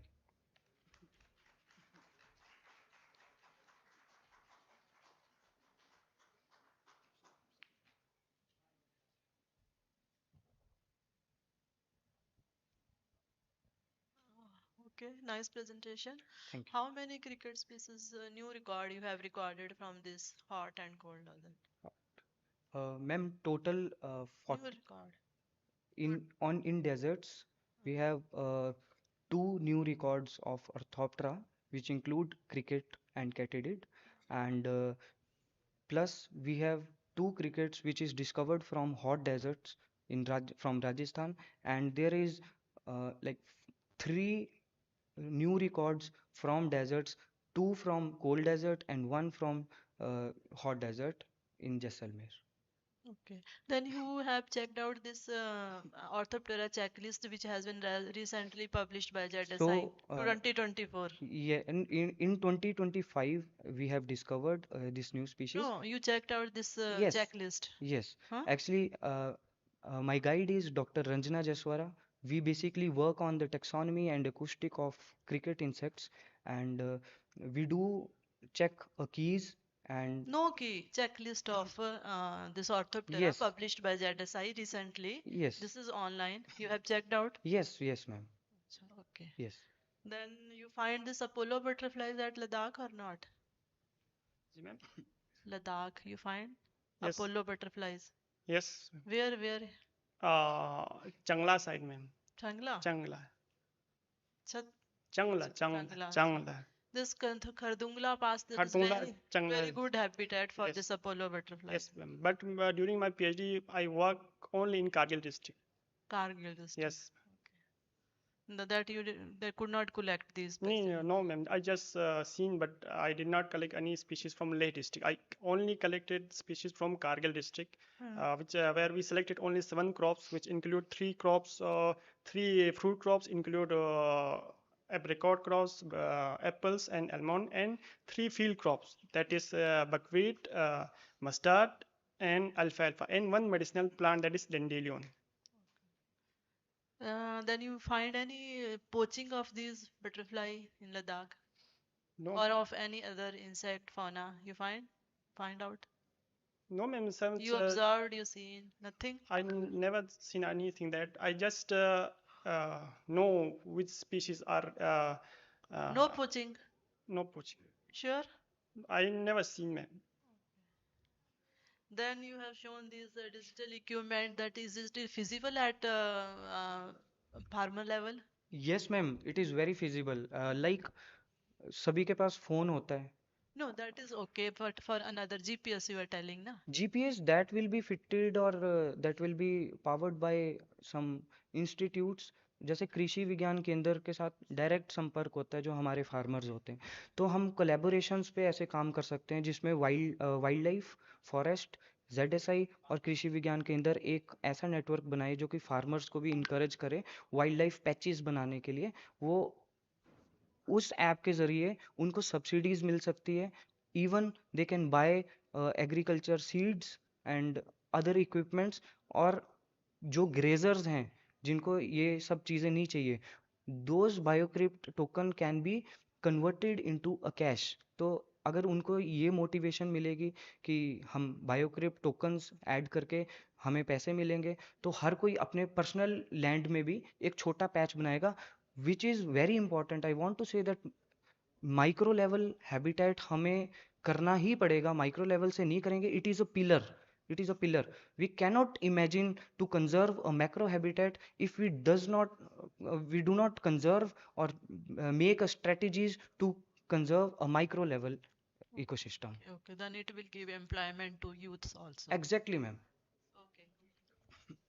Locust आपने बोला locust study कर रहे हैं. Yes, yes, sir. तो इसमें कौन सा phase है ये, माइग्रेटोरी सर है ये या स्वार्मिंग? ग्रेगेरियस फेज है which is very aggressive. Yes. कैसे स्टडी किया आपने? सर इसमें कुछ कैरेक्टर्स होते हैं, जैसे कि ये येलो कलर के होते हैं.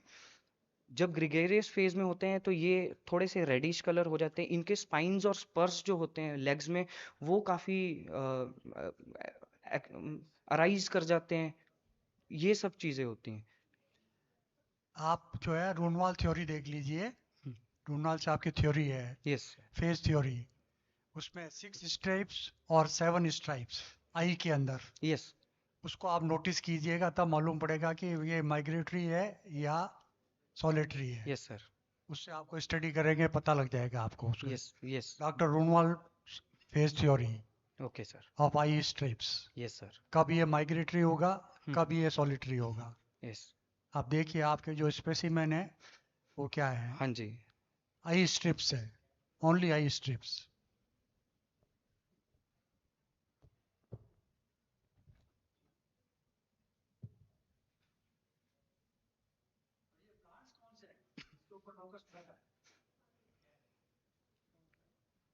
सर ये वाला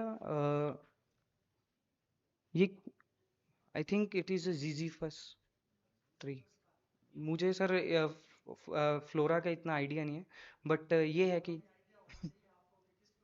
हाँ जी जी जी सर, एक्चुअली जब मैंने यहाँ पर इस पे कह रहे ओके ओके सर, जब बेसिकली मैंने किया था सर, ये वाली इमेज है जिसमें विच इज शोइंग लैक्स और करोड्स ऑफ, ये क्या करते थे जब बैठते थे किसी भी जगह में तो इतना बड़ा प्लांट जो होता था वो फिर इतना ही रह जाता था, इतना था। तो बेसिकली मैं इनकी बिहेवियर ही नोट कर रहा था, तो मुझे पता लगा कि 30,000 किलोहर्ट्ज और 40,000 किलोहर्ट्ज की जो फ्रीक्वेंसी है they are very unfavourable for these. तो इसीलिए मैंने एक डिज़ाइन किया है जिसमें हम ये प्लांट्स ट्रैप लगाएंगे उन बॉर्डर में जहाँ पर ये इन्वेड हो रहे हैं, उधर ही हम स्पीकर्स लगाएंगे जो कि पल्सेस मारेगी, जिसके कारण इन्वेजन जो है वो 60 to 70% कम इन्वेजन होगी। तो हमारे एग्रीकल्चर भी बचे रहेंगे, हमारी बायोडाइवर्सिटी बची रहेगी, नेशनल पार्क्स और ये सब चीज़ें बची रहेंगी, इवन लोगों की लाइफ भी बची रहेगी, क्योंकि लोग सुसाइड कर देते थे जब जो कुछ फार्मर्स उस टाइम पे।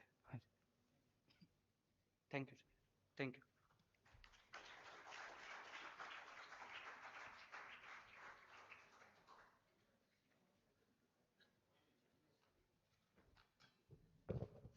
This is the end of the first session of the technical.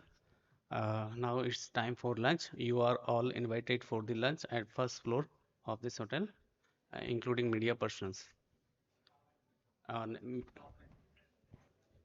And second session will be will start from 3:30. Please, right here after.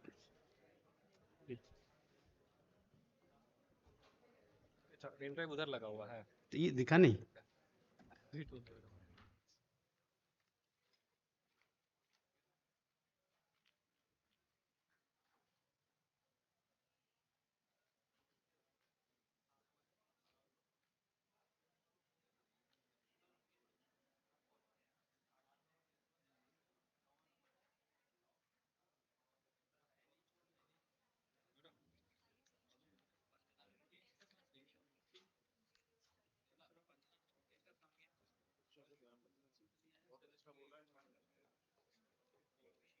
जो टीम है बुलाना चाहूँगा mister Yashwant Singh and his teammate Mr. Abhishek Sikwal and Mr. Aman Singhal. Please come on the stage and present your presentation. Thank you.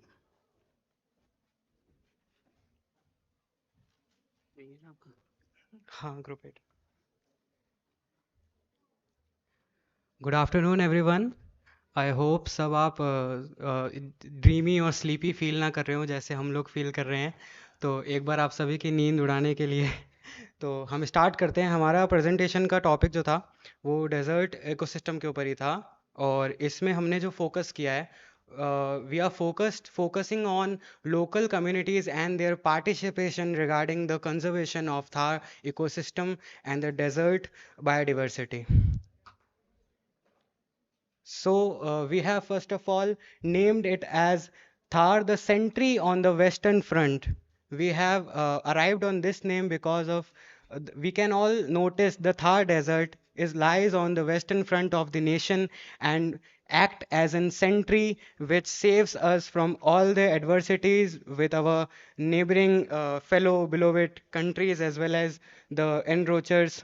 So we begin with the simple geographical data on Thar Desert, and it is situated on the more northern western part of the nation, and it concluded in 3 states including Gujarat, Rajasthan and Punjab majorly, and some areas belonging to Haryana.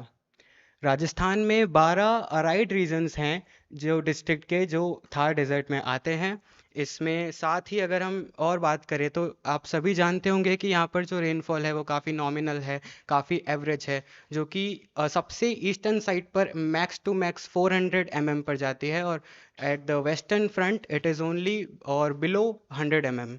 और इसका area जो कि अलग अलग sites पर अलग अलग तरीके से अवेलेबल है, और प्रॉपर अपडेटेड डेटा हमारे पास नहीं मिला, इसलिए above 2 lakh square kilometre data हमने कंसिडर किया है। और ये पूरी दुनिया में सबसे ही ज़्यादा पॉपुलेशन डेंसिटी वाला डेजर्ट है। No desert in the entire world has a population density over 83 people per square kilometre other than Thar desert.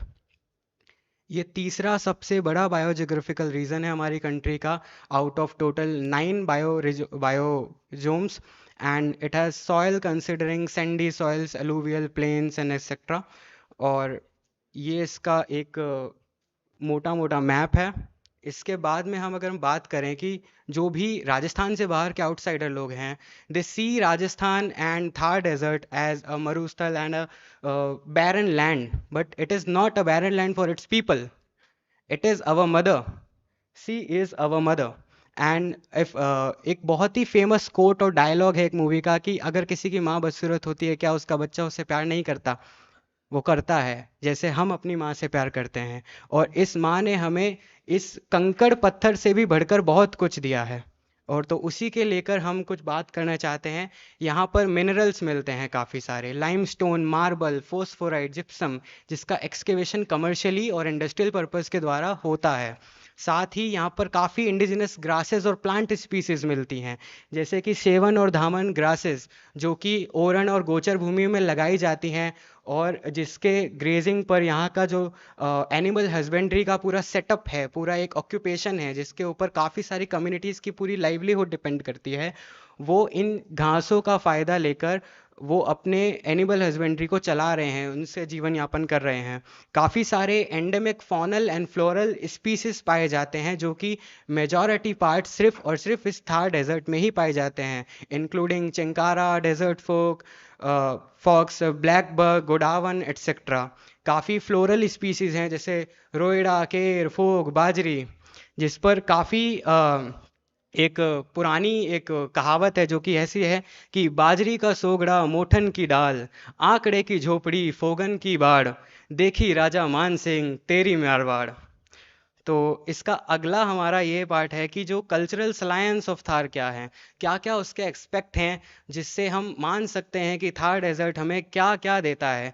हम उसके कांटे कंकर को आगे बढ़कर और एक लार्ज एस्पेक्ट पर देखें तो हम पाएंगे कि ये एक ब्रीडिंग हैबिटेट देता है कितनी ही ज़्यादा रीजनल और माइग्रेटरी बर्ड्स को, including demoiselle cranes, Indian courser, Indian sand grouse etcetera. Demoiselle crane जो कि एक माइग्रेटरी बर्ड है, जो कि अगर आप देखना चाहते हैं तो बिलाड़ा के आसपास का जो एरिया है वहाँ पर नाड़ियाँ आपको मिलेंगी, जो कि कम्युनिटी वाटर पॉइंट्स हैं, उनके आसपास आप शाम के समय देख सकते हैं at the time of monsoon. काफ़ी सारी dyes, gums, resin, fibre, oil, tannin yielding plants की वैरायटी आपको मिल जाएगी, इंक्लूडिंग खेजड़ी, इंक्लूडिंग धाक एंड एट्सेट्रा।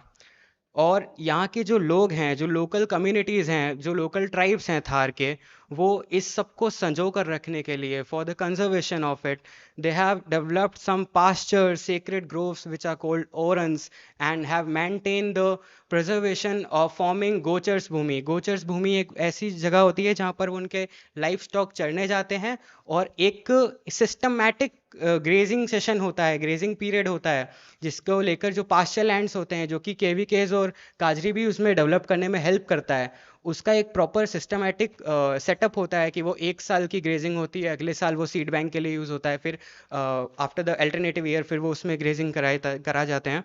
साथ ही कुछ कम्युनिटी पॉन्ड्स, जैसे कि आप ये स्केच में देख सकते हैं, ये एक नाड़ी है जो यहाँ के लोग बोलते हैं, ये एक कम्युनिटी पॉन्ड होता है जिसका काफ़ी वास्ट कैचमेंट एरिया होता है अक्रॉस द फील्ड, और ये गांव की स्टार्टिंग में होता है।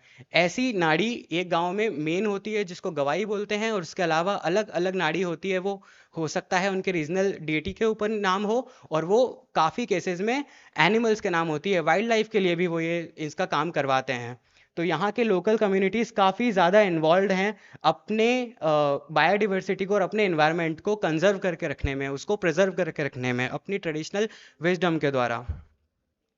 साथ ही अगर हम बात करें livelihood of people in Thar, हमारा जो मेजर प्रोजेक्ट है इस पे थीम हमने ली है वो लाइवलीहुड और लोकल कम्युनिटीज़ इन थार ली है, जिसमें लाइवलीहुड में आप देख सकते हैं कि यहाँ के लोग जो नेटिव कम्युनिटीज़ हैं वो कैसे यहाँ जो हमारी माँ हमें जो देती है हम उससे यूज़ करके अपनी लाइवलीहुड बनाते हैं। तो काफ़ी आपको वीविंग, रियरिंग और हैंडलूम आर्टिजन्स मिल जाएंगे जो कि रग्स एंड दरीज का डेवलपमेंट का उनको प्रोडक्शन करते हैं, साथ ही जिसमें वो कैमल वूल का यूज़ करते हैं, और जो रोहिड़ा, सेल्वेड्रो, अकेशिया की जो वुड्स आती हैं उनके टिम्बर आते हैं वो किस तरीके से हैंडीक्राफ्ट इंडस्ट्री में यूज़ होते हैं, जो कि पूरे world wide Jodhpur and western Rajasthan को एक बहुत ही वर्ल्ड वाइड फेम दिला चुके हैं अपने हैंडीक्राफ्ट आइटम के द्वारा। साथ ही डेयरी प्रोडक्ट्स, कैमल मिल्क, बहुत ही अलग टॉपिक है ये कि कैमल मिल्क का हम डेयरी उसको यूज़ कर रहे हैं हम डेयरी प्रोडक्शन के अंदर, क्योंकि अगर आप बाहर जाके किसी भी रैंडम इंसान से कहेंगे कि हम कैमल मिल्क से ये प्रोडक्ट बना रहे हैं, सपोज हम चीज़ बना रहे हैं, सपोज हम ये बिस्किट बना रहे हैं जिसके अंदर कैमल मिल्क का भी यूज़ हुआ हुआ है, तो वो हैरान हो जाएंगे देखकर। मगर अगर हम देखेंगे तो कैमल मिल्क और काउ मिल्क को अगर हम कंपेयर करेंगे तो there is a very profound section which is camel milk के अंदर एक प्रोटीन होता है जो कि नहीं पाया जाता, केसिन की मात्रा भी कम होती है और लैक्टोज में भी कम होता है, जिससे लैक्टोज इंटॉलरेंट लोग भी कैमल मिल्क प्रोडक्ट का यूज़ कर सकते हैं। तो उसकी एक ये बहुत बड़ी खासियत है, और काफ़ी सारे विटामिन्स जो हैं वो कैमल मिल्क में भरपूर पाए जाते हैं, जिससे कैमल मिल्क बहुत ही ज़्यादा बेनिफिशियल है। और अगर काउ मिल्क का हम ओवर यूज़ ना करें और कैमल मिल्क का हम सही से यूज़ करें तो वो बहुत ही हेल्पफुल हो सकता है हमारे लिए। बहुला नेचुरल्स और काफ़ी सारे अलग अलग स्टार्टअप्स हैं जो इसका यूज़ भी कर रहे हैं प्रोडक्ट्स बनाने में। साथ ही microbes impact on desert biodiversity, ये बात ऐसी है जो मुझे नहीं लगता कि काफ़ी लोग इस पर ध्यान दे रहे हैं, मतलब इस पर रिसर्च इंस्टीट्यूट स्टडी कर रहे हैं, ध्यान दे रहे हैं, मगर एज एन प्रैक्टिशनर और एज एन स्टूडेंट हम इतना ध्यान नहीं दे रहे कि इस डेजर्ट बायोडाइवर्सिटी की अगर हम बात करें तो हम सिर्फ फ्लोरा एंड फौना की बात कर रहे हैं, हम माइक्रोब्स की तो बात ही नहीं कर रहे। माइक्रो ऑर्गेनिज्म का भी तो पार्ट है। माइक्रो ऑर्गेनिज्म कितने सारे हैं जो हीट रेजिस्टेंट माइक्रो ऑर्गेनिज्म हैं जो कि थार में पाए जाते हैं, जैसे कि एसिलस थुरिनजेनेसिस। तो ये बीटी क्रॉप्स एक इंसेक्टिसाइडल प्रोटीन बनाता है जो कि इंसेक्टिसाइड्स में यूज़ होते हैं और बीटी क्रॉप्स के प्रोडक्शन में भी यूज़ होते हैं। साथ ही डेजर्ट साइनोबैक्टीरियाज की क्लास है जिसका हम यूज़ करते हैं, जिसको जो रिसर्च इंस्टीट्यूट हैं वो एक्सट्रैक्ट करते हैं बाड़मेर और जैसलमेर की रेगिस्तानी मिट्टी से, ये काम आता है नाइट्रोजन फिक्सिंग के, सॉइल फर्टिलिटी को लेकर, क्योंकि हमारा पूरा ये semi arid and arid region है, तो ये पूरी रेन फेड एग्रीकल्चर पर बेस्ड है, तो इसमें माइक्रोब्स का पार्टिसिपेशन बहुत ही ज़्यादा है, तो उनको हम नेग्लेक्ट नहीं कर सकते। तो ये चीज़ें हमें बहुत ही ज़्यादा ध्यान रखने की हैं। साथ में एस्परजिलस टेरियस जो कि लोवेस्टेनिन एक ऐसा ड्रग है जो कि यूज़ किया जाता है कोलेस्ट्रॉल को लोअर करने के लिए, ये कोलेस्ट्रॉल लोअरिंग ड्रग है, तो उसके प्रोडक्शन में हम ये एस्पार्जिलस का यूज़ करते हैं। ऐसे ही स्टेप्टोमाइसिस जो कि हम जानते हैं कि एंटीबायोटिक प्रोटेक्शन में यूज़ होती है, तो ये सारे कुछ माइक्रोब्स हैं जो कि डेजर्ट बायोडाइवर्सिटी में पाए जाते हैं। इसके साथ ही हम लाइवलीहुड पर अगर फोकस हम करें अच्छे से, तो ये जो आप एक पहली पिक्चर देख सकते हैं ब्लॉक प्रिंटिंग की है। ब्लॉक प्रिंटिंग एक बहुत पुराना ट्रेडिशनल आर्ट फॉर्म है हमारी कंट्री का, और ख़ासकर हमारे वेस्टर्न राजस्थान के एरिया का, जिसमें ये पुराने ज़माने में जो डाइज यूज़ करते थे वो प्लांट्स की यूज़ करते थे। ढाक का पत्ता होता है, ढाक के पत्ते से उसको पीस कर और उससे कलर बनाते थे। तो ब्लॉक प्रिंटिंग तब से यूज़ हो रही है नेचुरल डाइज पे, बहुत अलग अलग टाइप के प्लांट्स वो यूज़ करते थे। वीविंग और जो रियरिंग है वो जो महिलाएं को यहाँ पर रोज़गार मिल रहा है वो उसके कारण मिल रहा है। एक और चीज़ अगर आप देखे होंगे कि जो कैमल है, हम राजस्थानी लोगों की एक खास बात होती है कि वो किसी भी चीज़ को ज़ाया नहीं जाने देती, जब तक उसका आखिरी एसेंस भी हम नहीं निकाल लेंगे हम उसको फेंकते नहीं, हमारे लिए कुछ कचरा नहीं है, कुछ ख़राब नहीं है। जब एक ऊँट जिंदा रहता है तो वो हमारा साथ ही रहता है, वो हमें हमारे लाइवलीहुड को चलाने में मदद करता है काफ़ी कम्युनिटीज़ में, रायका वगैरह में। और जब वो मर जाता है तो उसकी जो डेड स्किन होती है उसको हम लेदर्स में यूज़ करते हैं, लेदर्स इंडस्ट्री में यूज़ करते हैं, उससे जूतियाँ बनती हैं जो कि पूरी दुनिया में फेमस हैं कि जोधपुर की जूती नहीं लाए हो तो क्या लाए हो बालमा। तो ये सारी चीज़ें हैं। और जो यहाँ के प्लांट्स और हर्ब्स हैं, ये ऐसा नहीं है कि ये ना सिर्फ हम जो पढ़ा लिखा व्यक्ति है, स्कॉलर है, वही इस पर बात कर रहा है? नहीं, गांव-गांव के लोग भी जानते हैं कि किस प्लांट की क्या ज़रूरतें हैं और किस तरीके से हमें इसका संरक्षण करना है, किसका हमें संरक्षण नहीं करना है। जैसे कि विलायती बबूल है, जो कि अकेशिया जुलिफेरा है, वो हमारे लिए हार्मफुल है। वो हम चाहते हैं कि हम उसका, क्योंकि वो बहुत जल्दी फैलता है, बहुत ज़्यादा इन्वेजिव है, बहुत ज़्यादा एग्रेसिव है, उसको आप कहीं पर भी लगाएंगे वो फैल जाएगा। अंग्रेज़ों ने लगाया था और अब वो हर जगह फैल चुका है। तो हम उसकी जगह हमें कुछ ऐसे प्लांट्स लगाने चाहिए जो हमारे लिए फ़ायदेमंद हैं, जो हमें बेनिफिशियरी हैं, जैसे केर हो गया, कुमठिया हो गया, सांगरी हो गया, इसके हमें प्लांट्स और लगाने चाहिए। दूसरा, हमें कैमल्स को बचाना चाहिए कि क्योंकि कैमल्स की पॉपुलेशन ग्रेजुअली बहुत डिक्लाइन कर रही है और उनमें एआई करवाना पड़ रहा है, आर्टिफिशियल इंसेमिनेशन, जिसकी सक्सेस रेट भी बहुत कम है। तो हमें उस चीज़ पे फोकस रखना चाहिए। दूसरा, एक ये फोकस हमें रखना चाहिए कि जितने भी एक पुराने ज़माने में मारवाड़ के राजाओं के यहाँ पे एक दीवान थे, जिन्होंने एक लैंड डिस्प्यूट हुआ था राव जोधा और राव राणा के बीच में, राणा सांगा के बीच में। तो उसमें उन्होंने ये बोल के उस डिस्प्यूट को ख़त्म करने की कोशिश करी थी कि आवड़ आवड़ राणा रा और बावड़ बावड़ राव रा। मतलब जिस धरती पर आंवले की खेती होती है वो तो राणा की है, और जिस धरती पर बावले की खेती होती है वो राव की है। तो इस तरीके से हमारे ट्रेडिशन में, हमारे कल्चरल एस्पेक्ट में, हमारी विजडम में ये सारी चीज़ें सम्मिलित हैं। और biodiversity is not a topic of discussion and in close room and pack surveillance. It is a topic on discussion on ground level, and इसे हमें ग्राउंड जीरो पर काम करने की ज़रूरत है, इंडिविजुअल लेवल पर भी, लोकल लेवल पर भी और अथॉरिटिकल लेवल पर भी। अथॉरिटिकल लेवल में भी मेरे साथी आएंगे अभी, जो आपको यहाँ के चैलेंजेस बताएंगे कि क्या करंट सिनेरियोज हैं थार डेजर्ट में, उसके बारे में बताएंगे। तो उसमें वो बताएंगे कि आपको किस तरीके से यहाँ पर प्रिजर्व्ड एरिया सबसे कम है, जबकि हमारा तो तीसरा सबसे बड़ा बायो रिजोम है, फिर भी हमारे पास सबसे कम अमाउंट ऑफ जो लैंड है वो प्रिजर्व्ड एरिया में आ रही है। डीएनपी सिर्फ 1 है हमारे पास, और उसके साथ सिर्फ 2 और रिजर्व दे रखे हैं हमें। तो ये सब चीज़ें मेरे साथी बताएंगे।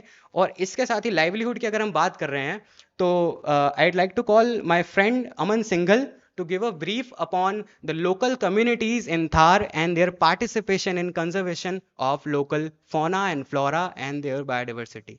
Thank you so much. This is Yashwant Singh. Thank you, Yashwant. Good afternoon everyone, good afternoon panel. जैसे कि यशवंत ने इतना अच्छा इंट्रोडक्शन दिया था हमारे थार डेजर्ट के बारे में, उसकी कम्युनिटीज़ के बारे में, उनकी प्रैक्टिसेस के बारे में।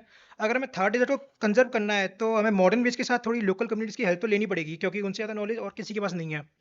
तो हम थोड़ा लोकल कम्युनिटीज़ डिस्कस करते हैं। Local communities of Thar desert, mainly local communities में कुछ प्रोमिनेंट कम्युनिटीज़ हैं, जैसे बिश्नोई। बिश्नोई का अर्थ क्या है? बिश्नोई, बिश्नोई, विश का मतलब 20, नोई का मतलब 9। बिश्नोई कम्युनिटी 29 प्रिंसिपल्स पे बनी है, जिसे जम्बेश्वर जी ने बनाया था, अल्सो नोन जम्बो जी। उन्होंने गवर्न करा था कि हमें किस तरीके से अपनी लाइफ को जीना है, किस तरीके से हम थार डेजर्ट में सस्टेन कर सकते हैं अपनी लाइफ को। 15th सेंचुरी में बिश्नोई कम्युनिटी की फाउंडेशन हुई थी, और इनको जनरली हम कंजर्वेशन के लिए जाना जाता है, खीजड़ी ट्री के लिए। इन्होंने अपना बलिदान दिया था खीजड़ी मूवमेंट में। इधर अमृता देवी ने मेन कंट्रीब्यूशन दिया था अपना, और साथ में 362 पीपल और थे जिन्होंने अपना सेक्रीफाइस दिया था, क्योंकि जोधपुर के राजा ने उन पेड़ों को काटने को बोला था, खीजड़ी ट्री को। थोड़ा सा और डिस्कस करते हैं दूसरी कम्युनिटीज़ के बारे में। बिल्स कम्युनिटी, ये भी लोकल कम्युनिटी है, वाइल्डली डिस्पर्स होती है वेस्टर्न राजस्थान में हमारे। ये जानी जाती है इनके कल्चर के लिए। मेनली जो इनकी फीमेल्स होती हैं, उनका जो कल्चर होता है, ऑर्नामेंट्स होते हैं, वो डीपली कनेक्टेड होते हैं नेचर से हमारे। ये अपने फार्मिंग और लेबर करते हैं, ग्रेजिंग वगैरह करते हैं, और इनकी जो लैंग्वेज होती है बिल डायलेक्ट होती है इनकी। इनका ट्रेडिशनल म्यूजिक होता है, जिसमें ये ड्रम्स प्ले करते हैं, फ्लूट्स प्ले करते हैं, इंजॉय करते हैं। बहुत सिंपल लाइफ जीते हैं अपनी, और अब जगह जगह चेंज करते रहते हैं। अगर इनको लगता है कि अब दूसरी जगह में ग्रेजिंग ओवर हो गई है तो हमें दूसरी जगह जाना चाहिए। अब हम थोड़ी तीसरी कम्युनिटी डिस्कस करते हैं, रावड़ी। रावड़ी कम्युनिटी को रायका के नाम से भी जाना जाता है, और इन कम्युनिटीज़ को लिंक करा जाता है राजपूत से, और इनका ओरिजिन करा जाता है कि शिवजी जी से, क्योंकि ये लेपर्ड्स को बहुत मानते हैं।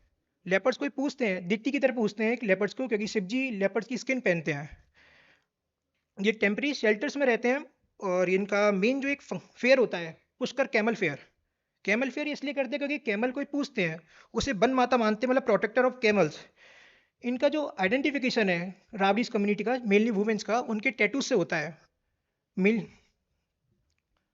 अब थोड़ा सा हम डिस्कस करते हैं local communities and their effort to conserve local flora and fauna of Thar desert. Protection of trees, Bishnoi committee का जो मेन प्रिंसिपल है, खेजी ट्री जिन्हें वो अपनी लाइफ मानते हैं उनको कंजर्व करते हैं। उसी का एक मूवमेंट हुआ था 1730 में, जिसमें जोधपुर के राजा ने उन्हें पेड़ काटने को बोला था। तो उसमें जो अमृता देवी थी उन्होंने कंजर्व करा था पेड़ों को, पेड़ों से चिपक कर। उनके साथ और भी लोग थे, मेनली फीमेल्स और मेल्स थे, जिन्होंने अपनी लाइफ गंवा दी थी इन पेड़ों को प्रोटेक्ट करने के लिए। खेजड़ी ट्री, इसको खेजड़ी मैस्कर के नाम से भी जाता है। इसका एक लैंडमार्क भी है स्पेशल जो इनके लिए डेडिकेट करा गया है। दूसरा हमारा सेक्रेट ग्रुप्स, ओरण ओरण है मुटान। मुटान और ओरण एक सेक्रेट ग्रुप्स होते हैं जो बिश्नोई कमेटी, व्हील्स कम्युनिटी बनाती हैं। एक वेजिटेशन लैंड होता है, प्रोटेक्टेड वेजिटेशन लैंड होता है, जो ये लोकल एनिमल्स के लिए और लोकल फ्लोरा को बचाने के लिए बनाते हैं। इसमें ये जनरली बिश्नोई कम्युनिटी होती हैं, वो अपनी फर्स्ट हार्वेस्ट होती है उसको प्रिजर्व भी करते हैं ताकि उधर के लोकल जानवर है वो उसे खा सकें, वो सस्टेन कर सकें। फिर में wild life protection, wild life protection में अपने जैसे फेमस है ब्लैक बग और चिंकारा, ये तो बहुत ज़्यादा फेमस है क्योंकि इनके साथ एक इंसिडेंट हुआ था बहुत फेमस बॉलीवुड एक्टर के साथ। तो इससे अब इंडिया में इन्हें रिकॉग्निशन मिल गई है बहुत अच्छी। बिश्नोई कम्युनिटी होती है, इन्हें अपने जानवर और बच्चे की तरह मानती है, इन्हें बच्चों की तरह ट्रीट करती है और इनके लिए प्रोटेक्शन के लिए बहुत सारा काम करते हैं। चिंकारा और ब्लैक बग के लिए बिश्नोई कम्युनिटी की विलेज ओएसिस की तरह है, क्योंकि उधर जितनी इनकी पॉपुलेशन है वो सबसे ज़्यादा पाई जाती है उनकी लोकल विलेजेस में। एनिमल केयर, जैसे कि आप फोटो में देख सकते हैं कि बिश्नोई फीमेल है जो एक अपने बच्चे को फीड कर रही है और साथ में एक ऑर्फन फॉन को भी फीड कर रही है, क्योंकि इनके लिए उनके बच्चे की तरह है, इन्होंने हमेशा उनको बच्चे की तरह पाला है अपने। वाटर कंजर्वेशन, थार डेजर्ट में वाटर कंजर्वेशन बहुत ज़रूरी है क्योंकि उधर के लोकल एनिमल, फ्लोरा, फौना और उधर की जो कम्युनिटीज़ हैं उनकी भी ज़रूरत पूरी करने के लिए, उनकी कम्युनिटीज़ की पूरी करने के लिए वहाँ पे बहुत सारी चीज़ें बनाई जाती है। जैसे है टैंक हो गया, ये डोरा हो गया अपना, और टोबा। टोबा जनरली क्या होता है जहाँ पे रेन वाटर स्टोरेज होते हैं, पॉन्ड्स होते हैं। टंका होता है, जैसे ये आप देख सकते हैं, टंका ये अंडरग्राउंड वाटर के लिए स्टोर करने के लिए, ताकि इसे बाद में यूज़ कर सकें वो जानवरों के लिए, खुद के लिए। एक डिस्कस करते हैं हमला ट्रेडिशन। हमला ट्रेडिशन क्या होता है, बिश्नोई वो व्हील्स कम्युनिटी का एक ट्रेडिशन है, यहाँ पे ग्रुप ऑफ लोकल्स कम्युनिटी जो होती है वो इकट्ठा होते हैं और डिसाइड करते हैं कि हमें एफॉरेस्टेशन को बचाने के लिए, वाटर कंजर्व करने के लिए हमें मेजर्स लेने पड़ेंगे। वो जनरली जाते हैं और जो एरिया होता है उनका उधर डिगअप करते हैं लैंड को, ताकि वो पॉन्ड्स बना सकें लोकल इकोसिस्टम को बचाने के लिए। नॉलेज, एथनोबॉटनिकल नॉलेज, जनरली जो ट्राइब्स हैं हमारी थार डेजर्ट के पास, उनके पास जो नॉलेज है वो अभी हमारे पास भी इतनी नहीं है, क्योंकि ये knowledge generation to generation pass आती हुई है। जैसे कि आप देखते हैं बिल्स कम्युनिटी की नॉलेज होती है, इनके पास जो नॉलेज है वो मेडिसिनल प्लांट्स की बहुत अच्छी है। उन्हें पता है कि कौन से प्लांट्स किस लिए इस्तेमाल कर सकते हैं और कौन से इन्वेजिव प्लांट है जो उन्हें अफेक्ट कर सकते हैं उनकी स्पीसीज को। जैसे कि आप देखते हैं ये रावडीज कम्युनिटी है, ये लेपर्ड्स है उसको पूज रहे हैं, ये बताते हैं अपने डेडिकेशन, क्योंकि देती मानते हैं लेपर्ड्स को, ये कि शिव जी के भक्त होते हैं, ये अपने लाइफ को डेडिकेट करते हैं लेपर्ड्स के लिए, और इनका एक इंटरनेशनल रिकॉग्नाइजेशन है कि ये लेपर्ड्स के साथ कोएग्जिस्ट करते हैं बहुत अच्छे से। Thank you very much.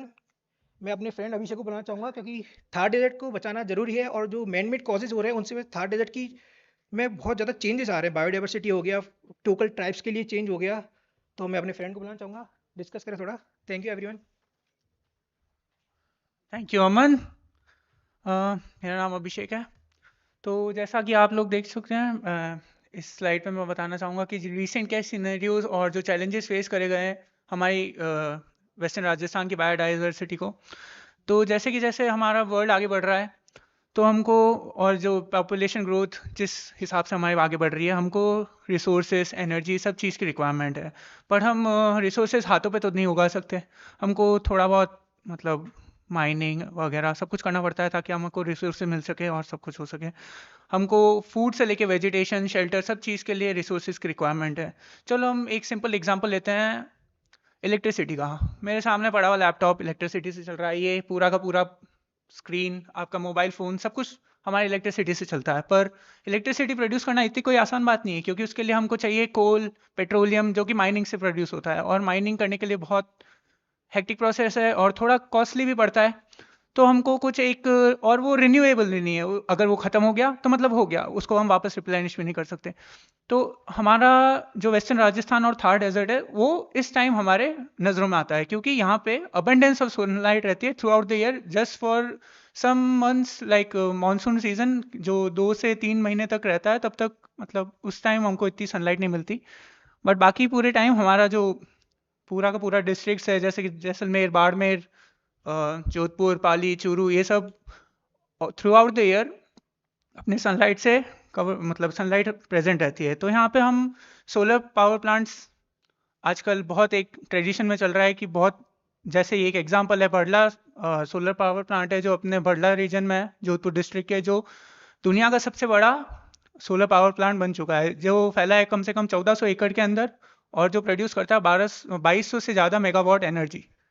और उसका स्टोरेज और क्या बोलते हैं, प्रोडक्शन, स्टोरेज और ट्रांसमिशन बहुत तरीकों से होता है। बट मेरा इशू यहाँ पे ये है कि जो हमारे सोलर पावर प्लांट्स हैं, क्या वो हमारे लिए एक वरदान है या फिर एक अभिशाप? क्योंकि सोलर पावर प्लांट लगाना कोई आसान छोटी मोटी बात नहीं है, इसके लिए चाहिए एक ढंग का कॉस्ट और एक बहुत बड़ा लैंड, ताकि हम उस लेवल का हम एक इलेक्ट्रिसिटी जनरेट कर सकें।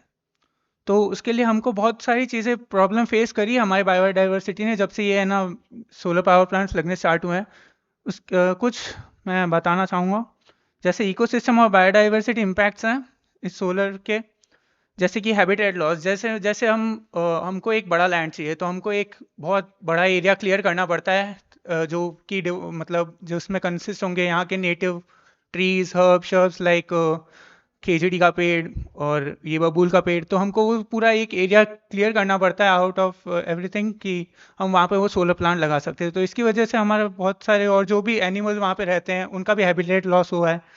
और कुछ चीज़ें हैं जैसे कि हम इलेक्ट्रिसिटी बना तो लें, पर हमको आगे उसको ट्रांसमिट भी करना पड़ता है, तो ट्रांसमिशन लाइंस भी होती है इसके अंदर, जो कि मतलब कुछ हाइट तक लगती है। तो उसकी वजह से जो हमारे एवियन फॉना है, जैसे कि बर्ड्स हैं, उनकी भी थोड़ी है ना मतलब पॉपुलेशन कम हुई है जब से ये सोलर पावर प्लांट्स लगे हैं। और इसके लिए फिर हमारा आता है लैंड डिग्रेडेशन, जो कि बहुत एक रीज़न बन चुका है, मतलब एक कंसर्निंग रीज़न है। इसकी वजह से इसके बीच में आता है लैंड यूज़ कॉन्फ्लिक्ट्स, मतलब हमको एक बड़ी लैंड चाहिए तो हमको सबको मनाना पड़ेगा कि तुम उस लैंड को खाली कर दो। इसकी वजह से बहुत सारी जो लोकल कम्युनिटीज़ जो वहाँ पे रहती है उनको वो पूरा लैंड खाली करना पड़ता है। वहाँ पे जो भी वेजिटेशन और जो भी प्लांट पौधे वगैरह उनको भी हटाना पड़ता है, और जो भी वहाँ पे क्या बोलते हैं लोकली प्रेजेंट अपने फौना है, फ्लोरा है, वो भी है ना डिस्टर्ब होते हैं उसकी वजह से। इसकी वजह से सॉइल इरोशन भी होता है, क्योंकि हम पेड़ काटेंगे तो फिर ऑब्वियसली बात है सॉइल इरोशन भी होगा। और जब कंस्ट्रक्शन वर्क होता है तो उसकी वजह से डस्ट भी उड़ती है, तो उसकी वजह से एयर पॉल्यूशन भी होता है। और हाँ, हम सोलर प्लांट लगा तो ले, पर उनका मेंटेनेंस भी बहुत हाई है, क्योंकि उनकी क्लीनिंग के लिए लगता है पानी। और पानी वैसे भी हम ऐसे एरिया में रहते हैं जो एरिड है, और हमारे पास में वाटर रिसोर्सेज ये नहीं है। एक मतलब हमारे राजस्थानी भाषा में कहते हैं आ गए बाबूजी गोरागणा और बब्बू चौपड़ली। तो ये यहाँ पे एकदम परफेक्टली फिट होता है, क्योंकि हमारे पास वैसे ही पानी की रिजर्व बहुत कम है, और उसके बाद में हम पानी इस यूज़ के लिए कर रहे हैं कि हमको बस एक क्लीनिंग प्रोसेस के लिए चाहिए। I don't think it's gonna work. But सिर्फ सोलर पार्क्स ही नहीं है जो एक हमारे बायोडाइवर्सिटी को अफेक्ट करते हैं, और भी बहुत सारी चीज़ें, जैसे कि इंदिरा गांधी नहर प्रोजेक्ट। वैसे तो ये बनाया इसलिए गया था ताकि हमारे जो एरिड रीजन है जहाँ पे पानी की कमी है उसको पूरा करा जा सके। ये स्टार्ट तो 1952 में हुआ था, और ये कुछ 650 से लेकर 830 किलोमीटर तक फैला हुआ है, अगर आप जैसे नापते हैं उसके ऊपर डिपेंड करता है। द थिंग इज कि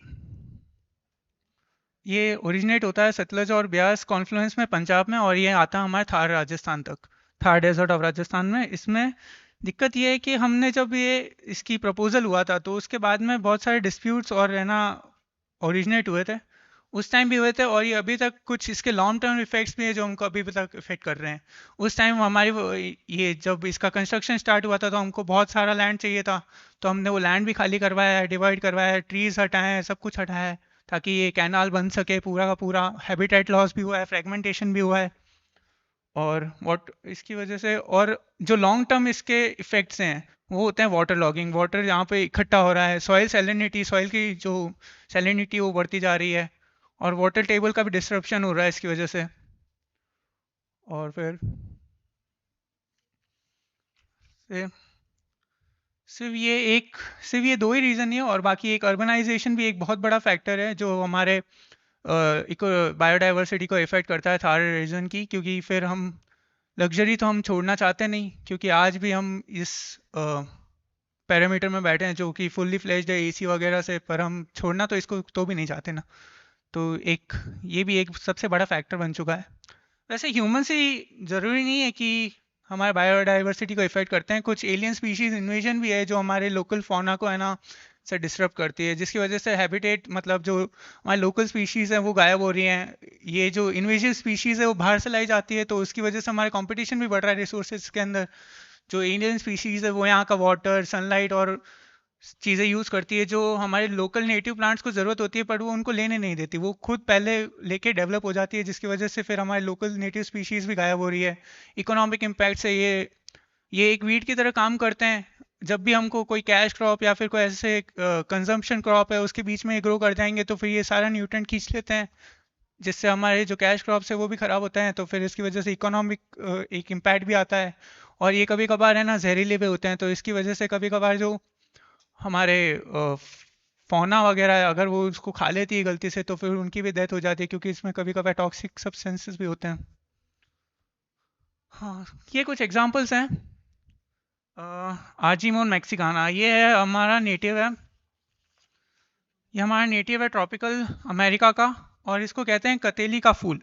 ये एक इन्वेजिव वीड है और ये बहुत जल्दी ग्रो करता है, जिसकी वजह से हमारा जो मेन क्रॉप्स है और नेटिव यहाँ के जो प्लांट्स एंड फ्लोरा है वो ढंग से ग्रो नहीं कर पाता। फिर सेकंड हमारा आता है पार्थेनियम हिस्टोफोरस।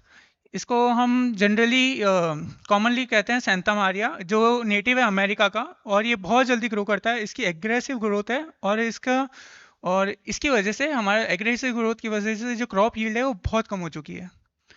हमारा अगला एग्जांपल है लैंटेना कैमेरा। इसकी बनावट और इसके लुक से मत जाइए, देख रहे होंगे आप एक रेड और येलो कलर के फूल दिख रहे होंगे आपको, वो दिखने में तो अच्छे हैं बट ये एक डेविल इन डिस्गाइज है।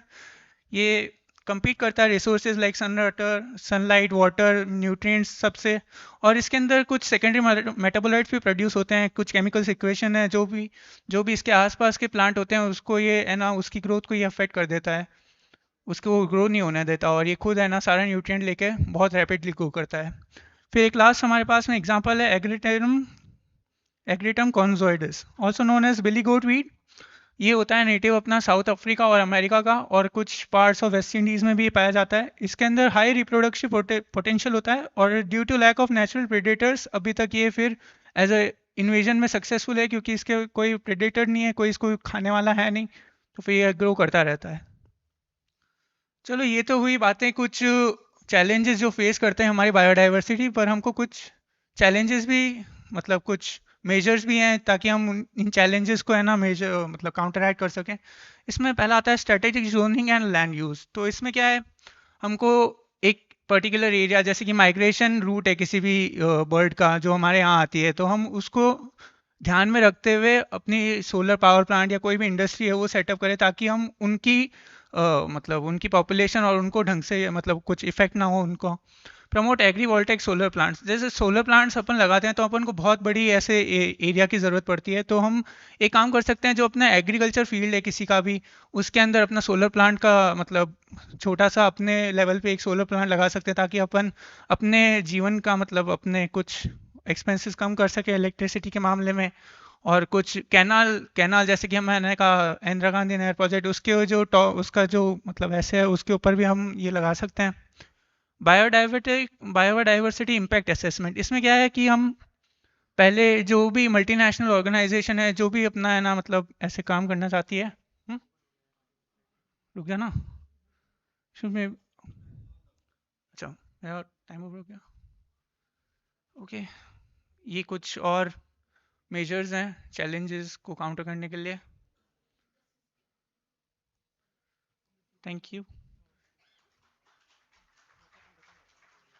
खत्म हो गया ना?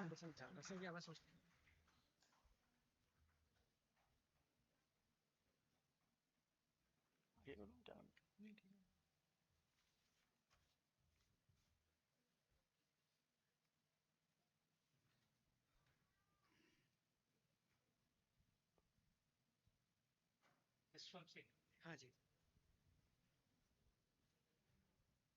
विलायती बबूल, it is not acacia juliflora, it is Prosopis juliflora. Sorry, I have just correct it. सही कर दें उसको. Aman Singhal. Yes, sir. You spoke many of the times. Rabari, Rabari. It is not Rabari, it is Rebari. Proper word. बोल चाल में बोलते हैं उसको रेबारी, तब मालूम पड़ता है. आप जो टॉन बोल रहे हैं, उच्चारण कर रहे हैं, उससे मालूम नहीं पड़ता. Rebari. Thank you, sir.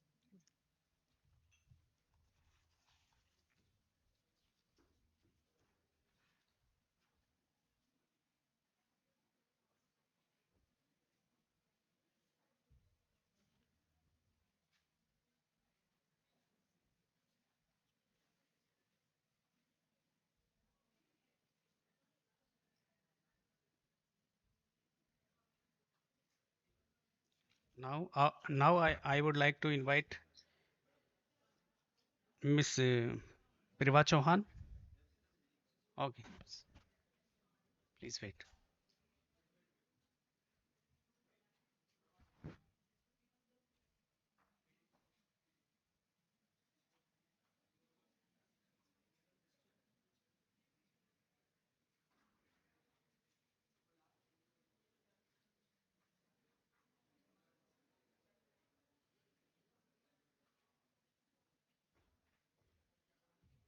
Sorry for the interruption. हमारे बीच डॉक्टर अभिषेक राज पुरोहित सर हैं, जो कि असिस्टेंट प्रोफेसर हैं लाचू मेमोरियल कॉलेज से. तो हमारे head of office doctor Indu Sharma ma'am से मैं आग्रह करता हूं कि वो राजपुरोहित सर को मोमेंटो देकर सम्मानित करें.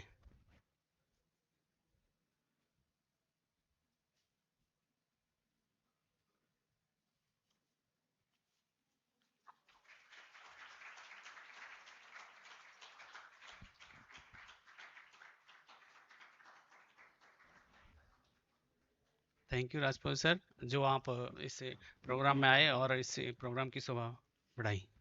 धन्यवाद. Now Prabha Chauhan and his teammates and her teammates Piyansi Rajpurohit and Neha Gehlot, please come on the stage and present. Group 9.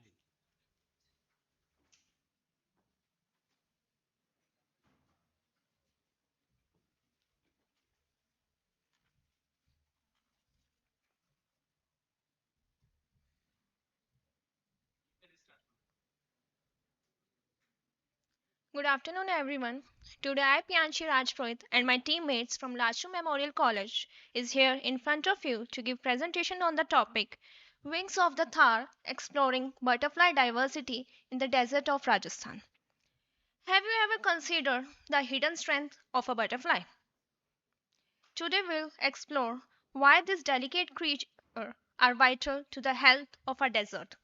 This presentation today will shed light on how butterflies serve as a key indicators and essential pollinators right here in our aid region. रेगिस्तान की धरती पर भी जीवन के रंग बिखरे हैं. रंग बिरंगे पंखों में प्रकृति की कविता छुपी है. Rajasthan, often referred to as the land of kings, is a state in northwest India that presents a captivating blend of cultural grandeur and often misunderstood arid landscape and surprising pockets of biodiversity. Far from being a barren wasteland, it's a region where life has adapted remarkably to challenging conditions, fostering a unique heritage. Now, let's first look into Rajasthan's rich culture, arid landscape, and hidden biodiversity. The state is synonymous with the majestic forts, opulent palaces, and intricately carved havelis that narrate tales of valor, romance, and artistic prose. Rajasthan culture is expressed through a myriad of art forms. Folk music and dance are integral to Rajasthani identity, the graceful ghumar and the energetic Kalbelia dance. The desert comes alive during the vibrant festival like our worldwide famous Pushkar Camel Festival. The Thar Desert, though arid, is a living desert supporting a significant population. The people of Rajasthan developed igneous water harvesting system to cope with scarcity. Rajasthan is home to four main ecosystems: the desert, Aravalli Mountain, Eastern Plain, and Southern Eastern ecosystems. Thar Desert is home to species remarkably adapted to the harsh conditions. Notable wildlife includes the graceful chinkara, desert fox, desert cat, and the great Indian bustards.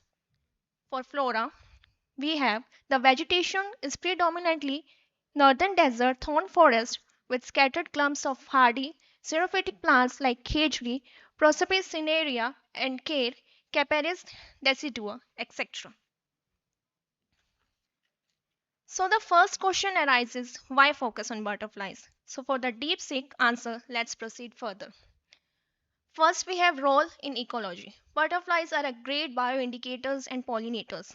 Butterflies are quite sensitive, so they work as a great environmental barometers, quick to react to the changes in habitat, climate, and pollution, and one of the main reasons is its short life cycle.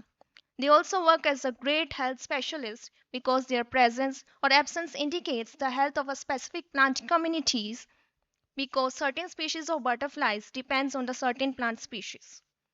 Climate change climate change trackers shift in their population and ranges signal broader environmental impacts like pollution and changes in habitat. They are easy to monitor because they are visible, well studied, making them ideal for tracking ecosystem health.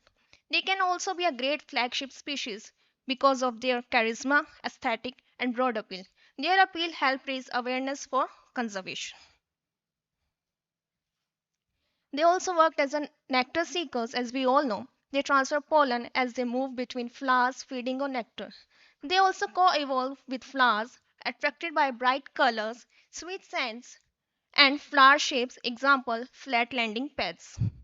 They are also long distance pollinators. Some species like monarchs aid in genetic diversity across vast areas. They also play a vital role for plant reproduction, contribute significantly to the health and diversity of plant ecosystem. Then we will see how they survive in the arid landscape with the help of different types of adaptations. Specialized adaptation. They utilize unique behavior and physiological traits to cope with extreme temperatures and water scarcity. For example, they basically do nectar feeding at cooler times like dawn or dusk. Specific host plant selection for caterpillars. And second, they have shorter life cycles. Many complete their development quickly during brief wet periods. Now let's have an overview of Rajasthan desert ecosystem. The main biodiversity sites are, for example, Sariska, Ranthambore, etc. First, we have climate.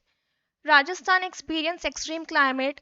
In the normal summer season, the average temperatures lie between 40 to 45 degrees Celsius. They observe very low rainfall between 50 to 100 mm annually. And they have high evaporation which leads to rapid water loss. Then in vegetation, xerophytes, plants adapted to dryness like cacti and thorny shrubs, they show adaptation by converting the leaves into thorns to reduce the water loss. Then they can save water by deep or widespread roots and shared leaves in drought. Ephemeral means quick growth after rearing. In microhabitats, there are two. One is artificial and other is natural. For artificial, there are small sanctuaries, pockets with cooler temperatures, more moisture or shelter. Then in crucial, rocks, burrows, and crevices offer vital refuge for life. Now there are some flora that supports butterflies. Like here we have Caparis, Calotropis, and Prosopis. Caparis, primary larval host for several white and orange tips including Pioneer, Belenois arota, and small salmon Arab, Colotois amata. These hardy shrubs provide essential foliage for caterpillars and offer nectar for adults. Calotropis, the sole larval host for the plain tiger, Danus, Chrysippus, and also the tiger species like the blue tiger. Its flower, a significant nectar source for various butterflies. The plant's toxins are ingested by the caterpillars, making the adult butterflies unpalatable to the predators, for example, the monarch butterfly. Prosopis. While Prosopis rinaria, Khejri, flowers offer some nectar, invasive Prosopis juliflora reduce butterfly diversity in areas it dominates as it outcompetes native host and nectar plants. Few specific butterfly species are known to exclusively depend on Prosopis for larval development in the desert. Native Khejri offers limited nectar. Invasive Prosopis juliflora is generally detrimental to butterfly diversity by altering natural habitat. Now, next we have in the queue butterfly diversity in desert of Rajasthan. In this we have included three types: documented species, endemic species and migratory species. First, documented species. First, overall of Rajasthan, there are over 234 insect species from the order Lepidoptera, which includes butterfly as well as moths, have been recorded across Rajasthan. Then specifically for the Thar Desert, there are around 283 insect species which includes moth as well from Lepidoptera have been recorded specifically in the Thar Desert. More targeted studies have documented significant numbers. For example, 26 species in Jodhpu, a part of the Thar, and 45 species in Jaisalmer within the Thar in recent observations. Continual discovery. Research continue to define this number with new observations frequently adding to the known diversity. Then we have endemic species. Low endemism. While Indian boasts on an average 100 endemic butterfly species, most are concentrated in the biodiversity hotspots like the Western Ghats and Eastern Himalayas. Limited desert endemics. The Thar Desert, due to its historically fluctuating climate and connection to other arid zones, has very few, if any, strictly endemic butterfly species. For example, the desert grizzled skipper. These are these presents are often highly adapted to arid condition but may have wider distribution across similar biomes. Then we have migratory species. In this, seasonal visitors. The Thar Desert serves as a crucial stopover or temporary breeding ground for several migratory butterfly species, especially after good rainfall. Some of the key migrants are green mottled emigrant Catopsilia crocoele, common emigrant Catopsilia pomona, plain tiger Danus crispus, striped tiger Danus ganesha. Now I would like to invite Nehal, my teammate, for the further proceedings. Thank you, Pianchi, for inviting. Hello, everyone. Forget what you thought about desert being barren only. We are about to explore the surprising world of desert ecosystem butterflies. Common butterflies of desert. First, Danus chrysippus, commonly known as plain tiger butterfly or monarch butterfly. These are migratory butterflies that travel large distances from California and Mexico to the desert ecosystem. These are medium sized, tawny orange with black borders and white spots, and their caterpillar feed on Calotropis, milkweed, making the butterfly toxic to predators, aposematic. This helps in their defense as due to milkweed it becomes unpalatable to predators, and its bright color warns the potential attackers. They have slow, gliding flight common in open areas like gardens and grasslands. Now we will talk about Papilio de mollius, which is commonly known as lime butterfly. These are medium to large, yellow-green with bold black markings that lack tails on the hindwings. Their caterpillar feed on citrus plant, lime, lemon, or orange. Hence, the common name is given lime butterfly. They have strong, erratic flight, often found in gardens and orchids, and the common predators are birds, lizards, and spiders.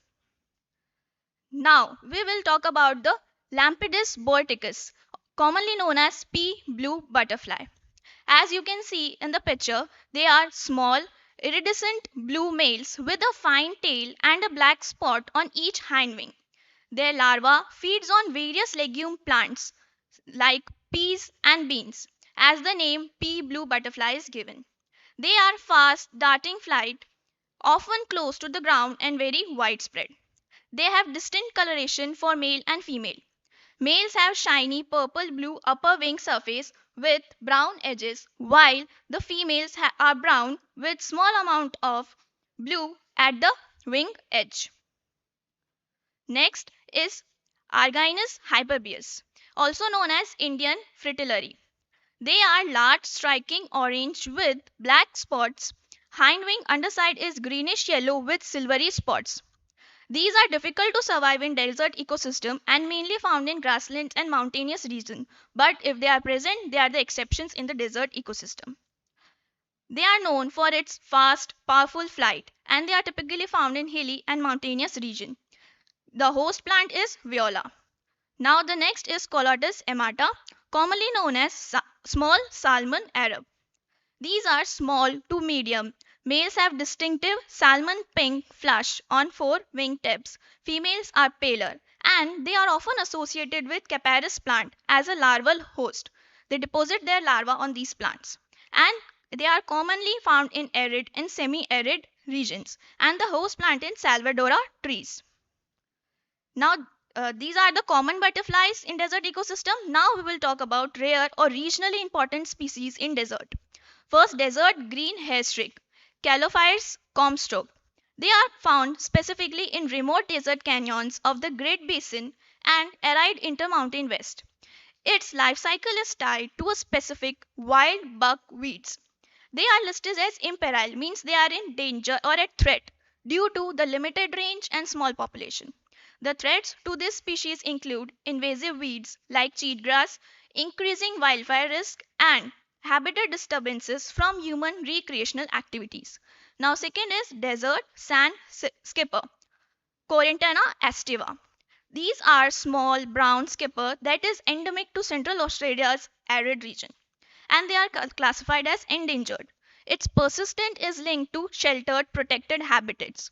Major threats include climate change, invasive toxic weeds, fire, feral animals, tourism, and illegal collection.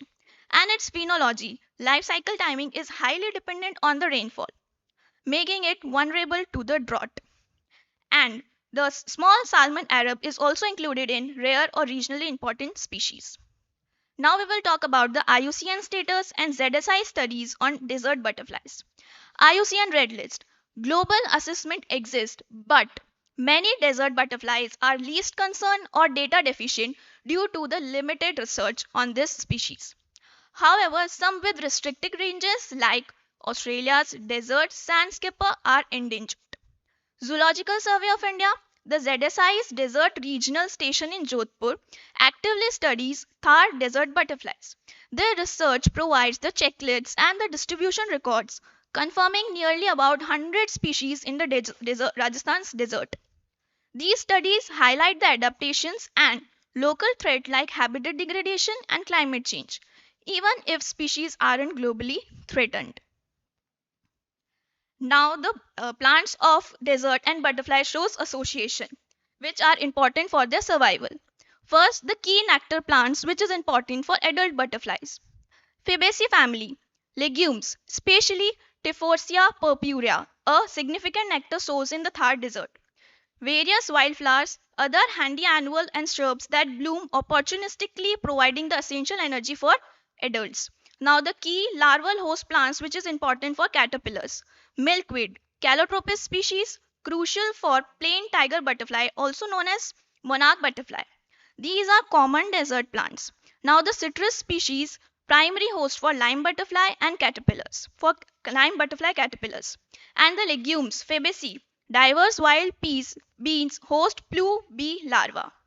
Caper plants, Capparis species, important for small salmon Arab butterflies. These are robust desert shrubs. Now the butterfly plant symbiosis and ecological role in deserts. The butterfly and plant show a mutualism relationship. That means both the species, butterfly and plant, will get benefit from this association. First, the butterflies benefit. The adults get the vital nectar from the flowers, and the caterpillar gets specific host plant for food and shelter. The plants benefit. Butterflies act as pollinators, transferring pollens between flowers as they feed on nectar. This enables plant reproduction and genetic diversity. Now, some ecological roles in desert ecosystem are first, pollination. Essential for reproduction for the plants that rely on insects for their pollen transfer in this harsh conditions. Food web component. The caterpillars are the primary consumers that converts plant matter into the animal masses, and they serve as a food for birds, lizards, and desert predators. Now, the bioindicators. Butterflies are sensitive to environmental changes. Their presence, abundance, and diversity are crucial indicators of desert ecosystem. Now, the nutrient recycling. Their feeding and waste add nutrients to the sand of the soil, which are important for the desert plants. Now, we will talk about the traditional knowledge and butterfly conservation. General perception. Butterflies are widely seen as beautiful indicators of life, rainfall, and healthy vegetation in arid regions. They represent a positive sign of nature's vitality. The presence of butterfly shows that the ecosystem is healthy. First, we will talk about the Bishnoi community. The Bishnois, guided by 29 principles from Guru Jambeshwar, practice a profound eco-religion. Their lives are intricately linked to environmental protection and wildlife conservation. While no specific doctrine mentions butterfly, but their principles of non-violence towards all living beings and strict protection of flora like khejri and fauna like blackbug and chinkara naturally extend to the butterflies.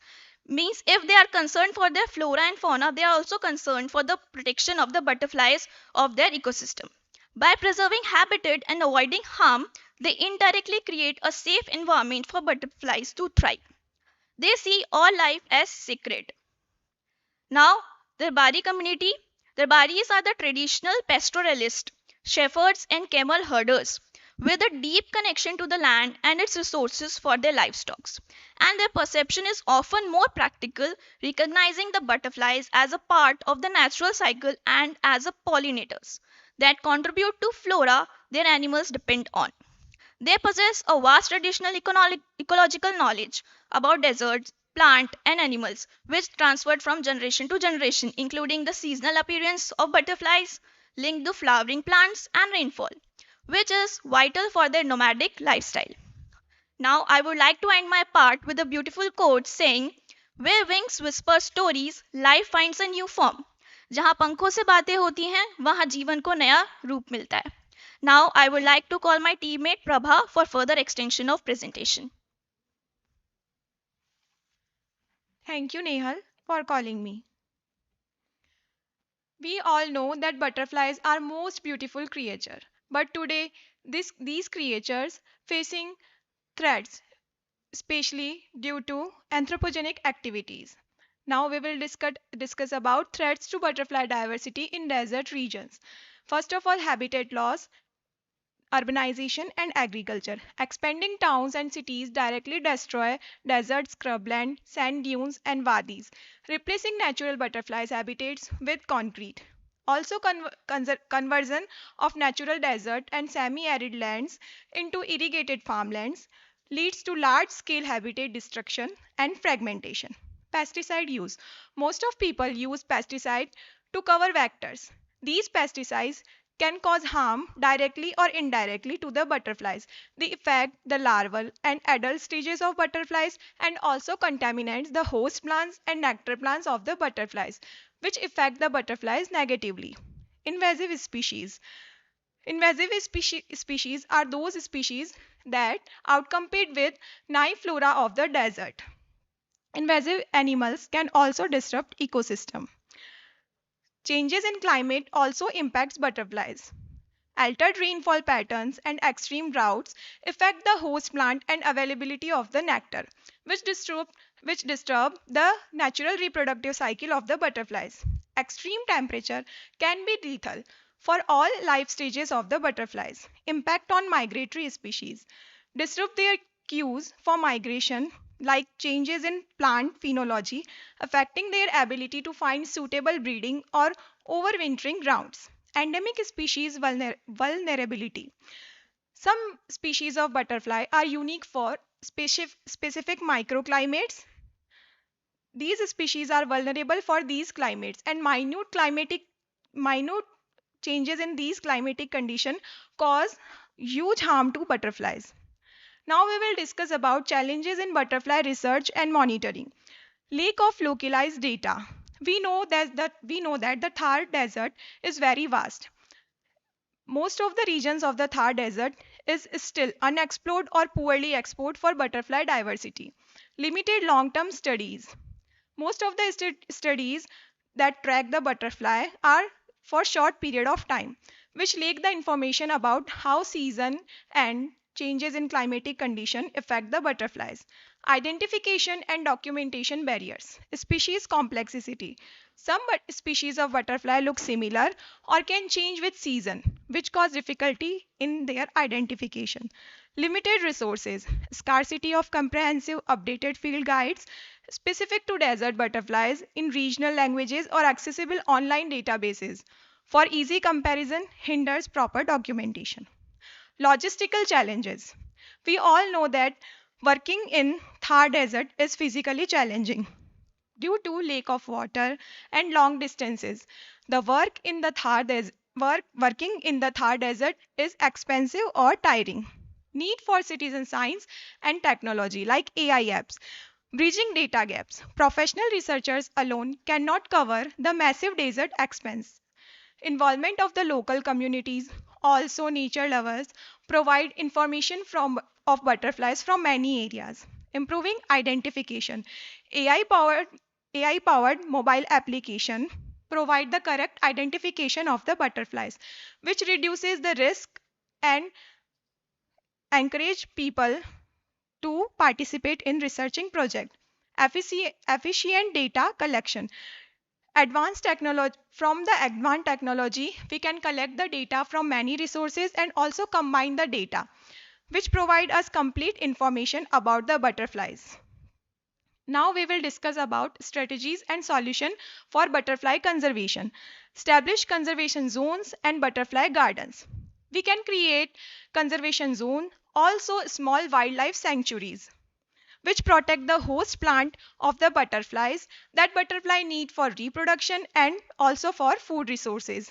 We can create butterfly gardens at the school, at the parks and the tourist places, which provide natural environment to butterfly to their thrive. Promote sustainable agriculture and ecotourism. By adapting organic farming, we can reduce the use of pesticide.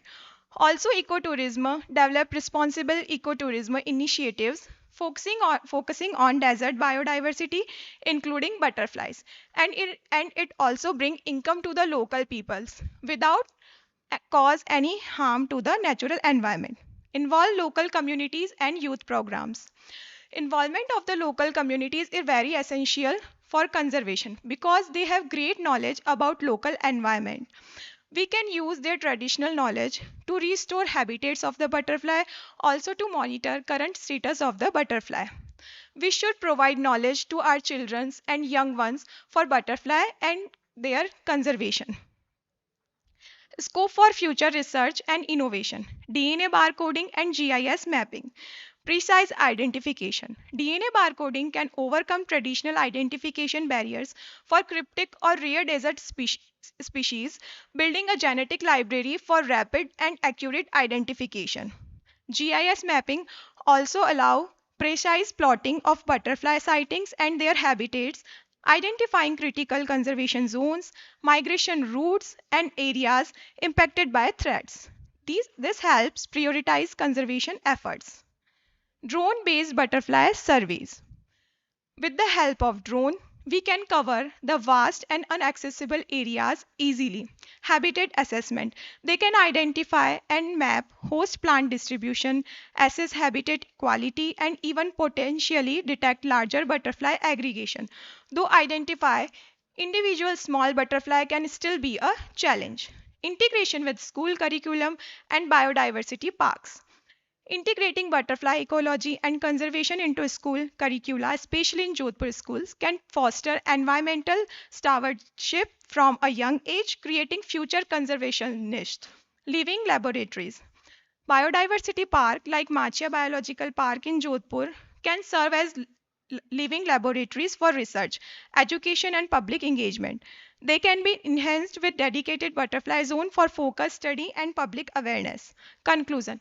Importance of butterflies. Desert butterfly like the plain tiger, small salmon Arab are vital components of arid ecosystem. They are essential pollinators for many desert plants. They play crucial role in the desert food web and also sensitive bioindicators of environmental health. need for conservation. Despite their importance, these unique species face significant threats from habitat loss like urbanization and agriculture, also pesticide use, invasive species, and climate change. Effective conservation demands localized data, innovative research methods like DNA barcoding and drones, and widespread community involvement.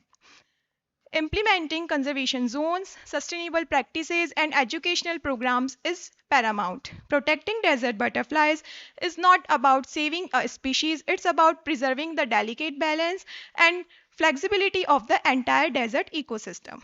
Now, I would like to end our presentation with a beautiful quote. Let the desert not be seen as barren, but as a canvas painted with fragile wings. We sincerely thank the Zoological Survey of India for organizing this wonderful hackathon. It gave us great opportunity to learn, explore, and to showcase our idea. We are truly grateful for this valuable experience. Thank you.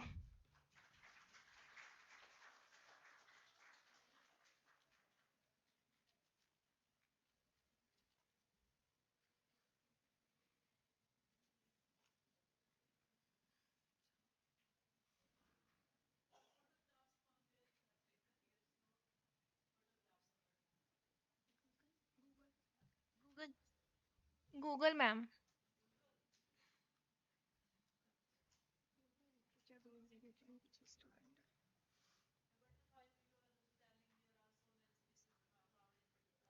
From the different research papers and some from ZSI research papers and the theory part that as we are entomology student, so from our textbooks itself.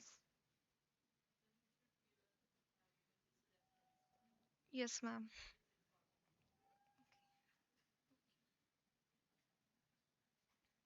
Thank you, ma'am.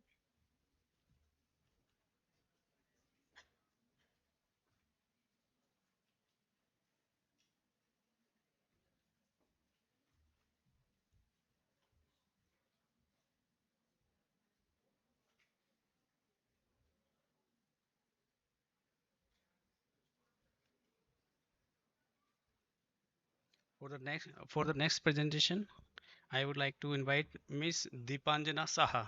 Please come on the stage.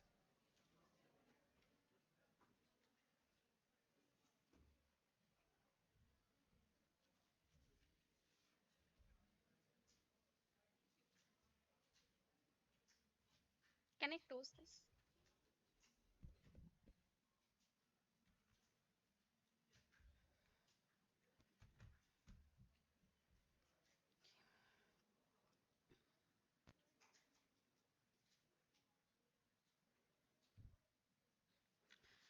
Good evening, everyone.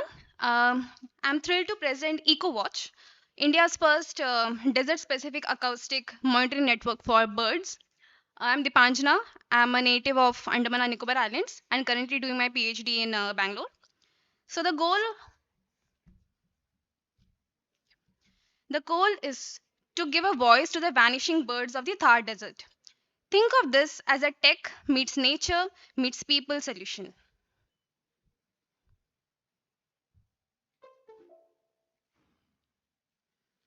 The Thar Desert is a vibrant but vulnerable biodiversity hotspot. It holds over 300 bird species yet remains under monitored. Climate shifts like increased extreme rainfall are already altering habitat dynamics. This is given by report of scientific reports in 2021. On a global scale, we have lost around 3 billion birds since 1970, including many arid specialists. The Great Indian Bustard, emblematic of the Thar, is down to around 150 to 200 individuals only. With no reliable desert monitoring ecosystem in place, these birds may vanish unheard. EcoWatch exists to stop that silence. The Research Center of ZSI Jodhpur has a legacy of inventorying Thar fauna. Now its priorities include climate resilience, tech-enabled monitoring, community science, and early warning systems. EcoWatch directly addresses the desert biodiversity theme of the ZSI Hackathon by combining species monitoring with innovative tech. This matches the hackathon's goal of innovative technology driven solutions for urgent biodiversity challenges. The project supports climate resilience as well. By tracking birds, we gain insight into ecosystem shifts. For example, birds adapting to new rainfall patterns, as studies have shown certain species shift breeding cycles or foraging areas in response to increased rainfall variability. And this can alert DRC to emerging threats. So, what is EcoWatch overview?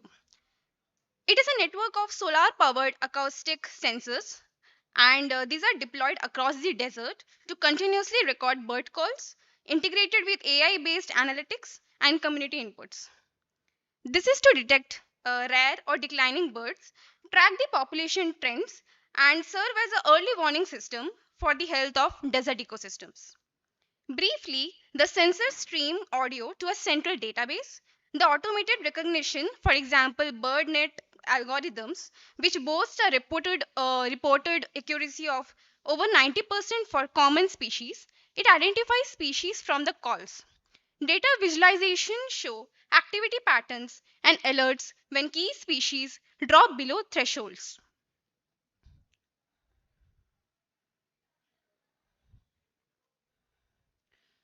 We use low cost open source microcontrollers, for example, Raspberry Pi, with solar panels and rugged IP61 casings.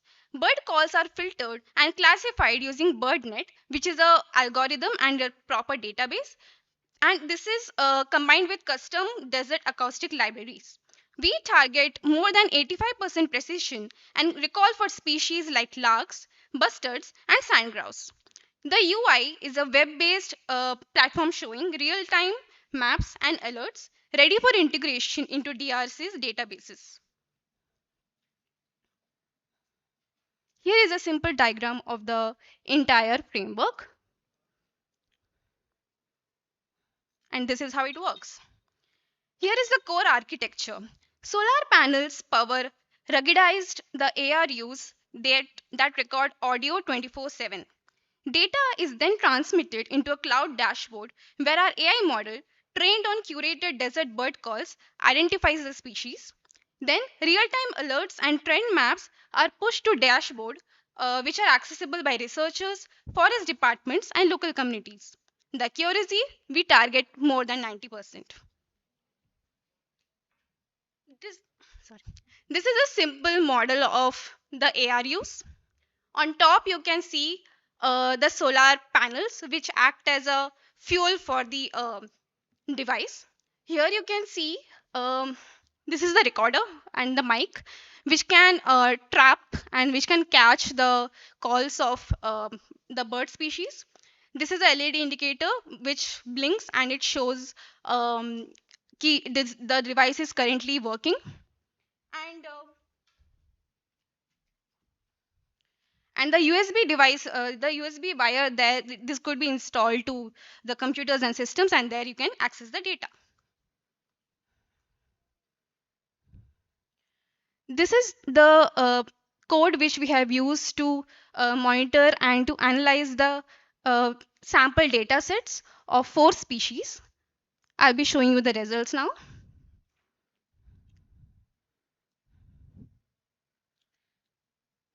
Let me also tell you how we did the analysis. This is a sample analysis. This is very stimulated data.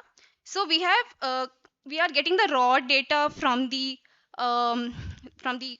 devices, which is in a format of .wav, and this goes for pre-processing. And in this we reduce the noise reduction and the filters for we give the filters for wind, insects, and humans. This is then converted into spectrograms, and these are converted from this the features are selected like chroma or spectral contrast, etc. We use Python libraries and tools called as Librosa, Torch Audio, Pi Audio Analysis, and then using the deep learning and pre-trained data of BirdNet, YAMNet, we do the post processing as well, and we cluster this data and aggregate into hourly, daily, and summary. Then we evaluate in terms of metrics like accuracy, precision, recall, and then we validate into stratified k-fold strategy. And also we do the manual checks because there will be human induced checks as well. And then it goes for the databases. This is a confusion matrix which you are seeing here, and it is a performance evaluation tool which is used in classification problems. This confusion matrix highlights where our model excels and where it needs work. So it gives more data and more detail than just accuracy. Let me deconstruct the metrics for you. We see clear misclassification between p fowl and sand grouse, and complete failure for jackal detection. These insights actually help us prioritize the targeted improvements, like enriching the jackal call dataset and tuning our model to reduce false positives between acoustically similar species. We are building EcoWatch as a learning system, and this matrix isn't a failure. It is actually a map for us to work better.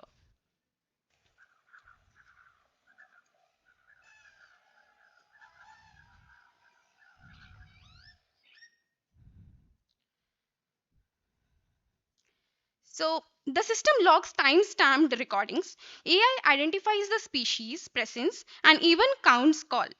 Our system can process up to 24 hours of audio per sensor per day, generating actionable insights. We aggregate this data to track population trends, habitat use, and seasonal patterns. And we generate heat maps of these bird hotspots.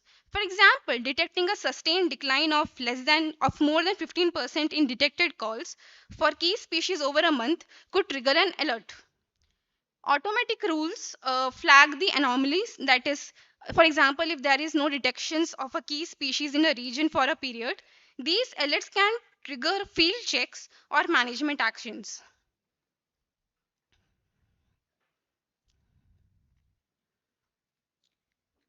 Starting with a pilot network in Rajasthan, the plan is to extend to all Thar desert sites, covering potentially over 2 lakh square kilometers. By updating the call libraries and deployment strategies, EcoWatch can be used in other drylands as well. For example, Western India's semi-arid scrub, potentially expanding coverage by an additional 1 lakh square kilometers, or even other biomes such as wetlands, highlands in future phases. This approach is a blueprint for how monitoring bird songs and calls can inform the management. EcoWatch aims to pioneer it here and then share the learnings for wider adoption. EcoWatch isn't just about birds, it's about biodiversity and climate resilience. We also align with SDG 15, SDG 13, that is climate action, by enabling early warning systems, and SDG 15, which is life on land through species tracking.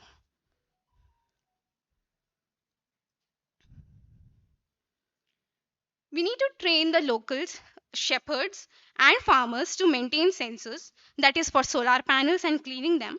They become the local wardens who care about the system, potentially reducing maintenance cost by up to 40% compared to reliance solely on scientific teams. We also need to develop a school program where students help annotate calls, that is, like a gamified app, or adopt a sensor.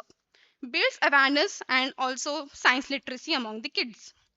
We need to create an app for villagers to submit bird sightings or audio clips to supplement this data, which is almost kind of similar to eBird, and encourage the community stake participation. The empowered locals and more data and conservation buy-in is the strategy. Engage citizens, contribute to data collection and analysis, and free up the scientists' time as well. Desert wind and vehicle noise can mask these calls. This potentially leads to up to 20 to 30% false positives or negatives in raw data. And how do we mitigate this? Using noise filters and time of day scheduling. For example, record intensity at dawn or dusk when the birds sing. Periodic manual quality checks of the AI results to refined models, aiming to reduce error stakes to below 10%. The 24 by 7 audio yields huge files, which potentially terabytes of raw data per month for a network. And how do we mitigate this? By onboarding software to flag only segments with bird calls, that is event based recording, and reducing this data storage by 80 to 95%. Using compression and cloud processing as NPS, that is the national park sanctuaries by USA notes, open source tools like BirdNet allows automated analysis of vast recordings, which reduces the workload of scientists.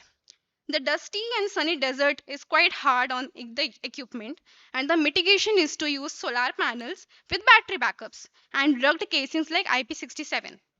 Regular community maintained cleaning routines is also very necessary. Our design targets more than 95% uptime for sensors.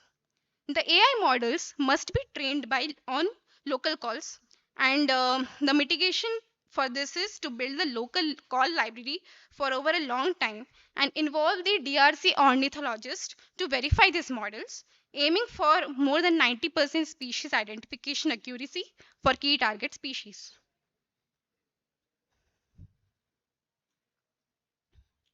EcoWatch gives us continuous low cost monitoring, which is 1000% more data than seasonal surveys at around 1 by 5th of the cost. It bridges the research policy gap with real time conservation intelligence. Most importantly, we are the first in India to build this for desert birds. That's almost a leadership opportunity for DRC. The idea which we wanted to pitch is also inspired from the work by ICER Pune scientist, and they had written a grant for Rufford, and this is a similar report, similar idea from the report. EcoWatch is tailored to India's deserts, and no equivalent actually exists. It fills a niche that other projects, which are mostly focused on forest or wetlands, have overlooked, and it addresses a significant data gap for a unique ecosystem which represents 60% of India's hot desert area. This combines cutting edge AI with grassroots engagement as well. Many tools do one or the other, but we are merging tech with local buy in for sustainability. Our approach aims for more than 70% community participation in sensor maintenance, which ensures long term viability. This is designed from the start to expand in both hardware, software, and train network. It's a platform which is capable of scaling to hundreds of units across multiple states within 3 to 5 years. And this is how the traditional service differs from EcoWatch's strategy area. So with DRC support, we need to begin a full pilot in Thar Desert, maybe in the monsoon season, which aims for at least 5 to 10 units deployed by July, and it can generate initial data for 2 to 4 weeks. This integrates the EcoWatch data with DRC's existing inventory efforts. We also seek mentorship from DRC ornithologists and permissions for field sites. And we also invite partnerships with ZSI, CSR, etc. The timeline is almost 3 month pilot, and this could be scaled up based on the results.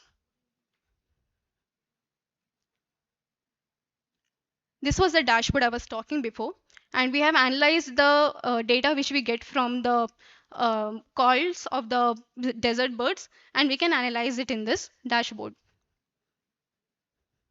So yeah, this is my team.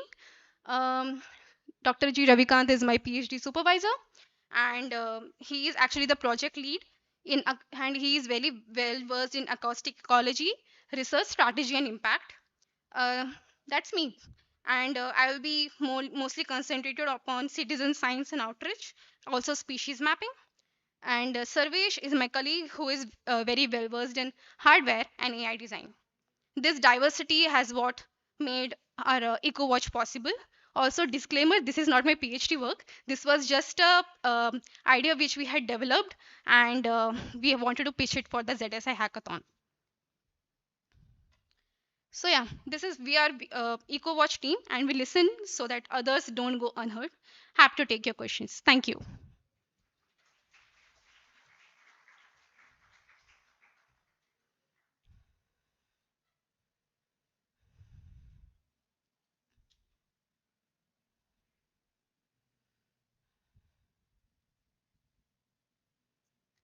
There is no question at all because the topic which you have taken it's really advanced for me. I congratulate being the first in India in this kind of Why acoustic work? That work. Thank you, sir. So, if we are mostly, this depends on the data library actually. So, what we had we have done as a sample is for the 4 species which I had shown in the slides, and that was for just 200 sample, which is very less for a CNN Python analysis. For a Python analysis, we need at least more than 500 to 1000 sample data sets, which is quite obvious if we do for a 3-month pilot framework. And yeah. Sandgrouse photograph जो है आपका जी sir. Result का है नहीं sir, it was from the Google. हैं It was from the Google.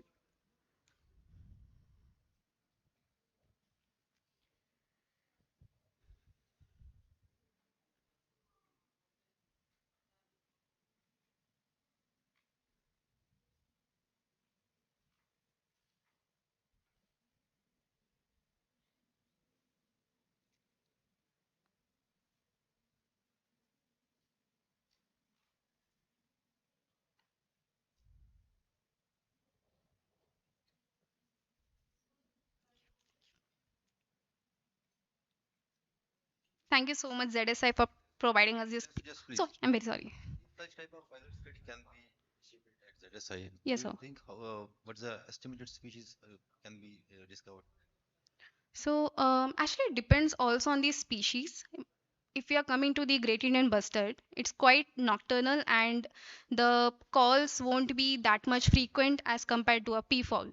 So we need to first, in the species which I had shown before, 3 of them are actually of least concern, and one of them was nearing the threatened, which is for the lapwing, which is near threatened species under IUCN. So maybe selecting those species which have frequent, they have this mating calls or the calls in the dawn or the dusk. We can use segregate those species alone in the first pilot stage. The only problem is to we need to create a proper database, a proper library where there are multi-million voice calls of the same species, and this will be used to segregate the bird species from the jackal species. So that is more important at first stage. Okay, thank you. Thank you so much.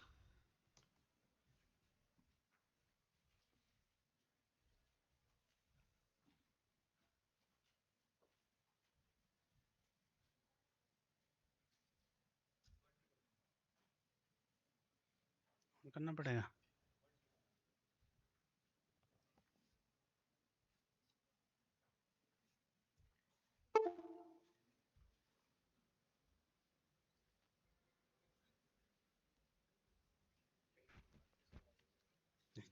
इसमें नहीं चलेगा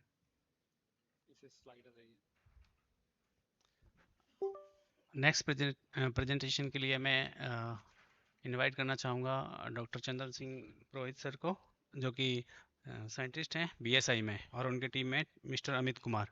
please come on the stage.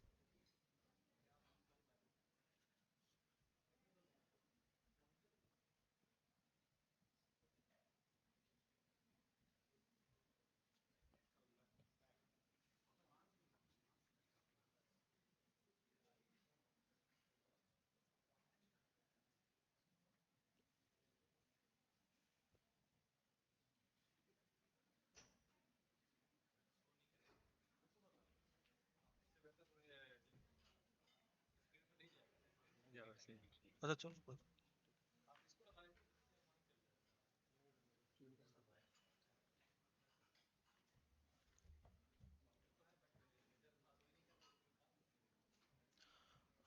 Good afternoon, everyone.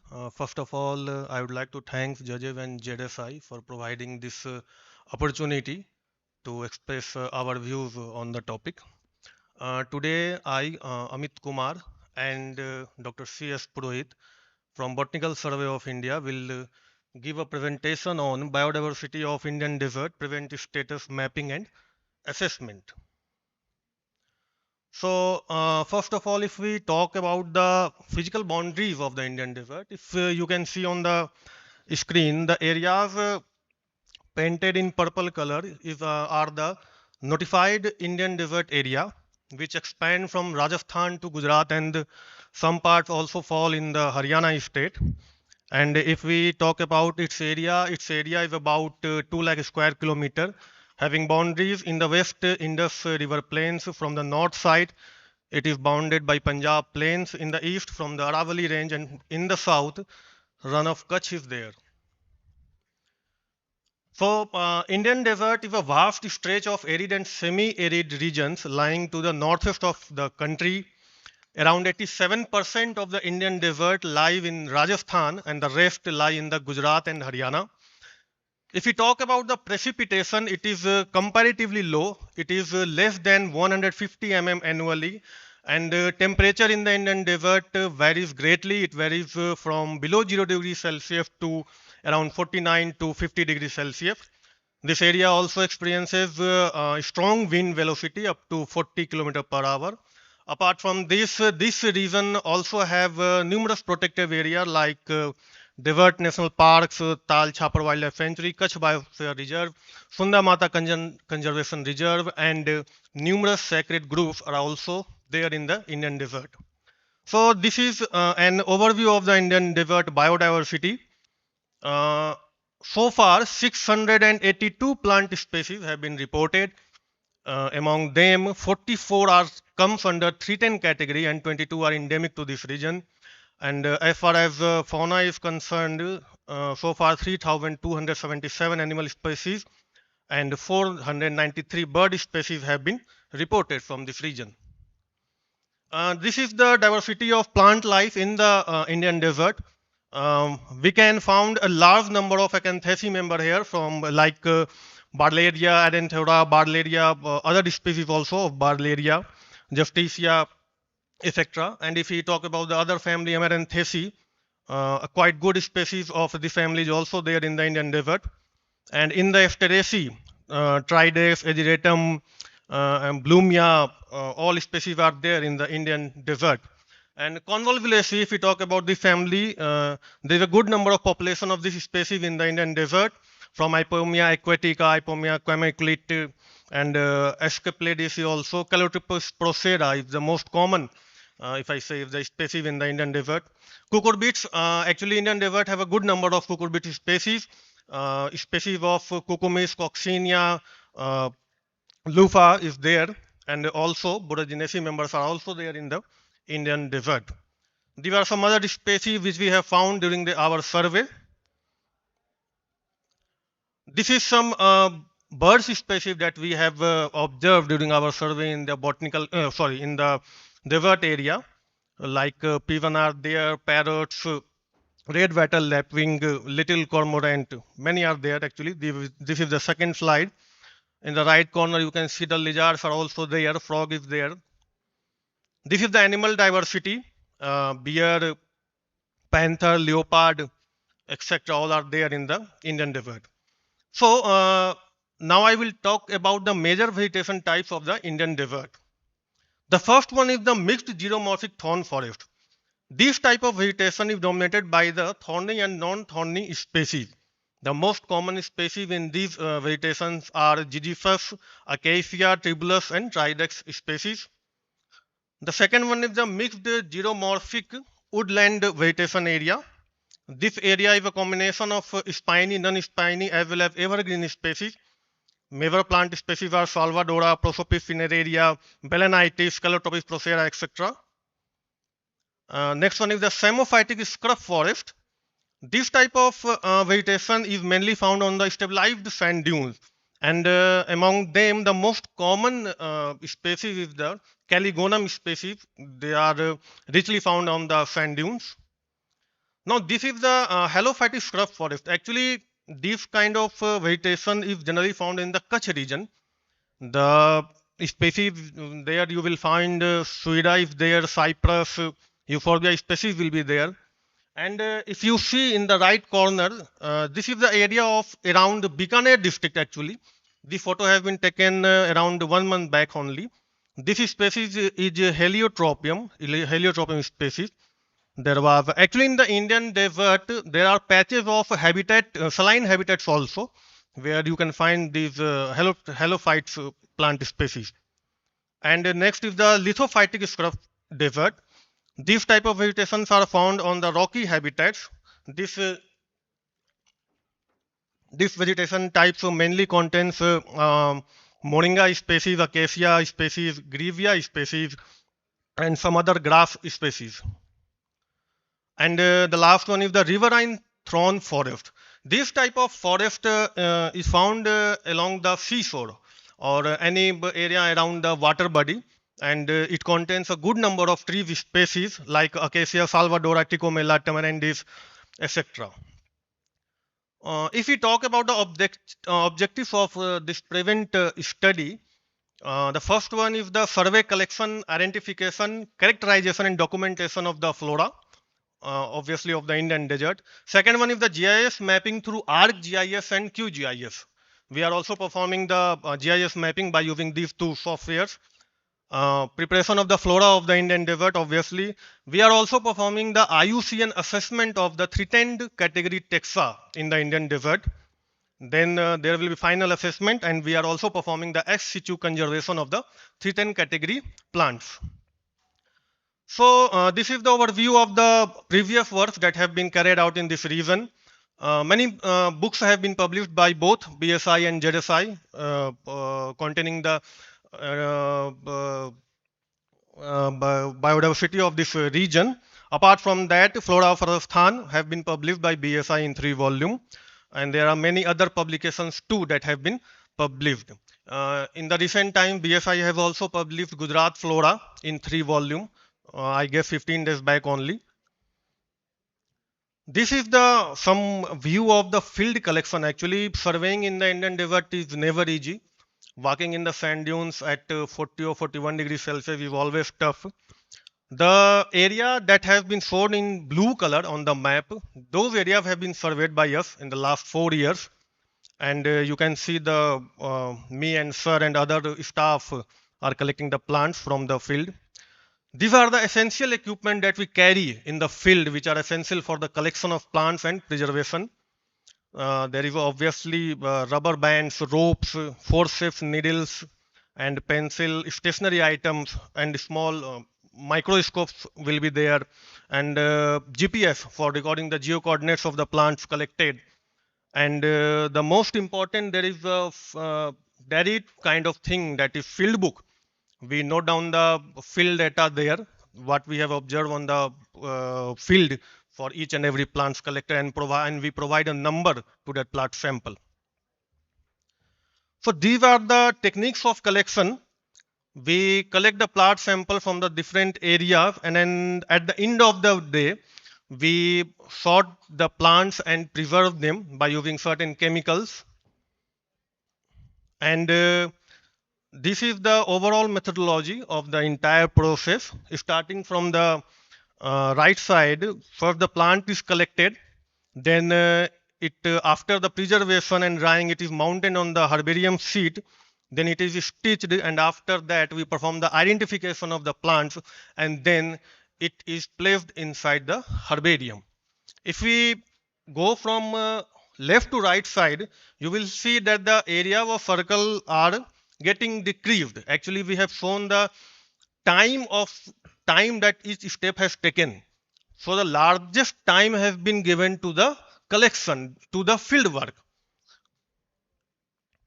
And here is a glimpse of how we preserve the plants, some special kind of plants. For suppose that there is a succulent, there are a large number of succulents in the Indian desert.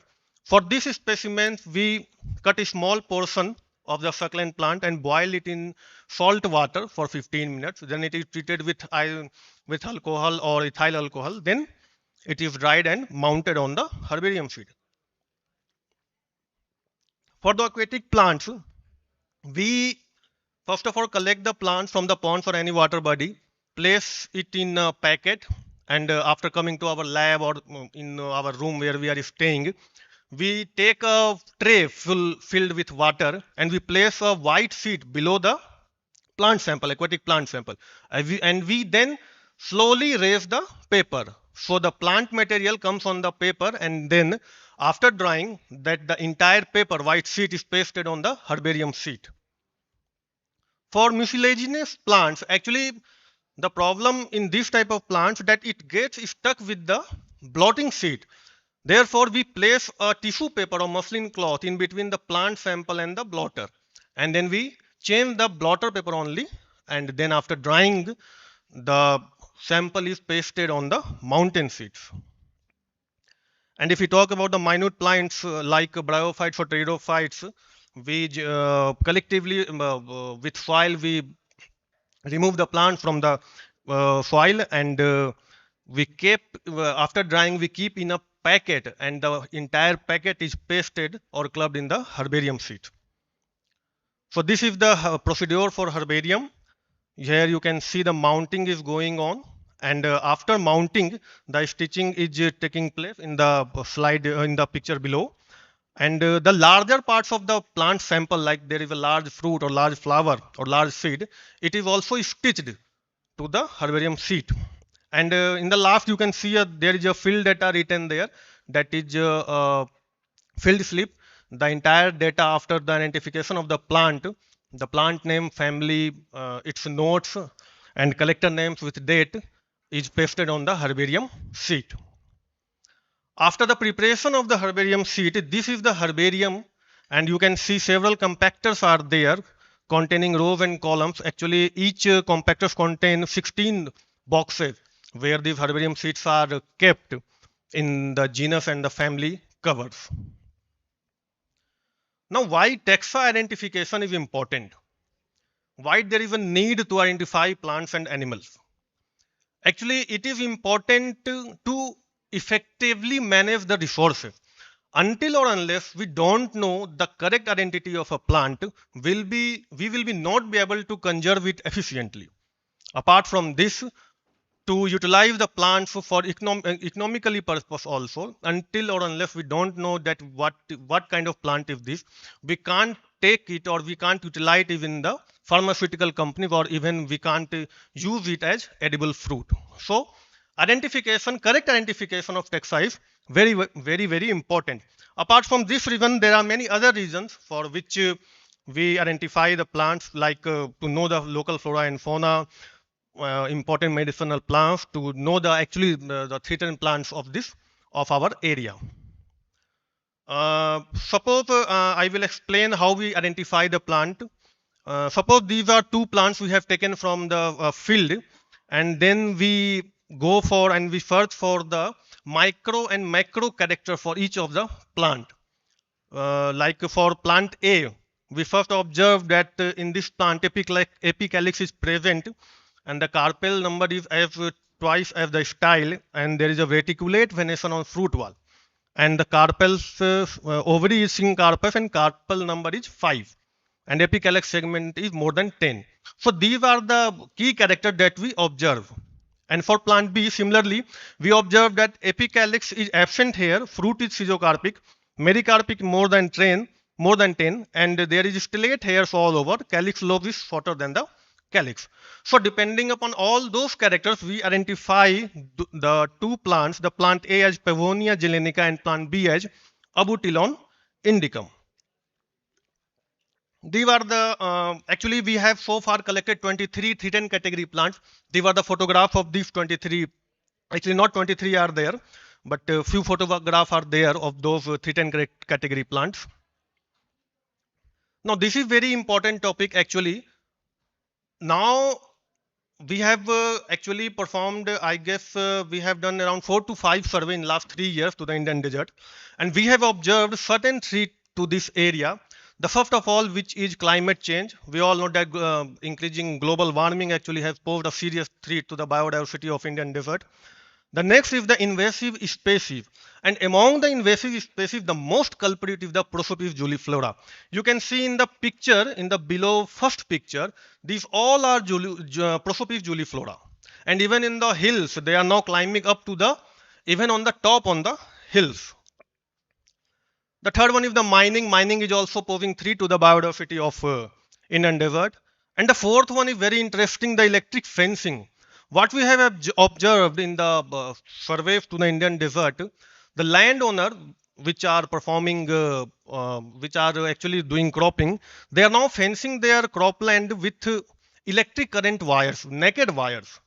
However, they have covered because to protect their crop from the cattle, but actually they are now forbidding the wild animals movements. Actually, myself, me also, I have got two shocks during the our survey from these electric fences.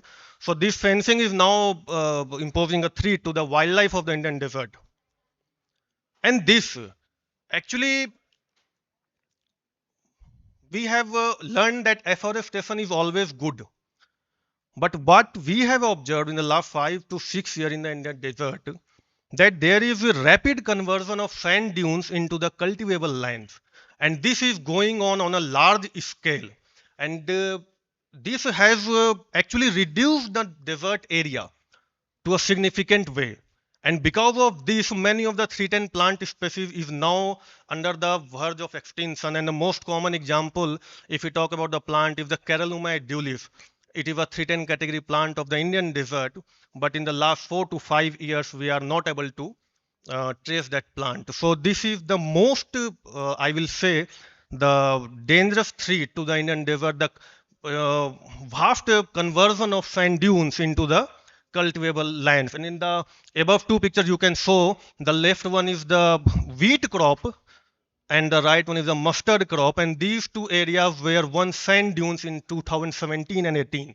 So this topic actually need now intervention. And from here onwards, Dr. C.S. Purohit sir will explain the things. Thank you very much. Thank you, Amit ji.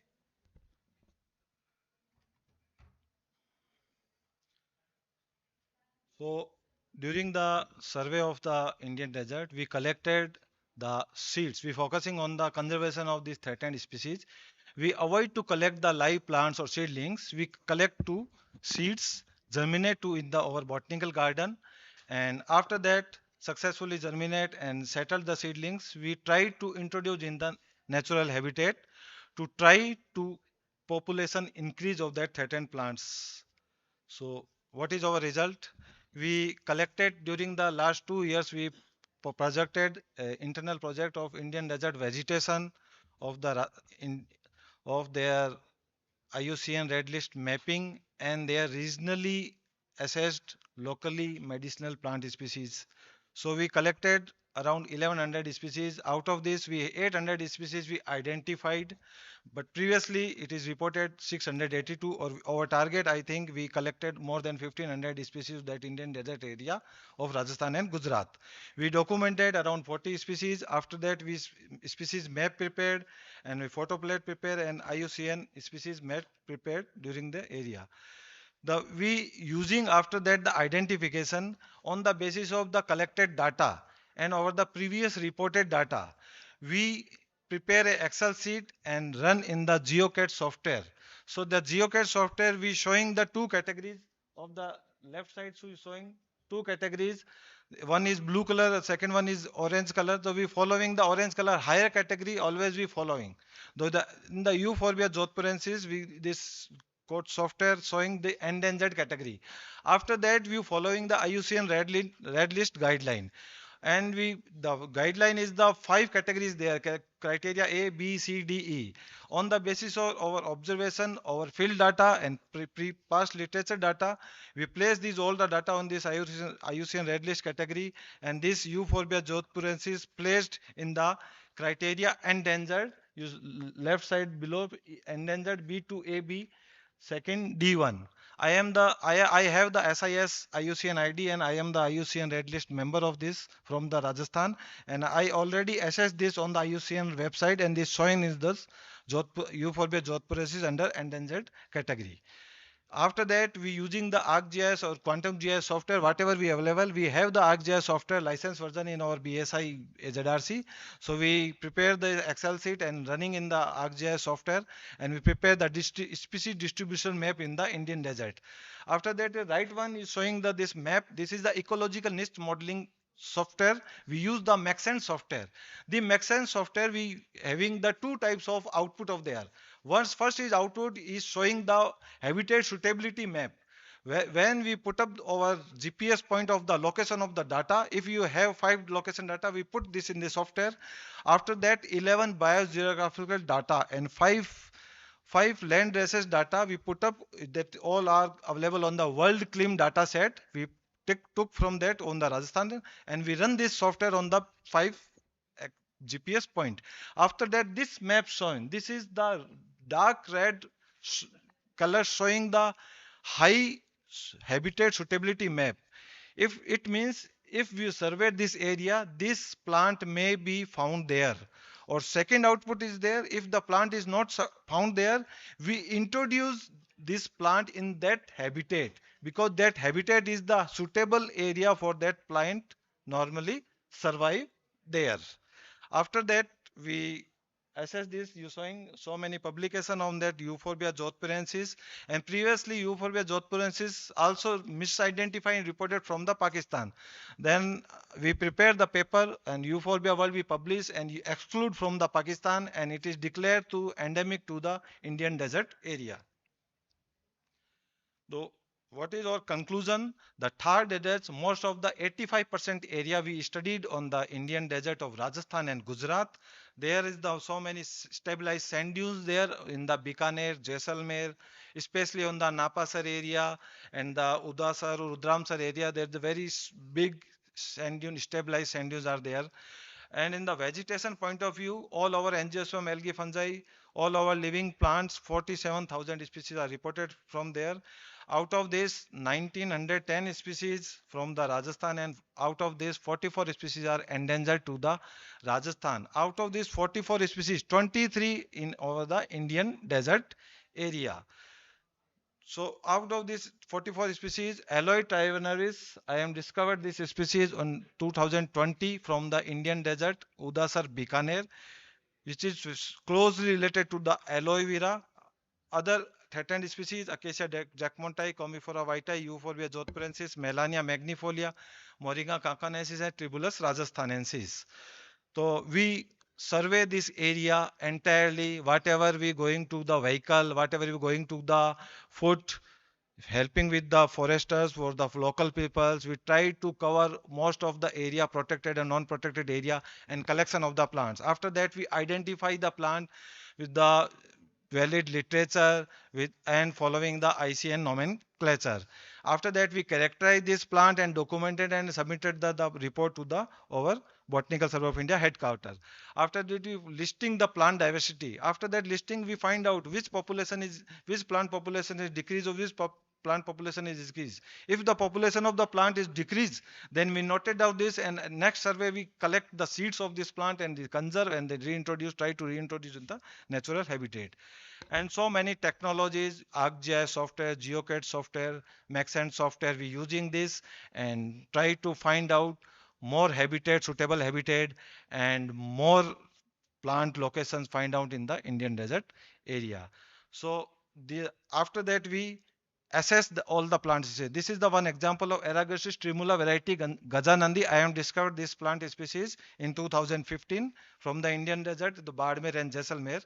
If we have the Excel sheet, we calculate the AOO and EOO, area of occupancy and extent of occurrence. On the basis of this extent of occurrence, we find out that this plant is under endangered category on the IUCN guideline, and we assess this plant. Already I have assessed 15 plant species on the IUCN red list guideline. 2 are published, 13 are under process for the publications.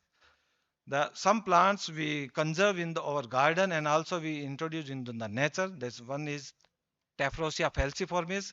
This fruit is half moon shaped fruit. On the basis of this half moon fruits, this name is falciformis. Then this is Lesura syndicus, commonly known as seven grass. This is Melania magnifolia. Previously is only location from the Nasirabad location. On the using of this Maxent software, we find that software showing this, it is maybe present in the Tadgad Lavri Wildlife Sanctuary. After that survey, we find out this plant in that location, and I have reported this the extended distribution of this plant from the Tadgad Lavri. This is the Tribulus rajasthanensis. This is Nereida procumbens, and this is Cullen plicata. This Commiphora vitae.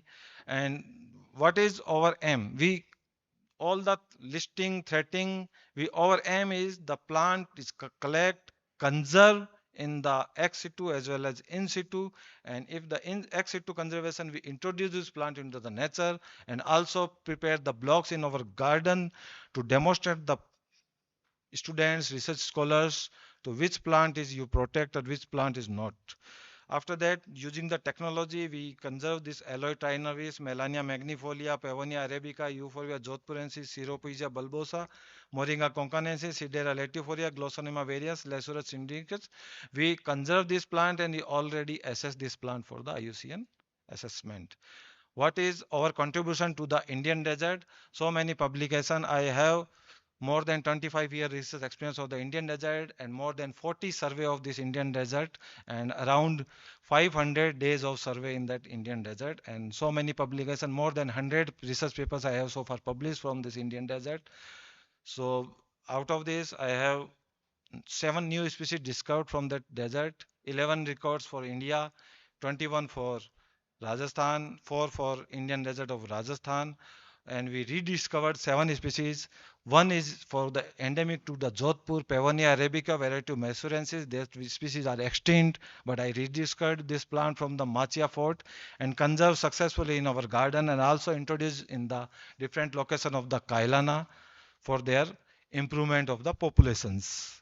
So some publications of their JETB, so Acracni racemosa variety sumnensis. That is my guide, PhD guide, Dr. Suman sir. I honor to that guide.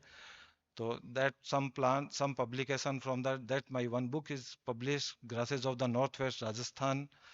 That this is the alloy trinervis. This is the new species discovered and already assessed for the IUCN. This is Pavonia arabica variety mensurensis. This is rediscovered from the Jodhpur and endemic to the Jodhpur region. This is Euphorbia world, Euphorbia jodhpurensis. This paper published from the Euphorbia world from Germany. This is the excluded from the Pakistan country and endemic, declared to endemic to the Indian desert. This is Moringa concanensis. Some publications from the different journals. And so many works I am doing this, but my try to this work from research to land.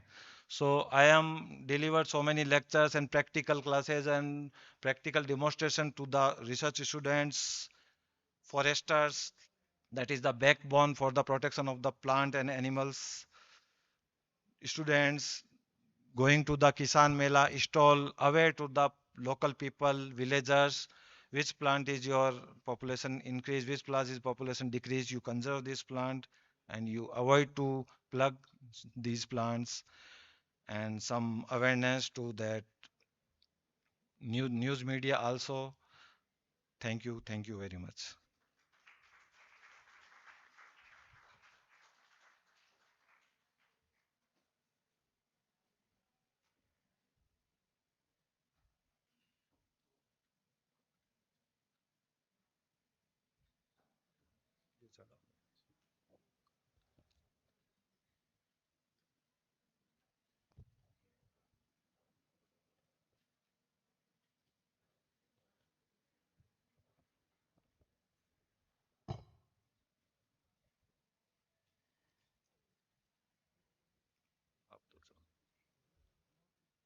Near the Bikaner area, Yes, large number of this folk yes, sir. Yes, sir. plantation earlier. Now it's degraded. So what is the present status and have you any survey? Yes, sir. Yes, sir. Recently, I surveyed last 3 4 years. Population of the Caligonum polygonidis is continuously decline because Caligonum polygonidis birds are used in the raita for making raita, that birds, and the hardwood of stem is using for the fuel purposes, and acacia jacquemontii wood also used for the fuel purposes by the Sunar persons. Presently the electric coming. So before that, because the acacia jacquemontii wood is not giving any smog in the that area. Our Caligona polygodis population continued decline. In the year 2017, I surveyed that area from the Pugal to Kolayat, that middle way. All the area are the sand dunes, totally covered sand dunes. But last month I visited that place. Totally sand dunes, stabilized sand dunes convert into the agricultural land. We saw the photographs. Whole area converted, and two species I reported from there for new record for Rajasthan, Caligonum crinitum and Caligonum comosum. Only two locations from there, they all are destroyed this. Because it gives large number of this fauna shelter. Yeah. Definitely, if the plant is gone, then the interrelation of plant and fauna. Na? If the plant is not there, the fauna may be disturbed and they shifted from the one place to the another place where they feel protect or feel safe. आपके office में मेलिन का ना extender लगा हुआ है मनील कारा एक्सेंड्रा है sir है यस सर कहाँ पे है इंट्रेंस लेफ्ट साइड वो मैंने लगाए थे आपके यहाँ प्लांट 4 यस सर उसको आप एंजॉय कर रहे हो अब आप उसको जो है उसको देखें कि बर्ड्स वगैरह कितनी आती हैं अलग अलग so many birds are coming there sir वो मैं 8 प्लांट दे के आया था आपके यहाँ से yes sir thank you very much sir I have given 1000 plant in the Afri also yes sir बहुत पहले की बात हो गई 15-20 साल हो गए 20 साल हो गए सर कह रहे थे आज सर आइए सर क्या अब हम उसको मतलब जो है एक्सप्लॉइट करेंगे अब मेलिन का रहा एक्सेंडर रखो उसके मतलब जो है नीचे बारिश में पौधे लगते हैं मैडम को भी बोला है कि आपको भी हम जडेसई में आपको प्रेजेंट करेंगे वो प्लांट बहुत अच्छा प्लांट है यस सर पूरे साल ग्रीन रहता है ठीक है और टूटता भी नहीं है वो आप ऊपर चढ़े हैं उससे मतलब बोट से बोट बनती है फिशिंग जो की जाती है ज़्यादातर एरिया में उसी की बोट से बोट की वो की जाती है fishing yes sir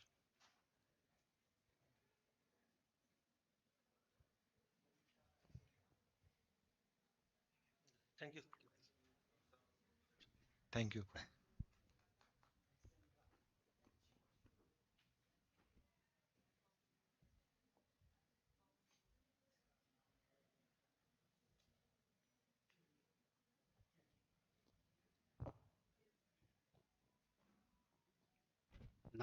Now it's time for the last presentation of this 110 hours hackathon organized by DRC ZSI Jodhpur.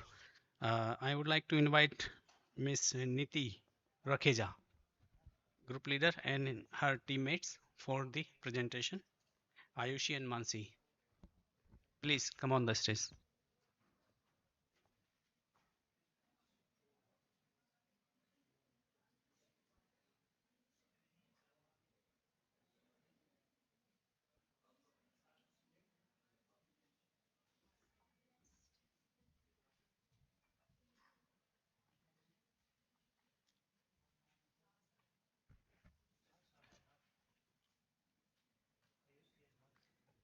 Good evening, I'm Niti Rakhecha.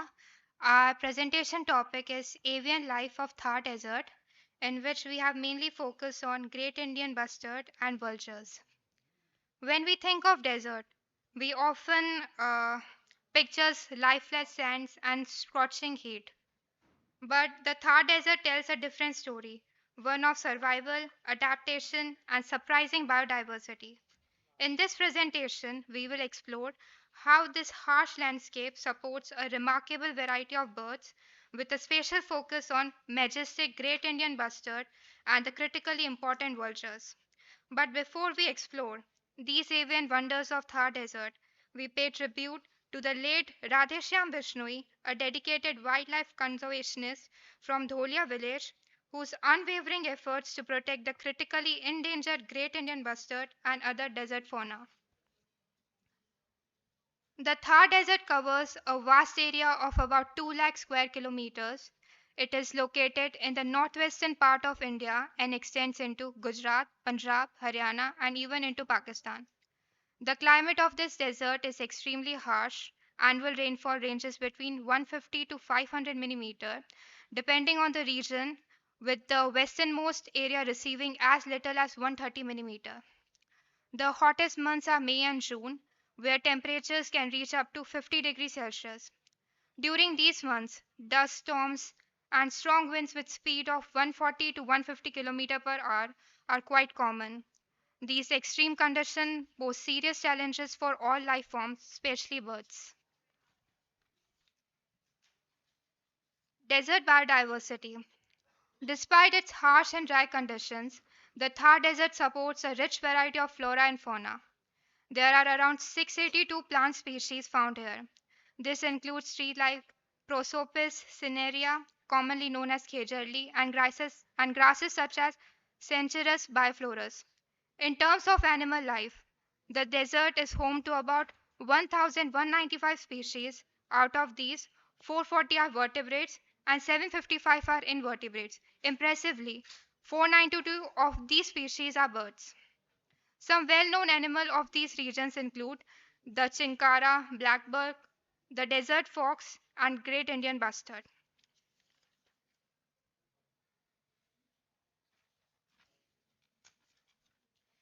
Avian diversity. Rajasthan is home to about 510 bird species. According to a study by Devarshi in 2004, about 496 species have been recorded so far, which makes up nearly 40% of all Indian bird species. Bird diversity is generally richer in the eastern districts than in western part. Still, the Thar Desert plays an important role by supporting both resident and migratory bird species. These birds are found in a range of habitats, from open grasslands and shrub to area close to water sources. Moving to adaptations of desert birds. To survive in such an arid and hot environment, desert birds have developed several unique adaptations, which can be grouped into three main categories. First, behavioral adaptations. Most desert birds are diurnal, but they avoid activity during the hottest part of the day. Instead, they are active during the early mornings and late afternoon. Some species also migrate to less harsh area during the dry season. A notable example is demoiselle crane, which migrate from central Eurasia to the Thar Desert during winters. Other migratory birds include bare-headed geese and various waders and shorebirds, which visit places like the Sambar mudflats. Next, physiological adaptations. These birds excrete nitrogenous waste as uric acid, which conserve water. Many species can even extract moisture from their food, like seed and insects. Some can lose up to 20% of their body weight in water and still survive. Lastly, morphological adaptations. Birds here often have light colored plumage to reflect sunlight and reduce heat absorption. For example, larks, which have pale feathers. Some have specialized feathers, like those of sandgrouse, whose belly feathers can absorb and carry water for their chicks. Even their beak shapes are adapted to their diet and dry environment. Curved beaks, for instance, help them dig for insect hidden in soil.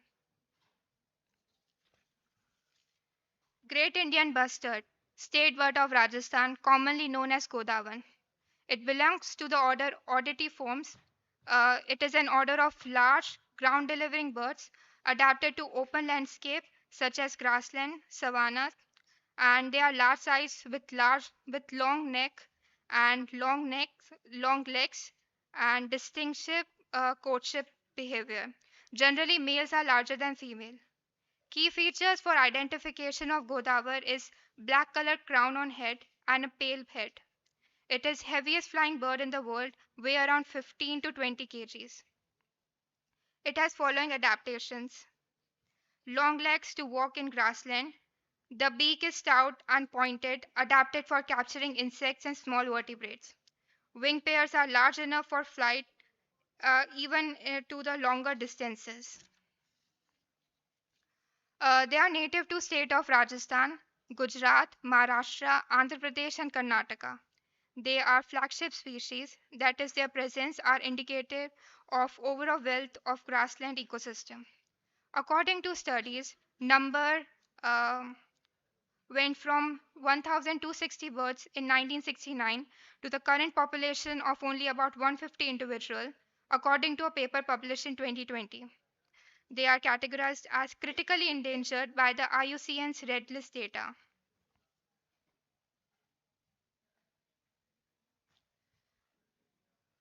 Threats or reasons for their population decline. Excessive hunting and poaching of these birds around 2010 to 2015, and the current threats are habitat loss and degradation. Habitat loss can be due to formation of irrigation canals resulting in change of crop types. They modify the landscape, making it less suitable for nesting and foraging of birds. Even mining and industrialization, expansion of roads, wind turbines, solar energy projects have led to severe habitat destruction.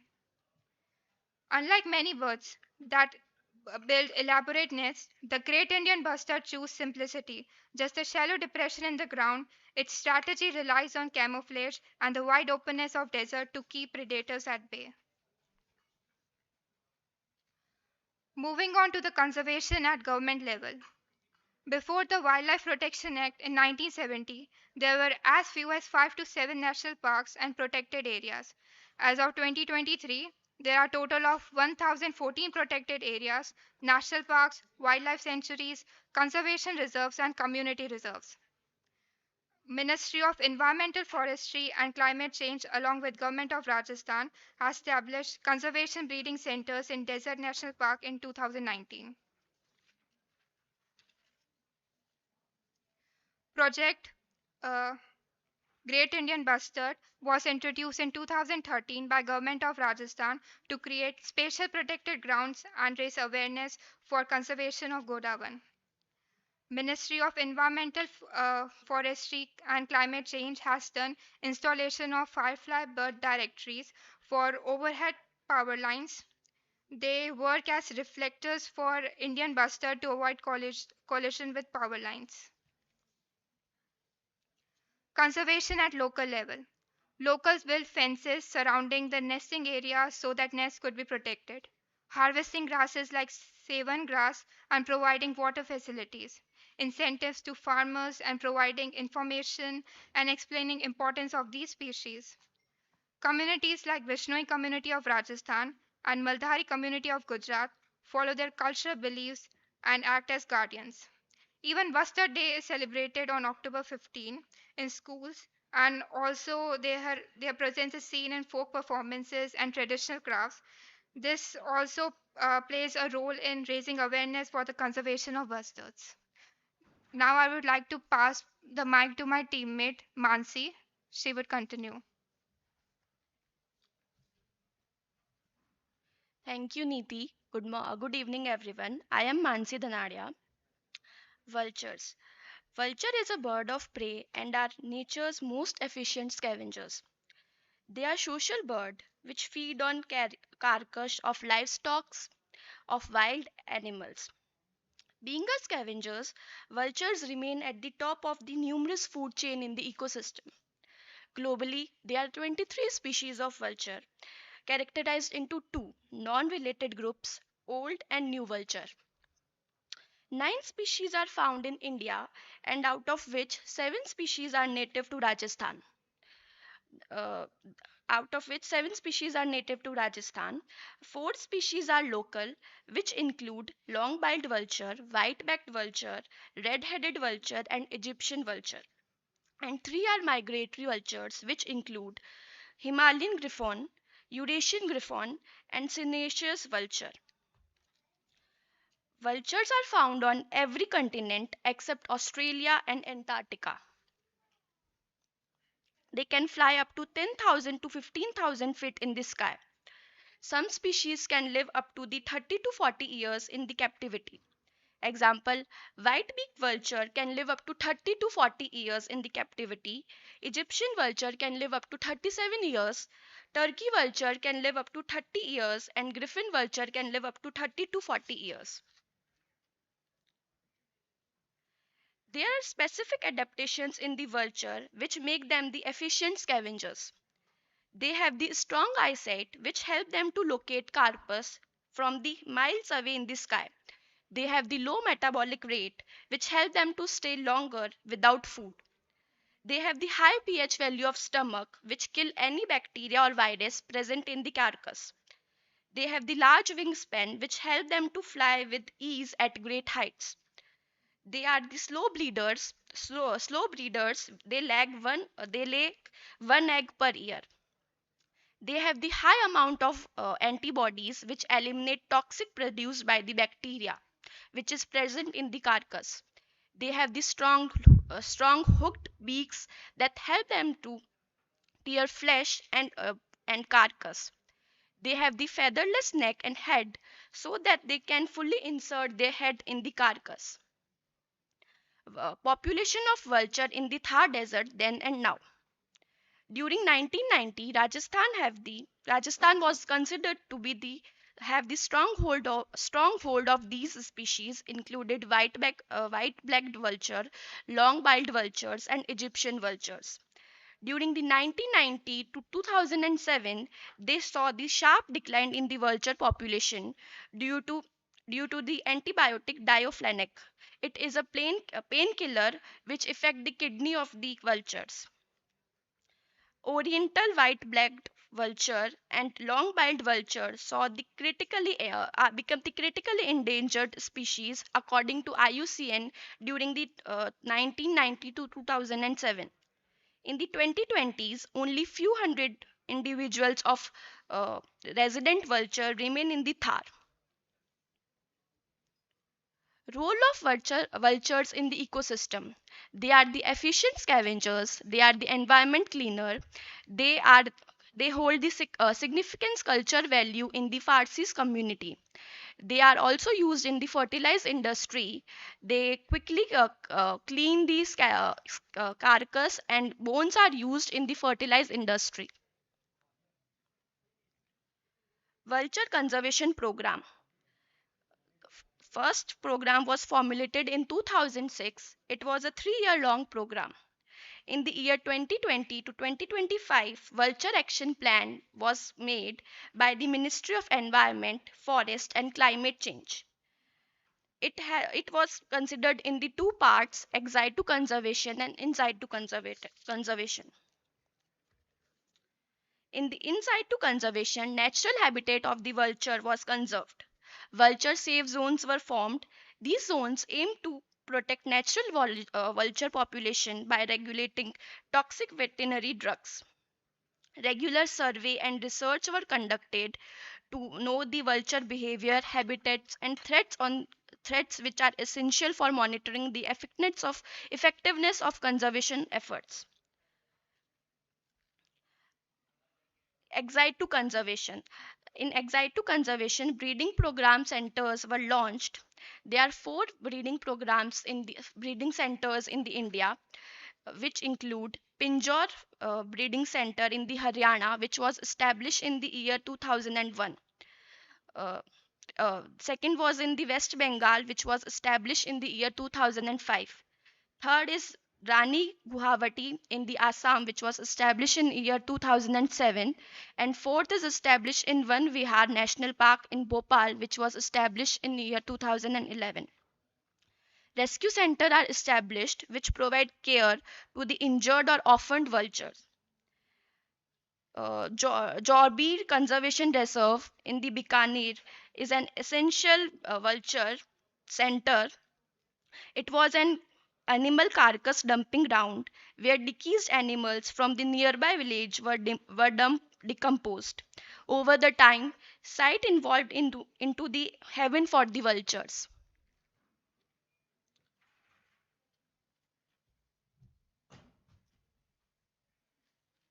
Major threats to the avian diversity. Pollution is the major threat to the avian diversity. Pesticides used in agriculture can accumulate in the food chain and affect the vulture that feed on the contaminated carcass. Plastic pollution, plastic debris in the environment can be ingested by vulture, causing blockage in the digestive system of the vultures. Then second is the climate change poses significant threat to the Asian species, impacting their habitats, patterns, breeding cycles, and overall population. Third one is urbanization. The most urbanized regions in India have the least number of bird species. result in the loss of natural habitat for birds and exposes them to more air pollution and high temperature. Not only this, cities have noise pollution which forces birds to sing louder. Meanwhile, light pollution may confuse and disorient them, causing them to collide with buildings. Energy infrastructure. The countries have started to generate power using renewable resources instead of depending on conventional methods like coal power plants. A wide range of species are known to have been killed due to collision with the wind turbines. Due to transmission lines, numerous birds have been electrocuted. Bird sanctuaries of Rajasthan. Central government and Rajasthan government have made numerous national park and reserves park to protect the avian diversity. First one is Desert National Park, which is Desert National Sanctuary, which is situated in the Jaisalmer. It is one of the India's largest parks, home to desert birds like the Great Indian Bustard. Second one is Mount Abu Wildlife Sanctuary. It spot grey jungle fowl, eagles, and vultures in the hills. Third one is Kitchen Bird Sanctuary. It is famous for thousands of migrants demosil cranes. Fourth is Ranthambore National Park, which is rich in bird life like peafowl and woodpeckers. Fourth is Bharatpur Bird Sanctuary. It is UNESCO World Heritage Site, which is home to Siberian cranes, pelicans, herons, and larks. Fifth is Kumbhalgarh Wildlife Sanctuary. Over 200 species, including bulbuls, peacocks, and kingfishers, are found there. Sixth is Siriska National Park, noted for serpent eagles, owls, sand groves, pelicans, and the great Indian bustard. Conclusion. Avian diversity play a vital role in maintaining ecological balance and biodiversity. Despite efforts by the government and local communities through protected areas, conservation programs, and awareness campaigns, birds continue to face serious threats like habitat loss, pollution, climate change, and harmful human activities. Thank you.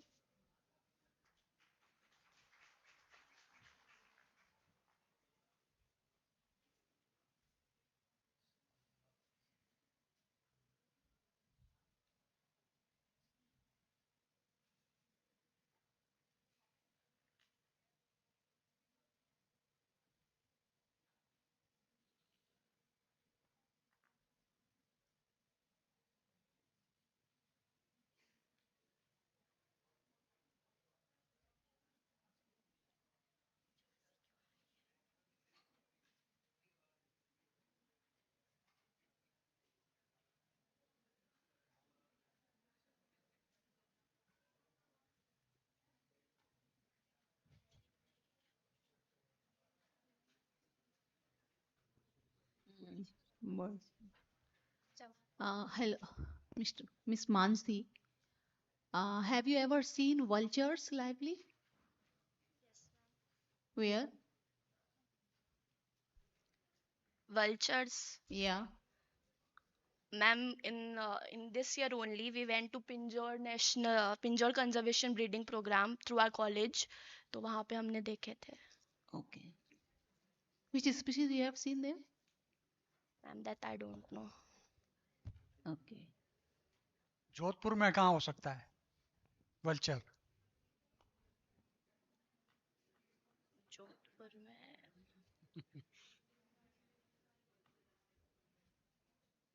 केरू में केरू हाँ? केरू केरू side में केरू कहाँ है यहाँ? सर जोधपुर के आउटस्कर्ट्स में ही है. नाम सुना है या गई हैं आप वहाँ पे? नहीं, बस सुना ही है कि वहाँ पे हो सकते हैं. फोर्ट में नहीं है? Yes sir. Yes sir. Yes.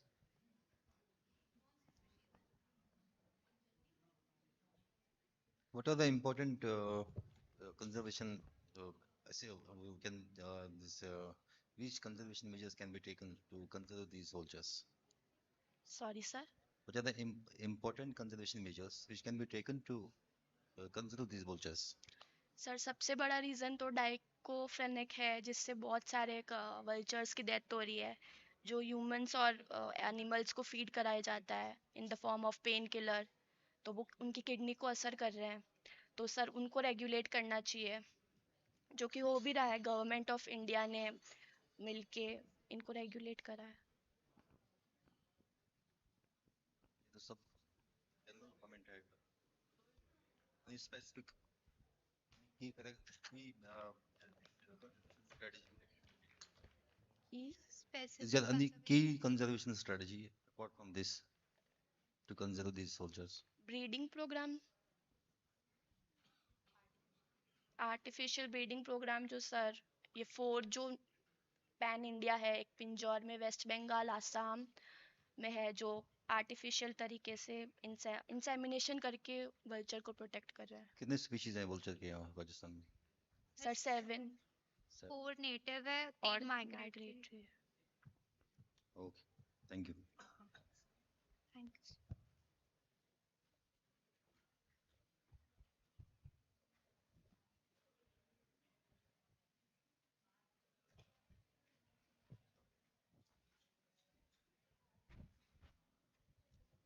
Now this is the end of this technical session of presentation. Now it is time for the small tea break. After tea break, valedictory section will be organized.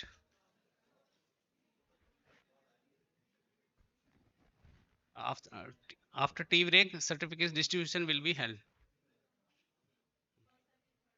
And winners will also be announced in the valedictory session. Hello.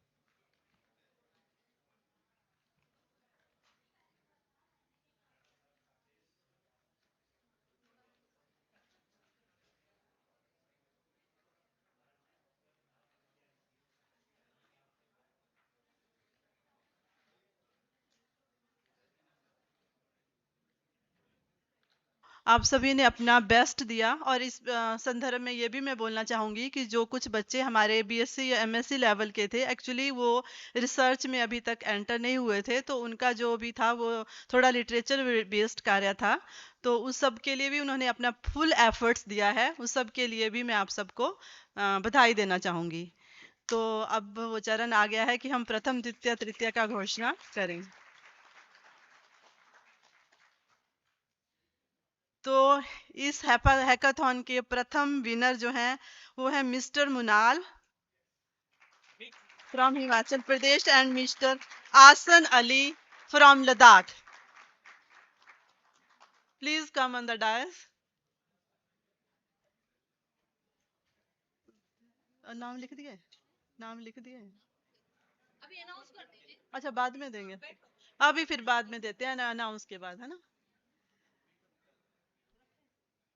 और इसके जो second winner हैं वो group है from Lachoo college.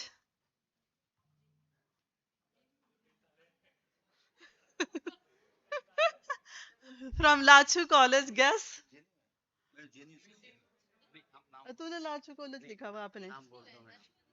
मुझे नहीं पता। अच्छा, सॉरी फॉर कंफ्यूजन। अरे sorry, this is from JNV. अब आपने लाचू लिखा है, ये देखो आपने स्पेशल।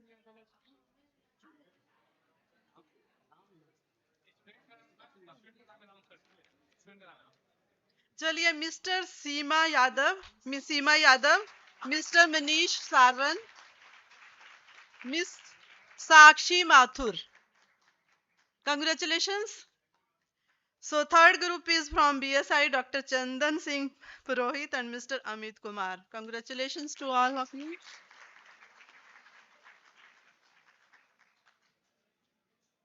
तो अब मैं अंत में अपने भारतीय प्राणी सर्वेक्षण मरु प्रादेशिक केंद्र के सभी अधिकारी और कर्मचारियों को इस सफल सफलतापूर्वक इस वेंचर को अपना जो इन्होंने एंडलेसली अपने एफर्ट्स दिए हैं उस सब के लिए धन्यवाद करती हूँ और मुबारकबाद देती हूँ। तो big close of hand for ZSI DRC, for all the employees from Mahendra Singh driver to all अपने हमारे अधिकारी। अभी मैं यहाँ पे सबके नाम नहीं ले पाऊंगी, लेकिन सभी जिन्होंने तहे दिल से हमारे इस एडवेंचर को सक्सेसफुल बनाया है, end of course all the participant, due to them only this venture has been become successful. So congratulations to all of you, and hope in future we could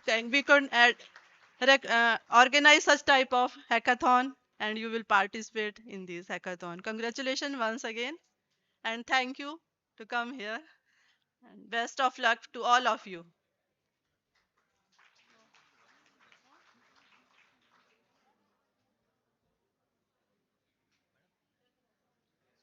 आगे हेडक्वार्टर भेजना वो भी नहीं, headquarter announce नहीं करना अभी।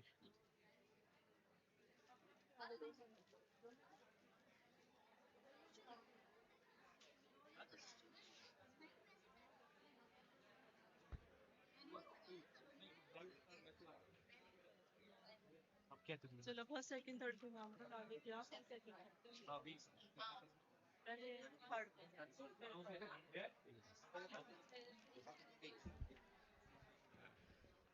Now it's time for certificate distribution. First, I would like to invite Dr. Chandan Singh Prohit and Mr. Amit Kumar from VSI. Please come on the stage and get felicitation from our dignitaries. They have won third place for this hackathon.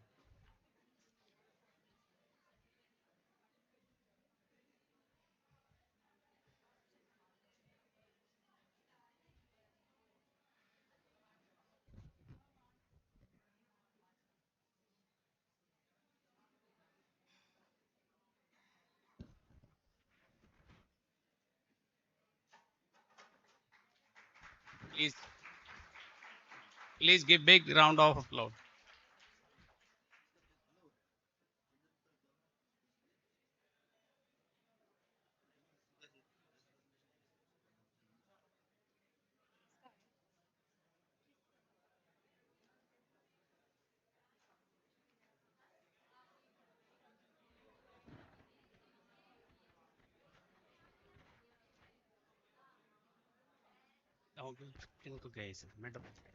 Second बुला देते हैं. Now I request Miss Seema Yadav, Minister Manish Sarwa, and Miss Sakshi Mathur for the second prize.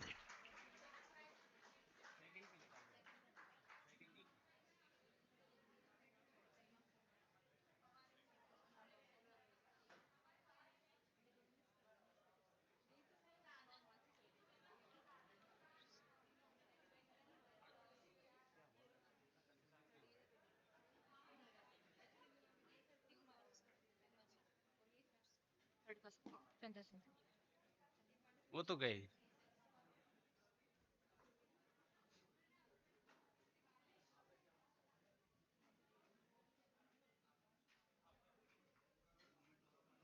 Moment दो.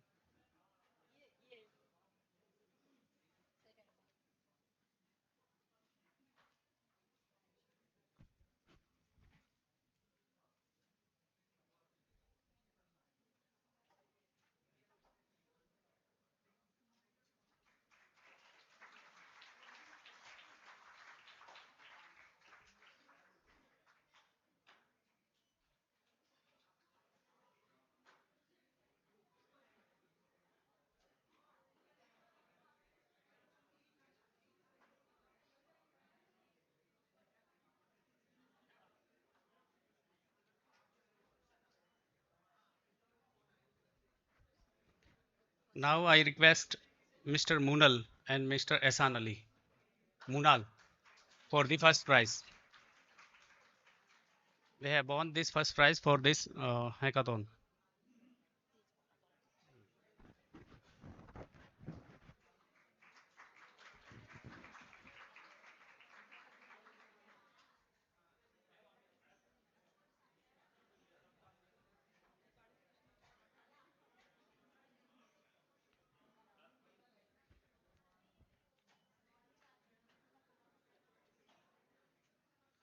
Please give them a big round of applause.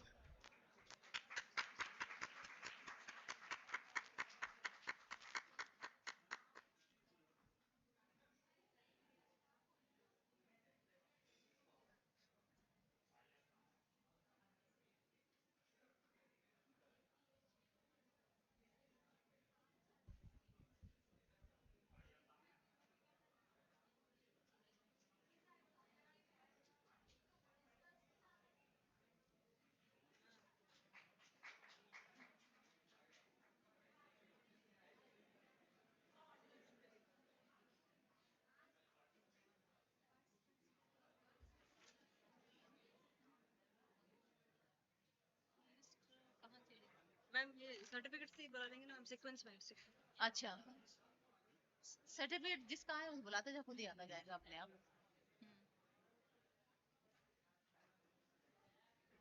यही तुम रखते जाओ हाँ चित्रा है चितारा वहाँ चितारा यहाँ खड़े हो चित्रा लिख दिया इसमें देखिए Chitra white and acid distribution of the scholarship.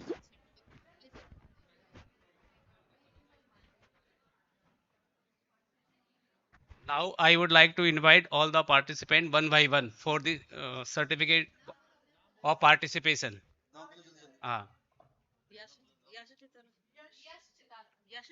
Ma'am ये ले लो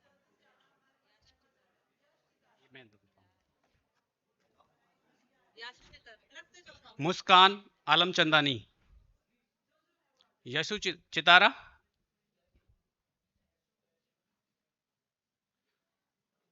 मुस्कान आलम Chandani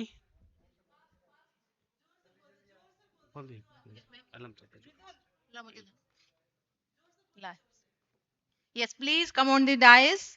Mr. Mridul Gehlot.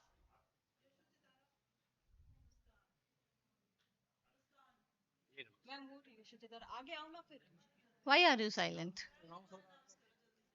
Miss Yashu Sitara. Yeah. Please take your certificate from the madam. पीछे रखा Now Mridul Gehlot.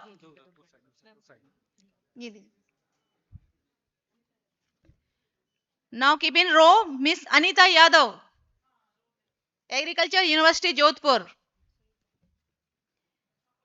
Yeah. Next one Sunil Kumar Dabai, Agriculture University Jodhpur. Next one Manoj Singh Bhati, Agriculture University Jodhpur. Next Akshika Sharma, Mayurakshi Group of Institute. Karishma Khichi, Mayurakshi Group of Institute. Bharti Joya, Mayurakshi Group of Institute.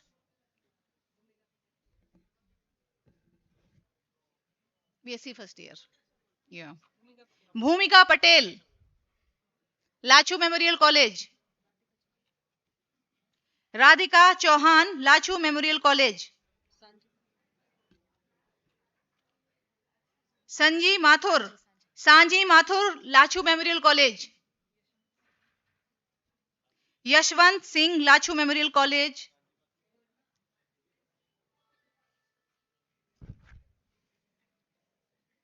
Abhishek Sikwal. ये photo खींचे वाले बेचारे के नहीं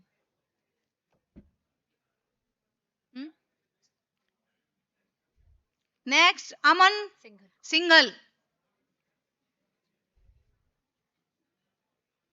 Prabha Chauhan. Prabha Chauhan, please hurry up fast.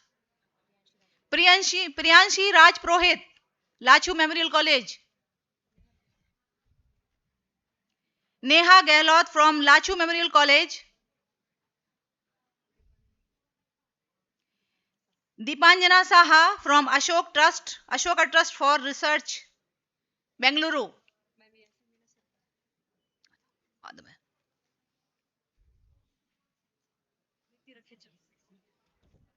Next, Niti Rakheja from Lachu Memorial College.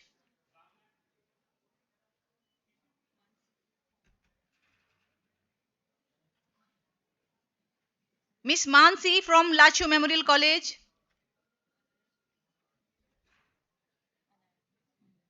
Next, Miss Anaya Shukla.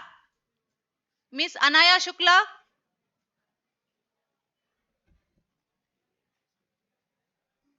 Mr. Manav Mihir from Lachu Memorial College. Mr. Bhartendu Kumar from Lachu Memorial College. Mr. Jayesh Uday from Lachu Memorial College. Hurry up, please.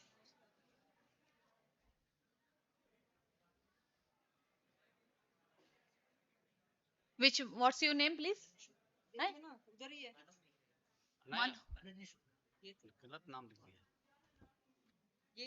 Anaya या Ananya? Okay, we'll. No, so correct करना पड़ेगा. Yeah, I'll correct it. Okay. Now, Musla Aftab is not there. Next, Ronak Raj from Lachu Memorial College. Anjali Swami from Lachu Memorial College. No.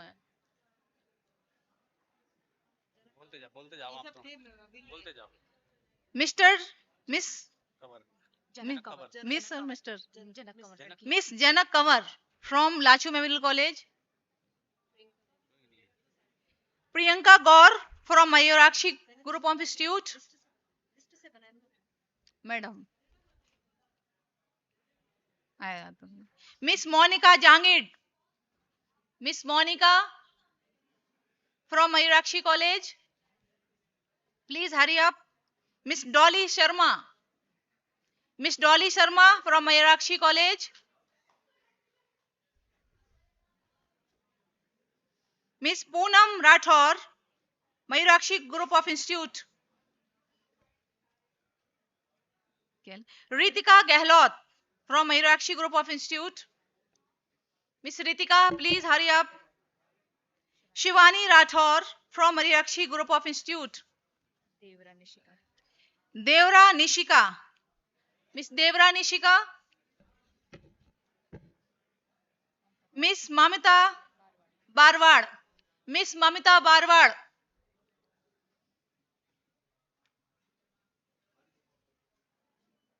Miss Kamla Chaudhary from Mayurakshi Group of Institute. Miss Kamla Chaudhary, please come on the stage. Radhika Rathor. Miss Radhika. Miss Tripti Sharma. Tripti Sharma. Tripti Sharma? Yeah, thank you. Lakshika Rathor. Miss Lakshika Rathor. Bhavna Nangal from Mayurakshi Group of Institute. Bhavna. Miss Bhavna. Sunil Satyal. Mr. Sunil Satyal from Mayurakshi Group of Institute. Vaibhav Syag. Mr. Vaibhav. Mr. Vaibhav. Come. Mr. Deepak Saran. Mr. Deepak Saran. Mr. Deepak.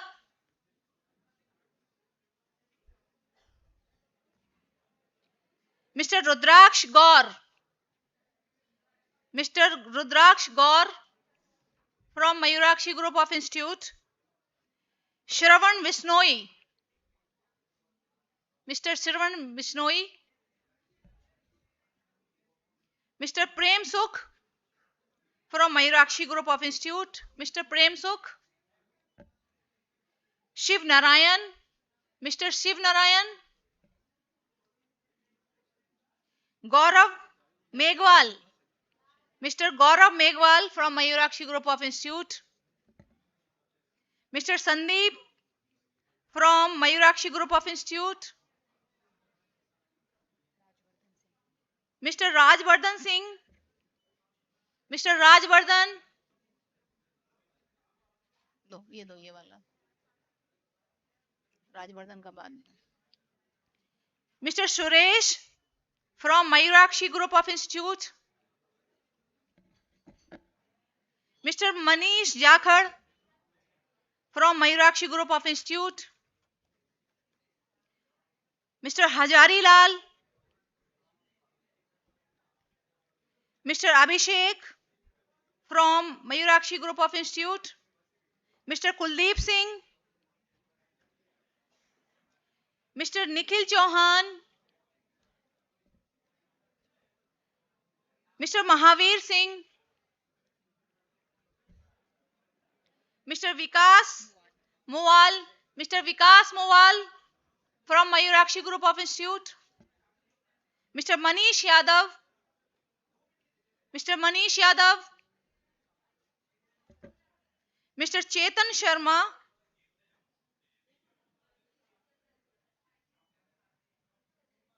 Mr. Chetan Sharma from Mayurakshi Group of Institute,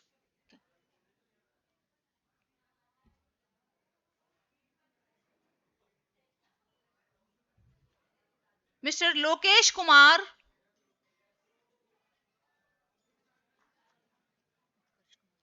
Mr. Utkarsh Kumar from Mayurakshi Group of Institute, Mr. Utkarsh Kumar,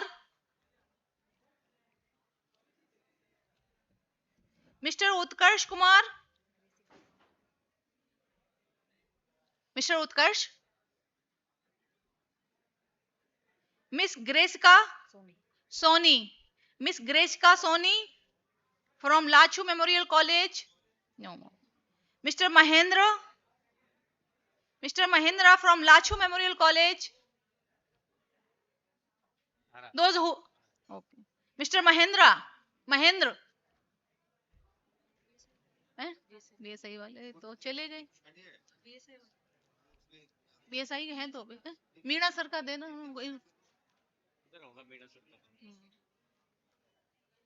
Miss Janak Kanwar, is she present or anyone can take it?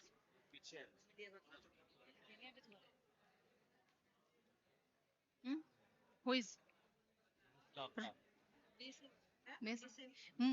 Musla Aftab. Anyone of his friend? He can take and give. Mr. Musla Aftab, you are? Yeah. You are friend of him? Okay. You just give him.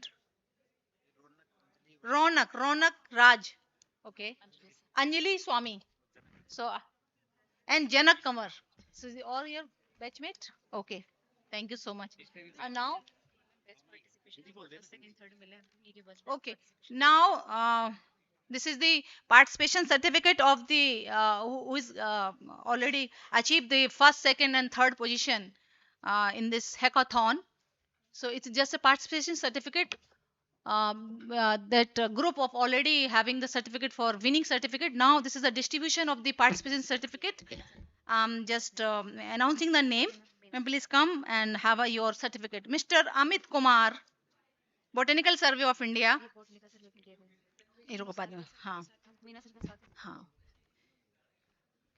Dr. Chandan Singh Prohit and Dr. S.L. Meena. Mr. Manish Sarva, Jain Narayan Vyas University. Mr. Manish Sarva, this is a participation certificate.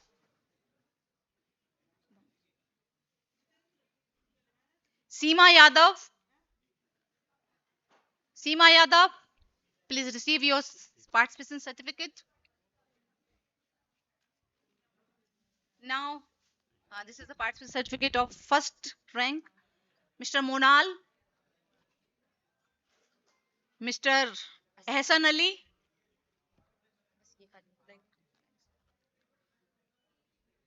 so now, thank you very much. And this is the end of certificate distribution. So now we will request all to take a pledge of Mission Life. So we will stand from our place and take a pledge. Then formally completion of this hackathon today of ZSI Jodhpur. Correct. बाद में करेंगे. चलो सभी please all stand up.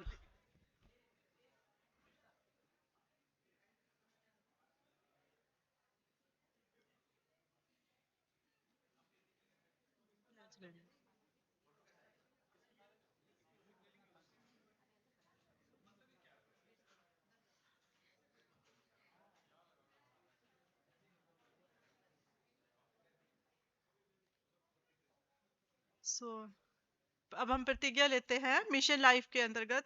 मैं प्रतिज्ञा करती हूँ कि पर्यावरण को बचाने के लिए अपने दैनिक जीवन में हर संभव बदलाव लाऊंगी।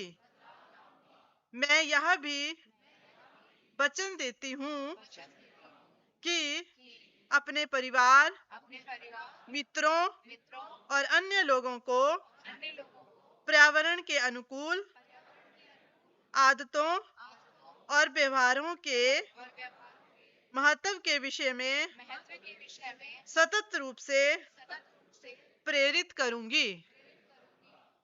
धन्यवाद।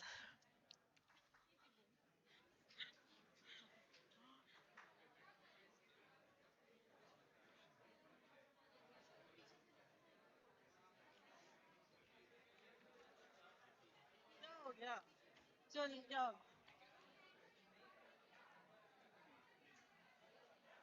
फोटो ले लो, कौन सी लेनी है? फोटो ले लो, एक फोटो ले लो, एक ज्यादा ही कुछ हो गया है।